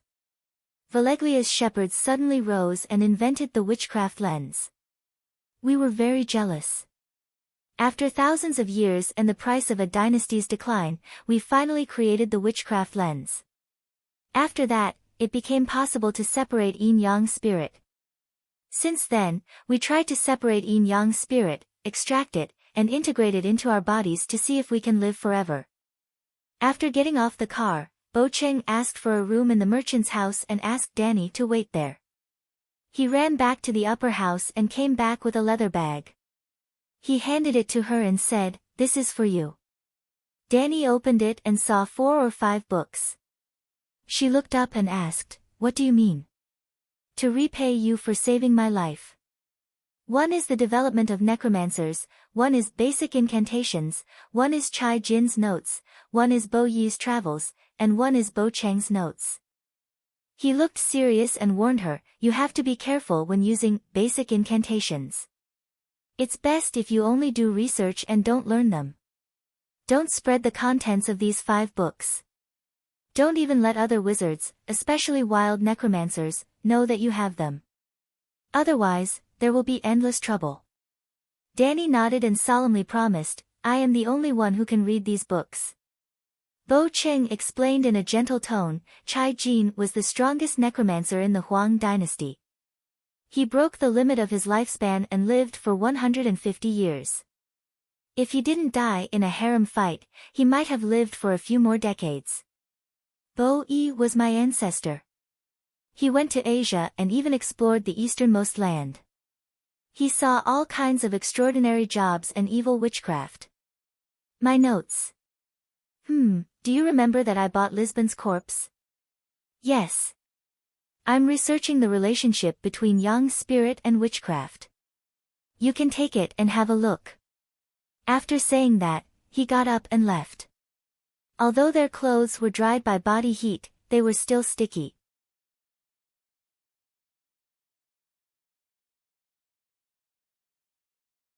Chapter 2:15. That night, Volantis wasn't peaceful. Danny had just finished showering and was about to go downstairs for supper when she was stopped in the corridor by a tiger cloak army. The shadow-binding soldier was carrying a brown leather case. She pulled Danny aside and explained with a serious expression, the dragon egg was lost, and the Valeglia steel armor of the Megara family is also gone. I didn't steal it, Danny shouted.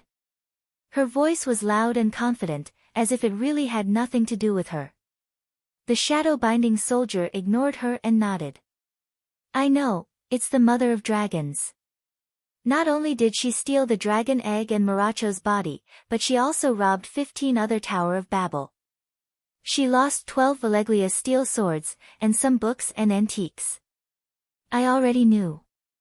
It was because she knew that she had a great harvest that she was so excited that she couldn't sleep and wanted to go downstairs to drink some wine and have some fun.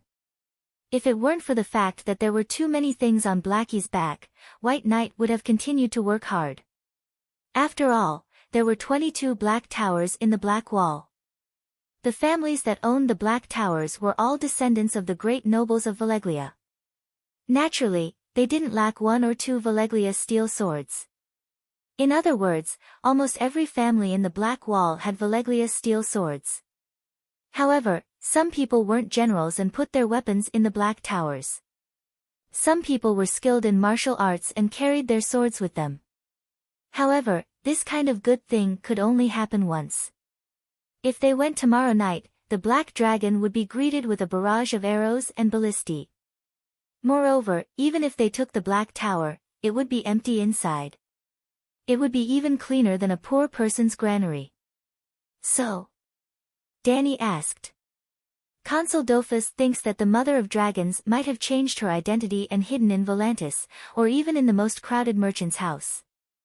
Therefore, the 5,000 Tiger Cloak Army soldiers have sealed off this area and are specifically searching for the silver-haired, purple-eyed woman who deliberately changed her appearance, the shadow-binding soldier said.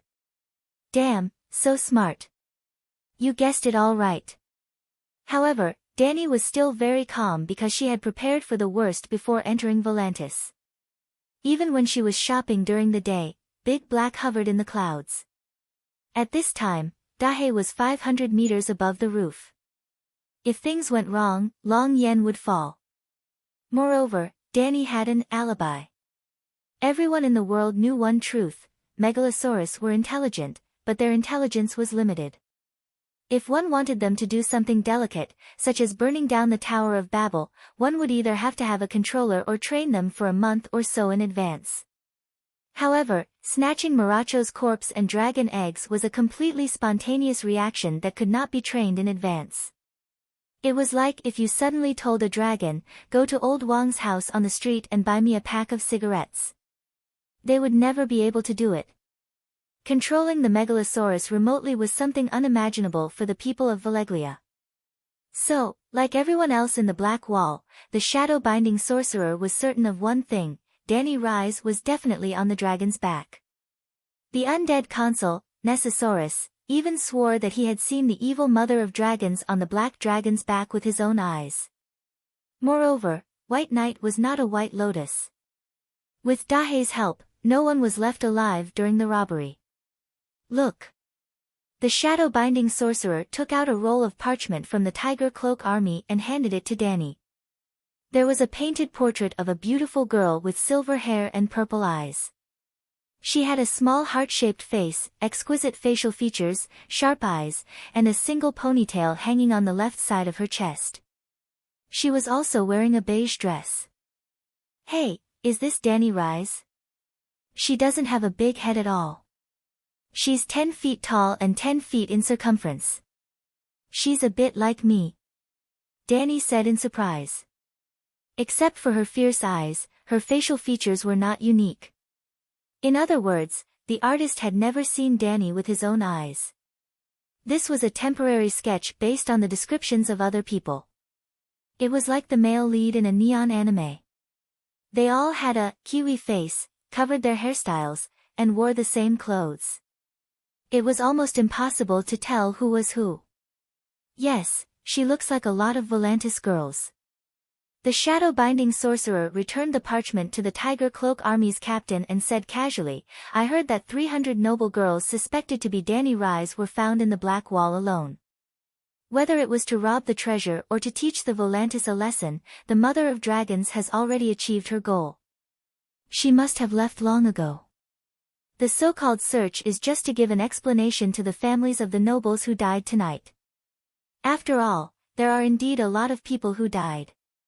"Then why are you looking for me?" Danny asked doubtfully. The shadow-binding sorcerer waved his hand and said to the Tiger Cloak army, "Go and wait." After the guards left, she said, "I came to ask you if you want to join the dragon hatching mage group. It's already so late. Can't you ask me tomorrow? Also, the dragon eggs have already been lost. How can we hatch dragons? Why don't we all go our separate ways and look for other bigger projects?" The shadow-binding sorcerer shook the leather case in his hand and explained, "Half a year ago, I went to call with an invitation written by Mirajo to bring High Priest Corbett to Volantis. Now, he has died tragically in the dragon flames, and even his body has not been found. It is reasonable for me to go to the Black Goat Church personally and explain this to the bishop. Of course, the more important thing is to find another high priest to replace Corbett's position. It just so happens that there is a river boat called Summer Star heading north to call in the early hours of the morning. They are in a hurry. As for the dragon eggs, sigh, there is not only one dragon egg in the world. Elios promised me that he will find at least one more in the short term." Elios Chihita, the Tiger Party candidate. "You found him again." Danny's expression was strange. In the afternoon, the first group she met at the riverbank in the West City was the campaign team led by Elios' son. The shadow-binding sorcerer was neither angry nor embarrassed. He nodded and said, "He took the initiative to find me. Elios is also a noble. I have no reason to reject him. I think his son is already in his 20s. Danny's mouth twitched. "As long as you can use it," Tam said calmly. "Okay, as long as you're happy. Then, do you want to join the Dragon Incubator team? If you do, pack your bags immediately and follow me to the dock. I will personally help you become a shadow-binding sorcerer on the way. To be honest, I'm a little scared. So many people have died." Danny's face was filled with fear. She hesitated and said, "And if there is a first time, there might be a second or third time. We can't avoid it every time. The risk is too high, and there are no benefits at all. It's not worth it." "I see." The shadow-binding sorcerer nodded. She squatted down and opened the leather case. She took out a golden mahogany box. It was 1/2 meter long and as thick as a wrist. She handed the box to Danny and said, "There's a glass candle inside. It contains a meditation technique. Try it. Tam, you're so considerate, Danny said, touched. Don't be so excited. It's only a level 3 meditation technique. You saved my life tonight. The shadow binding sorcerer waved her hand. Since you said so, then. Danny said shyly, why don't you teach me your level 1 meditation technique? Tam's green eyes looked at her with a complicated expression. He sighed and said, I also cultivate this meditation technique. This glass candle was a gift from my master 20 years ago. Ah. Danny was touched and embarrassed. She stuttered, it's been 20 years. I didn't expect you to be so old. I couldn't tell at all. The shadow-binding sorcerer stood up and swayed. He gritted his teeth and said, 20 years ago, I was only 8 years old. Danny felt even more embarrassed. She quickly changed the topic and asked, but you're not weak, right? Compared to a level 3 meditation technique, you're not weak. The meditation technique is not static. When your understanding of the world increases, the meditation rune may change, or perhaps evolve. 10 years ago, my meditation technique reached level 2. So, do you understand why I'm so obsessed with dragon hatching? If I complete the hatching, my understanding of the mysteries of magic will increase. Maybe my meditation technique will increase again. All meditation techniques can increase in level. Other than the Creator, even the gods are only a part of the world. Their understanding of the truth is also one-sided. Danny's eyes flashed. But I heard that the great wizard of Valeglia's meditation technique is perfect. Indeed, it's perfect to the point that it can't be improved. But are there only humans in this world? That's true. Danny nodded thoughtfully. Valeglia's people had never been able to cross the boundary between humans and gods. Priest Lalo's complete meditation technique shouldn't be too far behind the great wizard's legacy. Then, she asked curiously, why don't you teach me the current level 2 meditation technique? Danny didn't believe that Tam was hiding something. He even gave away the glass candle that was passed down from his sect. Don't you understand? Tam sighed and slowly explained, because I had some enlightenment, my meditation technique leveled up. But can my enlightenment be the same as yours? I can't even be sure if it's right or wrong. If I describe the meditation runes in my mind to you, not only will you not be able to grasp them, but you will also damage your consciousness if you forcefully cultivate them. After thinking for a while, Tam squatted down and opened his suitcase. He took out a black leather book and handed it to Danny. My diary. It can help you understand the supernatural world and the basic information of the shadow binding nights. But don't spread it. There's a lot inside. Sigh, burn it after you read it. After the shadow binding night left, Danny called the waiter over and asked him to book a room for her. She started reading while waiting for her meal. It was a little scary, as if she was reading a ghost story. For example, Tam cut open a living person's chest and sacrificed the squirming organs to the evil god. The shadow binding night described it vividly. Even his emotions and mental journey weren't left out. In the dark and cold basement, a lonely candle flame flickered. The shadow was like a twisted poisonous snake that crawled up the bloody altar and drilled into Dick's sacrifice chest. His bright red heart first turned dark red, then black red, jet black, gray black. Finally, it shriveled into a layer of gray-colored mud shell. The shadow let out a sharp and joyful gagaga sound. My entire body trembled and I was almost unable to move. However, Dick wasn't dead yet. He looked at me with his dark green eyes. His gaze was filled with curses and pleading. I wasn't sure which emotion was more. Suddenly, the muscles on his face scrunched up and he let out a sorrowful groan that came from the depths of his soul. It turned out that when I was absent-minded, the squirming shadow extended its greedy tentacles towards his light green liver. Dear guest, the pork lung soup you ordered is here. Danny, who was engrossed in the story in the book, jumped up in fright. Ah! The maid with the wine pot tattoo on her face looked at her blankly. She mumbled, Dear guest, your pork lung soup. Under the faint yellow candlelight, the soup in the white porcelain bowl glowed with a faint green light.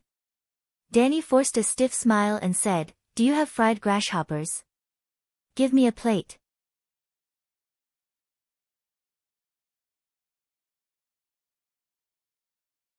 Chapter 2:16. Other than the sensational ghost stories, there were also many erotic descriptions. It was comparable to the erotic novels on the internet. Of course, Tam wasn't an immoral web writer. He was using eroticism to gain more views. He was doing serious business. By combining with men with bloodline power, the shadow-binding sorcerer would absorb a mysterious medium from their bodies. With that medium, they could cast vicious blood witchcraft. The outside world's evaluation of the shadow-binding sorcerer is biased, but it's generally correct. Danny closed the diary with a complicated expression. Tam was very considerate. If Danny really became a shadow-binding sorcerer, according to the diary's records, she could perfectly repeat the witchcraft experiments that Tam had done. It was equivalent to the shadow-binding sorcerer teaching her step by step. However, Danny didn't want to learn evil witchcraft at all. She could only disappoint Tam's good intentions.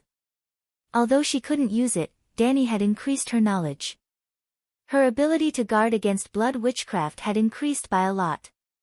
She really owed the shadow-binding sorcerer a huge favor. When she returned to her bedroom, she opened the gold-threaded mahogany box and took out the glass candle that was twisted into a lightning bolt. She actually sensed the coordinates that she had left behind a few days ago.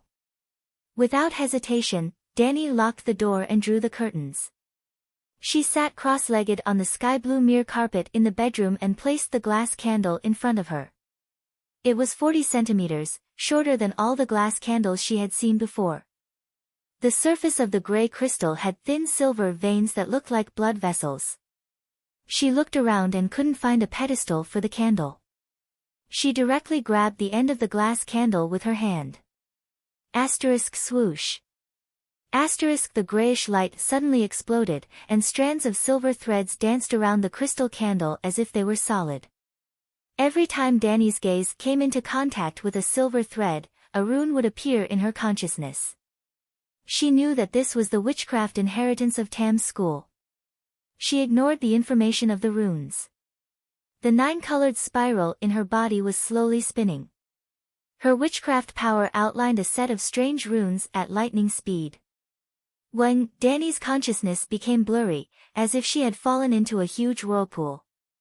She kept spinning and falling, and countless illusory figures flickered in front of her eyes, but in just a moment, she adapted to this scene, and her mind became clear again. After an unknown period of time, perhaps it was only a moment, or perhaps it was only a few hours, Danny felt that her wizard power was being drained madly. It was like a swimming pool that had its floodgates opened. Although there was a lot of water in the pool, it was decreasing at a speed visible to the naked eye.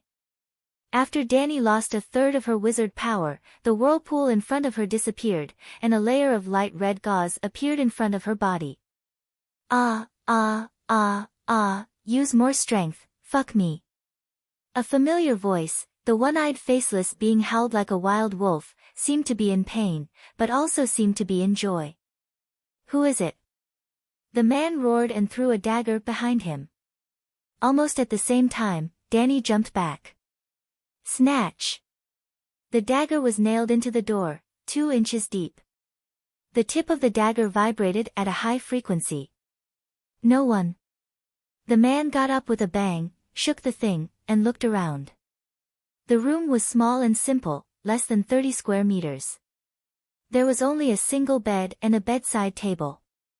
The clothes on the floor were messy, and the door was locked from the inside. There was no sign of it being opened. Damn it! The man cursed a few times and pounced on the naked woman on the bed. But this time, the woman let him do whatever he wanted. She did not say a word, her head tilted to the side, and her single eye was vigilant of the door.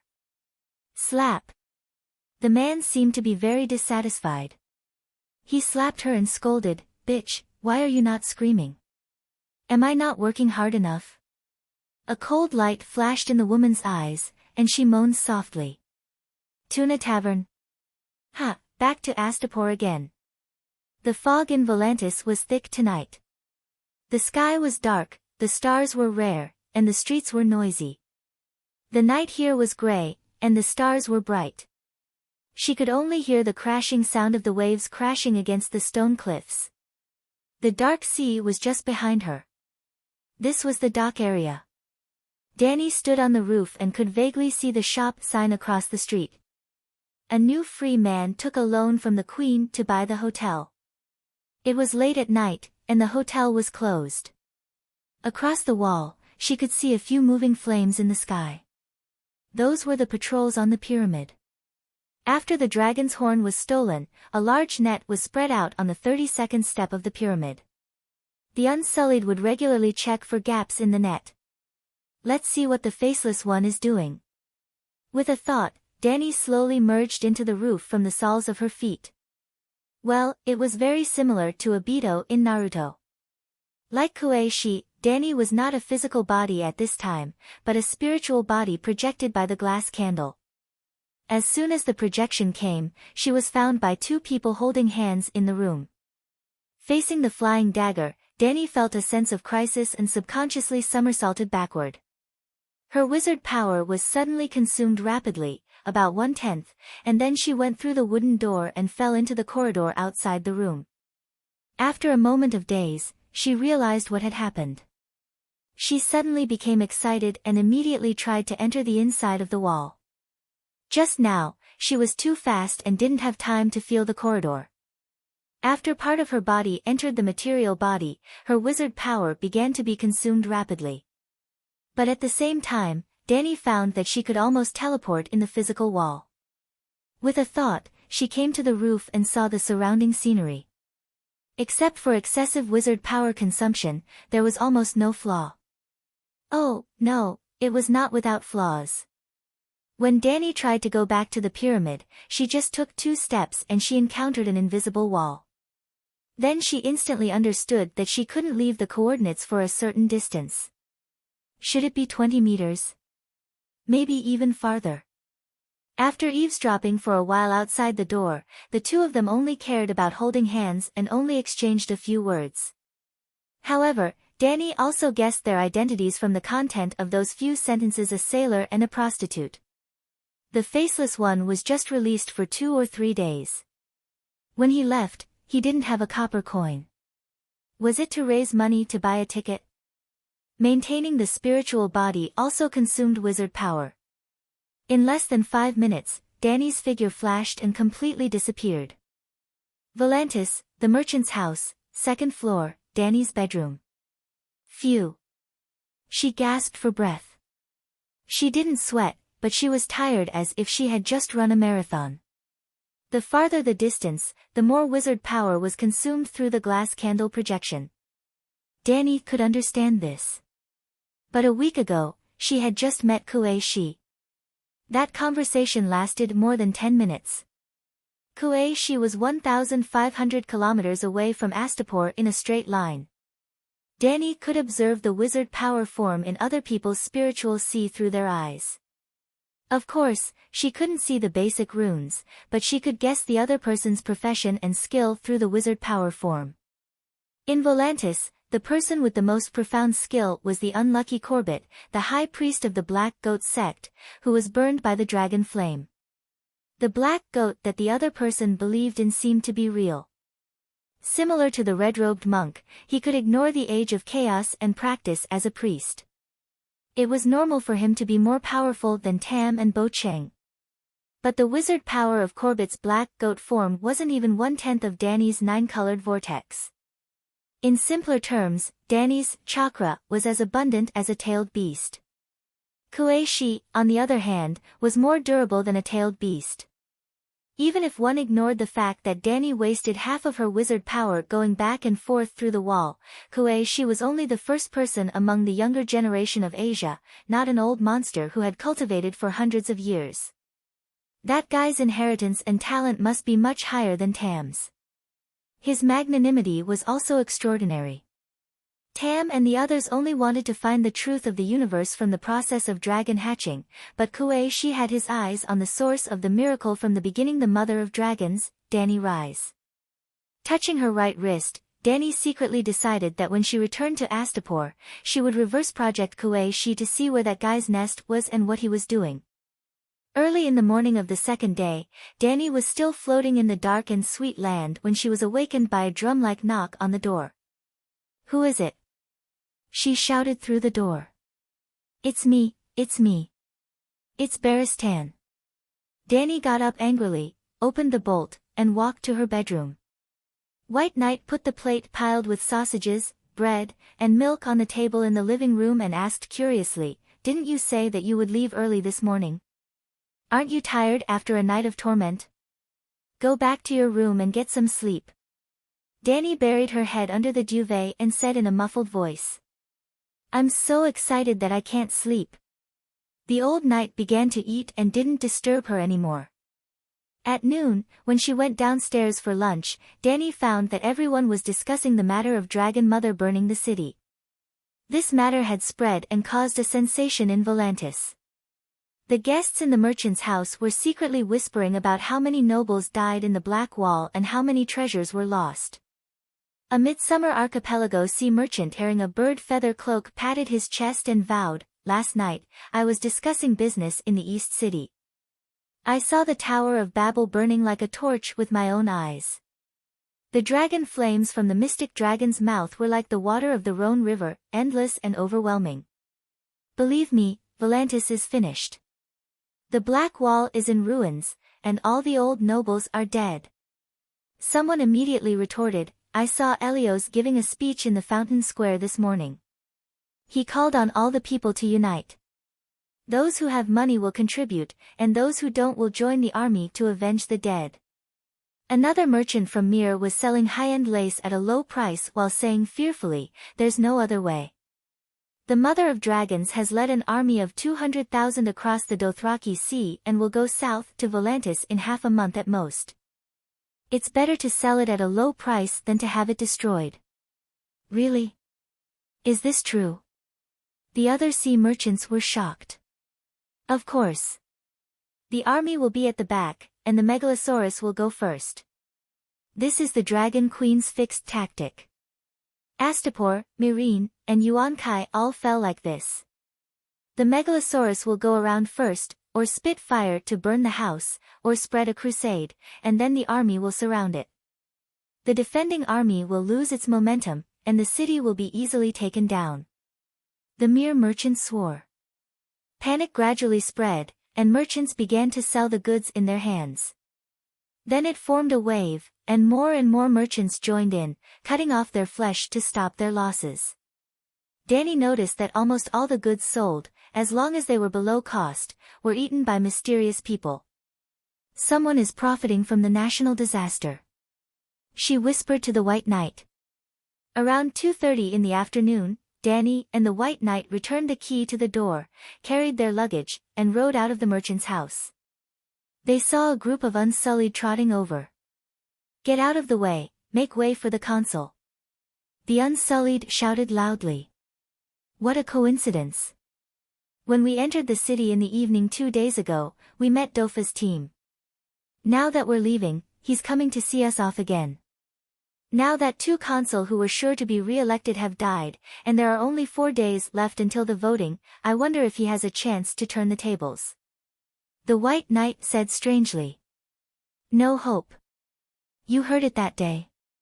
Because of his cowardly attitude towards the Mother of Dragons, even the freedmen by the roadside looked down on him." Danny shook her head.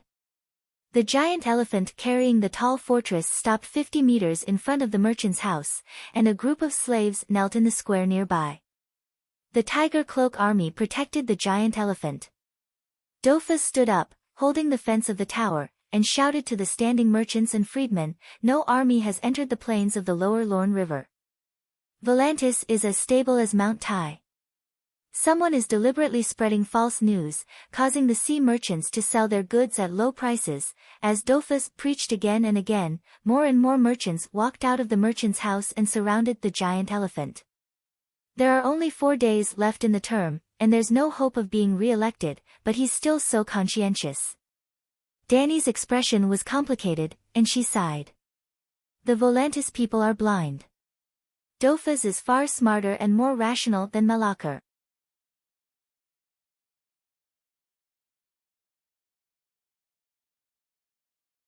Chapter 217. After leaving the city gate, Dani rode her horse for more than 10 miles. In a small forest, Dani rode Whitey again. After flying west for another half an hour, the 2 dragons landed in a swamp near the Lone River. The White Knight took off his leather boots, rolled up his silk pants, and stepped on the smelly mud. One after another, he carried back 2 huge sacks from a patch of green reeds. One of the sacks contained armor and swords. It was soaked with water, and the bottom half was stained with black mud. The other sack was piled on top of it. The books and dragon eggs were not wet. Wow, what a harvest! Dani whistled and looked at the armor excitedly. As soon as she touched the helmet, a strange stench hit her nose. It was like the pork she bought from the supermarket in the summer and forgot to put in the refrigerator. Well, Marazzo's armor is too big for me. Dani immediately threw the helmet on the grass in disgust. Baristan picked up the helmet like it was a treasure and wiped the mud on it with his hand. Burn it with dragon flame. I'll wear it.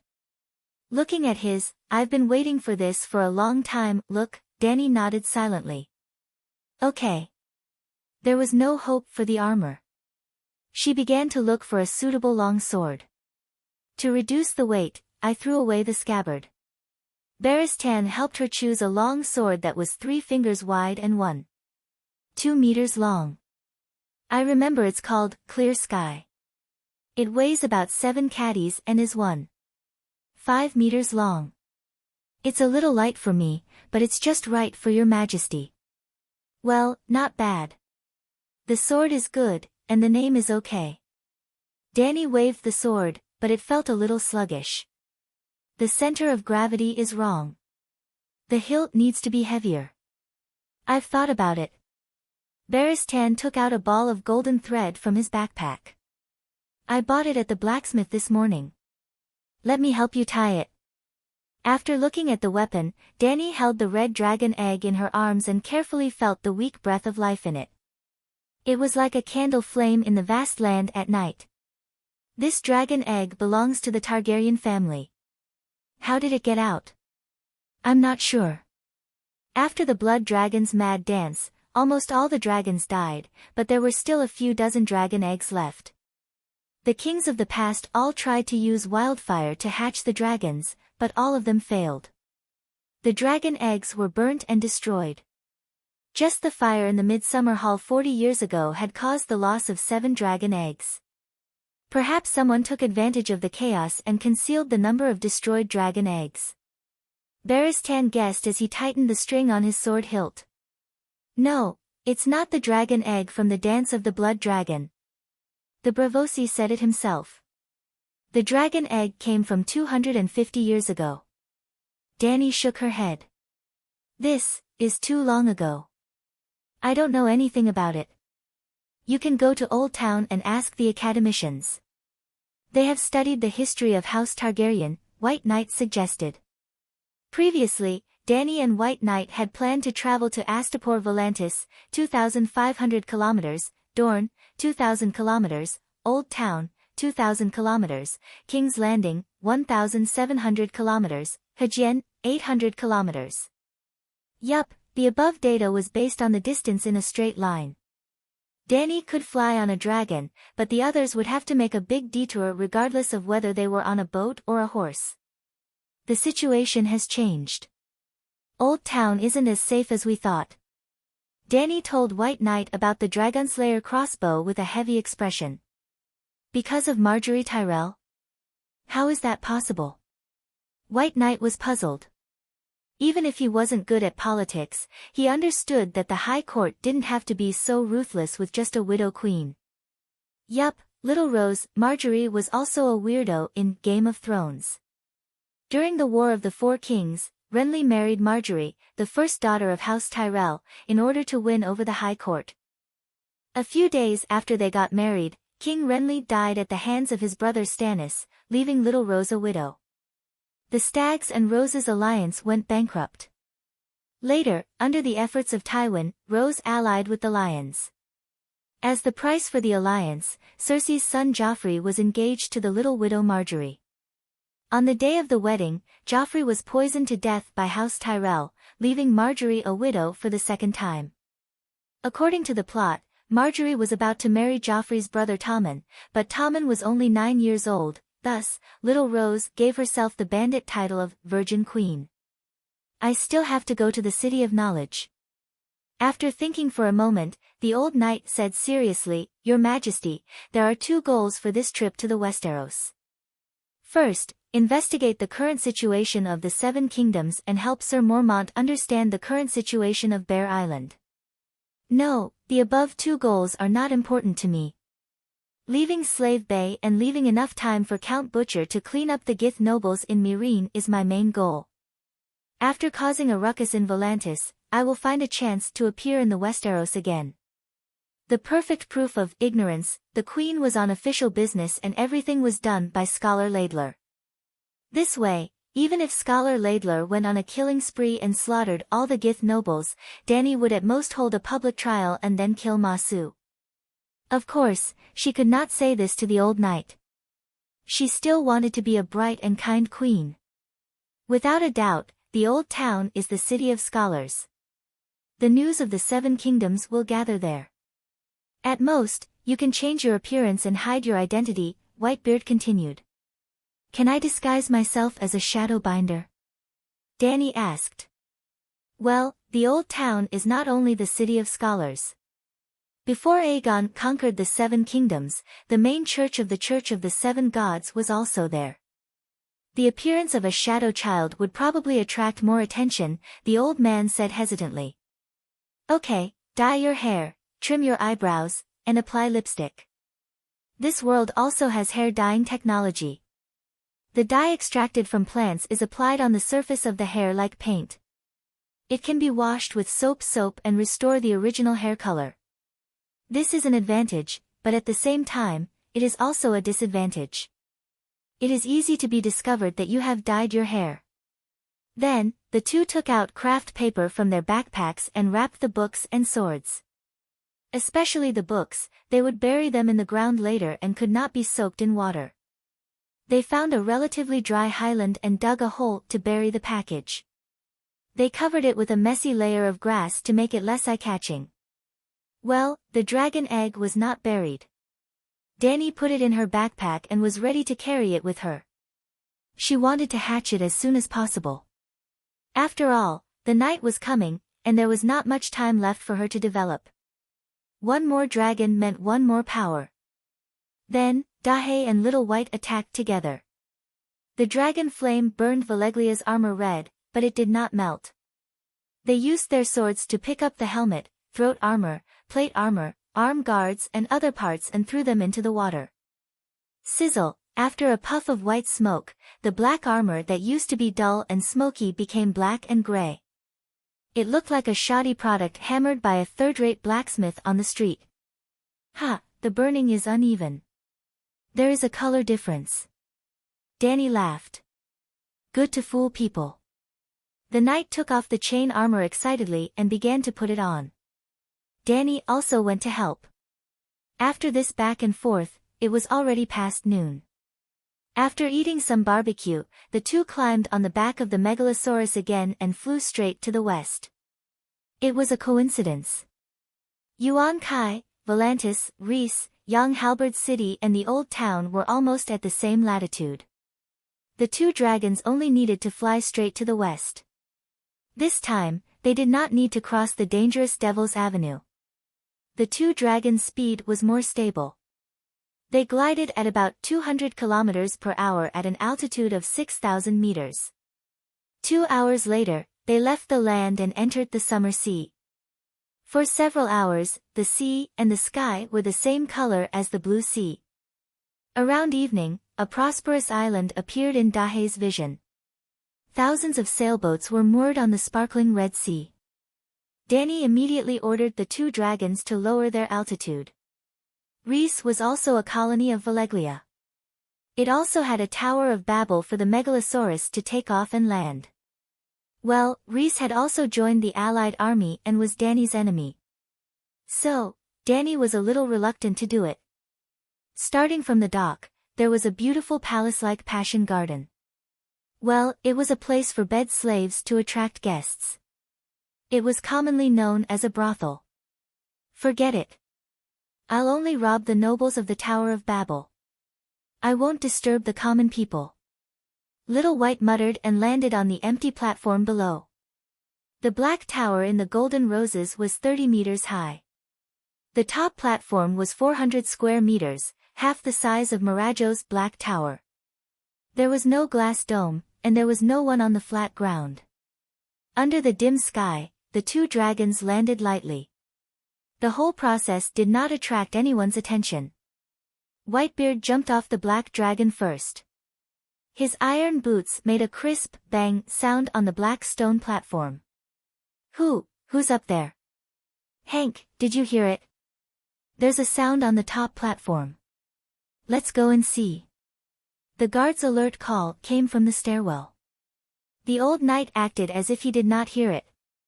He pulled out his long sword and shouted to Danny on the white dragon's back in a relaxed tone, "I'll go down first. After cleaning up the enemy, I'll inform His Majesty." Sure enough, he was used to robbing people. The first time he robbed the Black Tower of the Oris Bellaris family, the old knight was still hesitant and kept refusing. Now, without Danny's order, he jumped off the black dragon skillfully entered the stairwell, and skillfully cleaned up the guards in the palace. After a while, there were a few screams of the guards before they died. Baristan poked his head out from the stairwell and shouted in a strange tone, "There's an accident. Your Majesty, you have to come and see it in person." "What accident?" Danny's body tilted, and like a slide, she lightly slid down the white dragon's wings. This made her feel emotional. She thought back to a year and a half ago, not long after the 2 little dragons were born. Every morning, she would carry the 3 little guys in a basket to the wilderness to practice flying. Every time she threw them up, her movements were so gentle, for fear of breaking their slender and almost transparent wing bones. Now, the thick carpet-like wings could bear her weight of more than 50 kilograms, including mail armor and backpack. With complicated thoughts, Danny walked down the stairs and entered a magnificent palace. The mire carpet was embroidered with colorful flowers and naked girls. There were 2 porcelain vases at the door that were as tall as a person. Behind the low couch was a purple wood screen from the Midsummer Islands. The sunset passed through the mosaic glass on the window, projecting the halo of a giant crown in the air. Compared to the Pyramid Palace in Slave Bay, the aura of wealth was not to be outdone, and the artistic details were even better. In such a magnificent palace, the 2 corpses lying on the carpet were a bit of a killjoy. What was even more of a killjoy was the 3 men and 1 woman kneeling on the carpet. 2 delicate naked men, one with golden hair and one with purple hair, a naked woman with long golden hair and milky white skin, and a blue-robed young man who was holding his wrist and moaning softly. At his feet, there was a bright sword and a crossbow that was broken in 2. "What happened?" Danny asked. "Acquaintances," Baristan said awkwardly.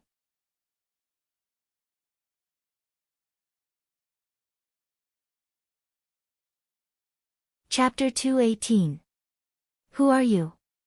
How dare you behave so atrociously in Prince O'Molan's residence?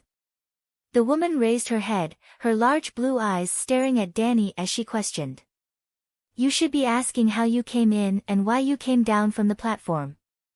Danny dragged a soft stool and sat in front of the 3 of them. "Let them put on their clothes."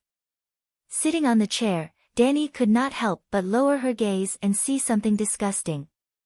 Although her gaze was fixed on the woman, there were strands of blood flowing out from her crotch. It made Danny feel nauseous. "Behave yourself," Baristan threatened. Then, he walked to the window and pulled down the lace curtain embroidered with the words, "Bright Moon over the Sea," and threw it over the three naked men and women. "Kid, are you from the Westeros? Which family's young master came to Reese to have fun?" Dany turned her gaze to the youth who was holding his wrist. He had blonde hair, blue eyes, and white skin. He was 17 or 18 years old. His face still had some childishness. His facial features were delicate, but he had a masculine air about him. His gaze was sharp. The other three were most likely at Serapi and had been pulled out of the bedroom by Barristan. There were broken crossbows and long swords on the carpet. Then, the youth must have used the crossbow and longsword to attack the White Knight. Even the maid at the entrance of the bedroom was killed, but he did not die. Obviously, the old knight's so-called acquaintance was him. As a Kingsguard, the acquaintance must be a noble from the Seven Kingdoms. "I am Henry Haythar, son of the old town's Earl, Laedon Haythar." "Who are you?" the youth said proudly. "Earl Haythar." Dany touched her chin and thought for a moment. She suddenly turned around and stared at the woman who had snatched most of the curtains. Upon closer look, the youth's appearance was similar to hers. "Isn't this too much of a coincidence?" Dany looked at Barristan and smiled bitterly. "Fortunately, it was me who came." The old knight nodded emotionally. If another White Knight came here, then, the situation would be too awkward and unimaginable. "Lady Linus, I remember that you are now married to a prince of trade?" Dany asked tentatively, turning to the woman. "This is the residence of Prince Tregomolan." "Who are you?" "You know me?" Linnes asked doubtfully. "I rode a dragon here." Dany turned around and shouted at the stairs. "Black Diamond, roar for them." Dahe didn't howl foolishly. It climbed down the platform along the wall like a gecko and firmly grasped the relief sculpture on the wall with its claws. Boom! It smashed through the mosaic glass window and stuck a ferocious dragon head in. Hiss hiss. Two streaks of white smoke with sparks of fire came out of his nostrils. His blood-red vertical pupils with a hint of black coldly sized up the four captives in the room. "Dragon!" Humphrey Hyder's eyes bulged as he groaned, "Dragon, it really is a dragon." The sea merchants weren't lying. The alliance is real, and the dragon is real. He turned his head abruptly and looked at Dany, saying in disbelief, "You're Dany Liz Targaryen? Why are you here?" "Ha, you know about the alliance?" Dany asked with a smile. "I thought they were bragging. After all, the dragon has already." Humphrey shook his head and smiled bitterly as he turned to look at Dahe who had retracted his head. "I was ignorant. Now do you know why I'm here? Burn down Reese City." Humphrey's face was pale and his voice trembled. "Sigh, I'm not that cruel." Dany waved her hand and smiled. "Besides, my dragon is still too young and doesn't have the ability to burn down a city. I came here today with two goals. Kill 180 princes to establish my authority, and steal a few dozen. Oh, Reese only has 3 sky towers. This is going to be difficult." She rubbed her chin as if she was troubled. Kill 180 princes." Humphrey's face twisted. How could she say that she wasn't cruel? That was a prince of trade. Even if his status couldn't be compared to the dukes of the Seven Kingdoms, he was definitely above the level of an earl. And she even said that she wanted to steal. Even the cruel Meg was not as cruel and greedy as you. Reese doesn't have that many princes, Linnes who was cowering at the side couldn't help but say. Dany glanced at the two young men who were barely covering their crotches and asked Linnes, "Since we're from the same hometown, I can do you a favor. Tell me, where is your dead husband? I'll kill him for you on the way." "Which husband?" "Mormont. I don't know which city he's working as a mercenary." "If you must kill him, you can go to Bravos and look for him," Linnes said with a confused expression. Bam! Barristan slapped his helmet and tilted his head, as if he couldn't bear to look at the scene in front of him. Danny stared at the woman for a long while before asking, how did that Jorah Mormont offend you that you must kill him? Linny's had an expression that said, you're being unreasonable. She felt wronged and said angrily, I didn't say that I wanted Mormont dead. It was you. You said that you would do me a favor and kill him. Could I have guessed wrong? Seeing that she was so self-righteous, Danny couldn't help but look at the White Knight in confusion and asked, the three of them didn't mess around? They were in a daze. Fortunately, His Majesty didn't see it. The scene was unsightly and inhumane, the old man said disdainfully. Linny's face was full of shame and anger as she glared at the armored knight.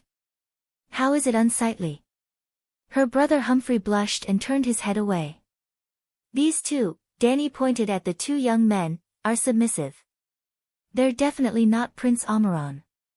There's nothing wrong with having sex, but they're just your lovers, right? It's fine to have an affair behind your husband's back, but you rely on the Prince of Trade to make a living. Would it be good if he knew? So I'm going to help you murder your husband. You can at least get half of the family property, right? In the future, you can find whoever and how many lovers you want. Hearing this, Linny's expression was strange and she wanted to say something but stopped. Dragon Queen, you've misunderstood. The golden rose and the purple rose are my bed slaves. My husband Chui Gu knows about this and even encouraged me to practice the 7 cries of spring. Sometimes, he would also join in. Lizi is the capital of lust and literature, and it's different from the 7 kingdoms. Oh, right, there's a lust garden in Slaves Bay, right? The situation here is actually similar to Yuan Kai. You should be able to understand it easily. In the end, she still had a puzzled expression. I've known about Lizi's openness for a long time, but this. Sigh, your husband is awesome.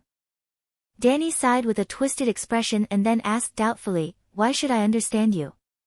Everyone is saying that after you took down Yuan Kai, you took in 8,000 bed slaves.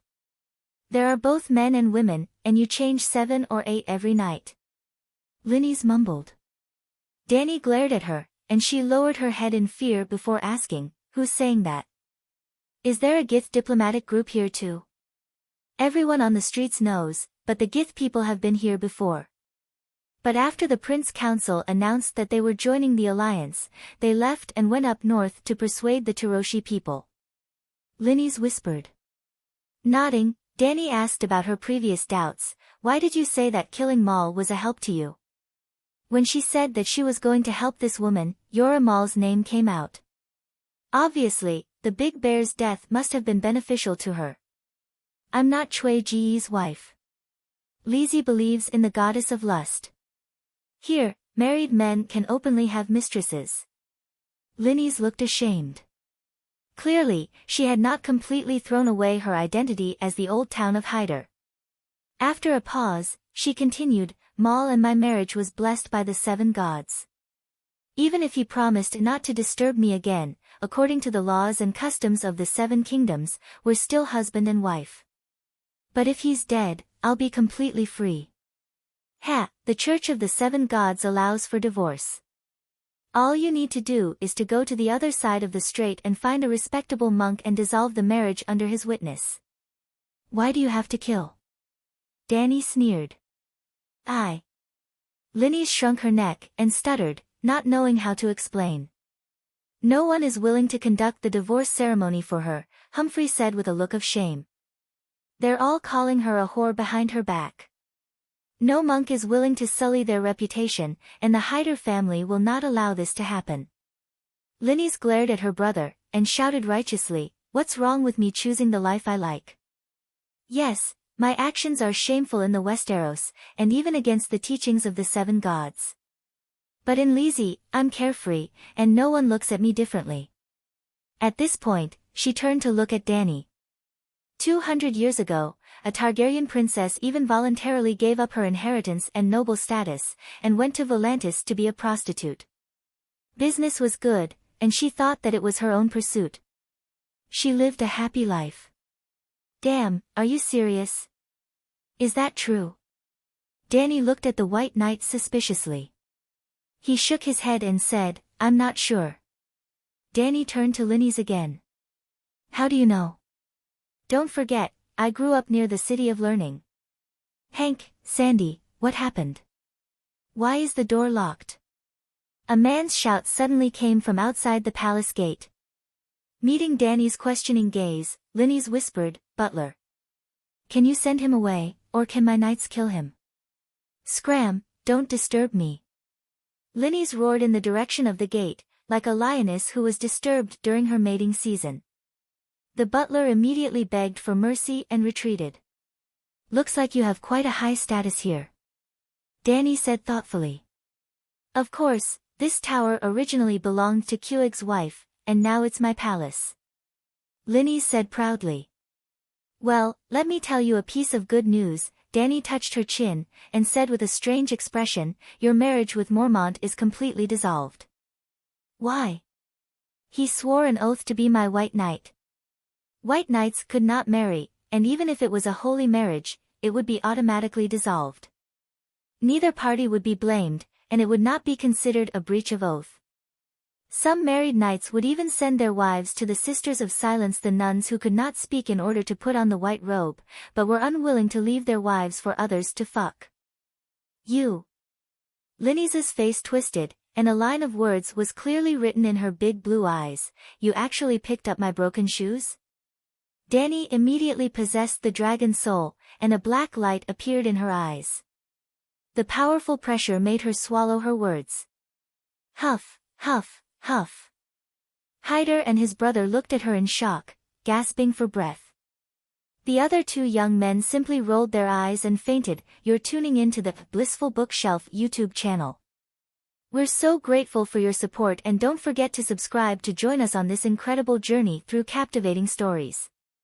Your generosity through donations truly makes a world of difference, as it's the primary source of revenue that allows me to expand and enhance this channel for you.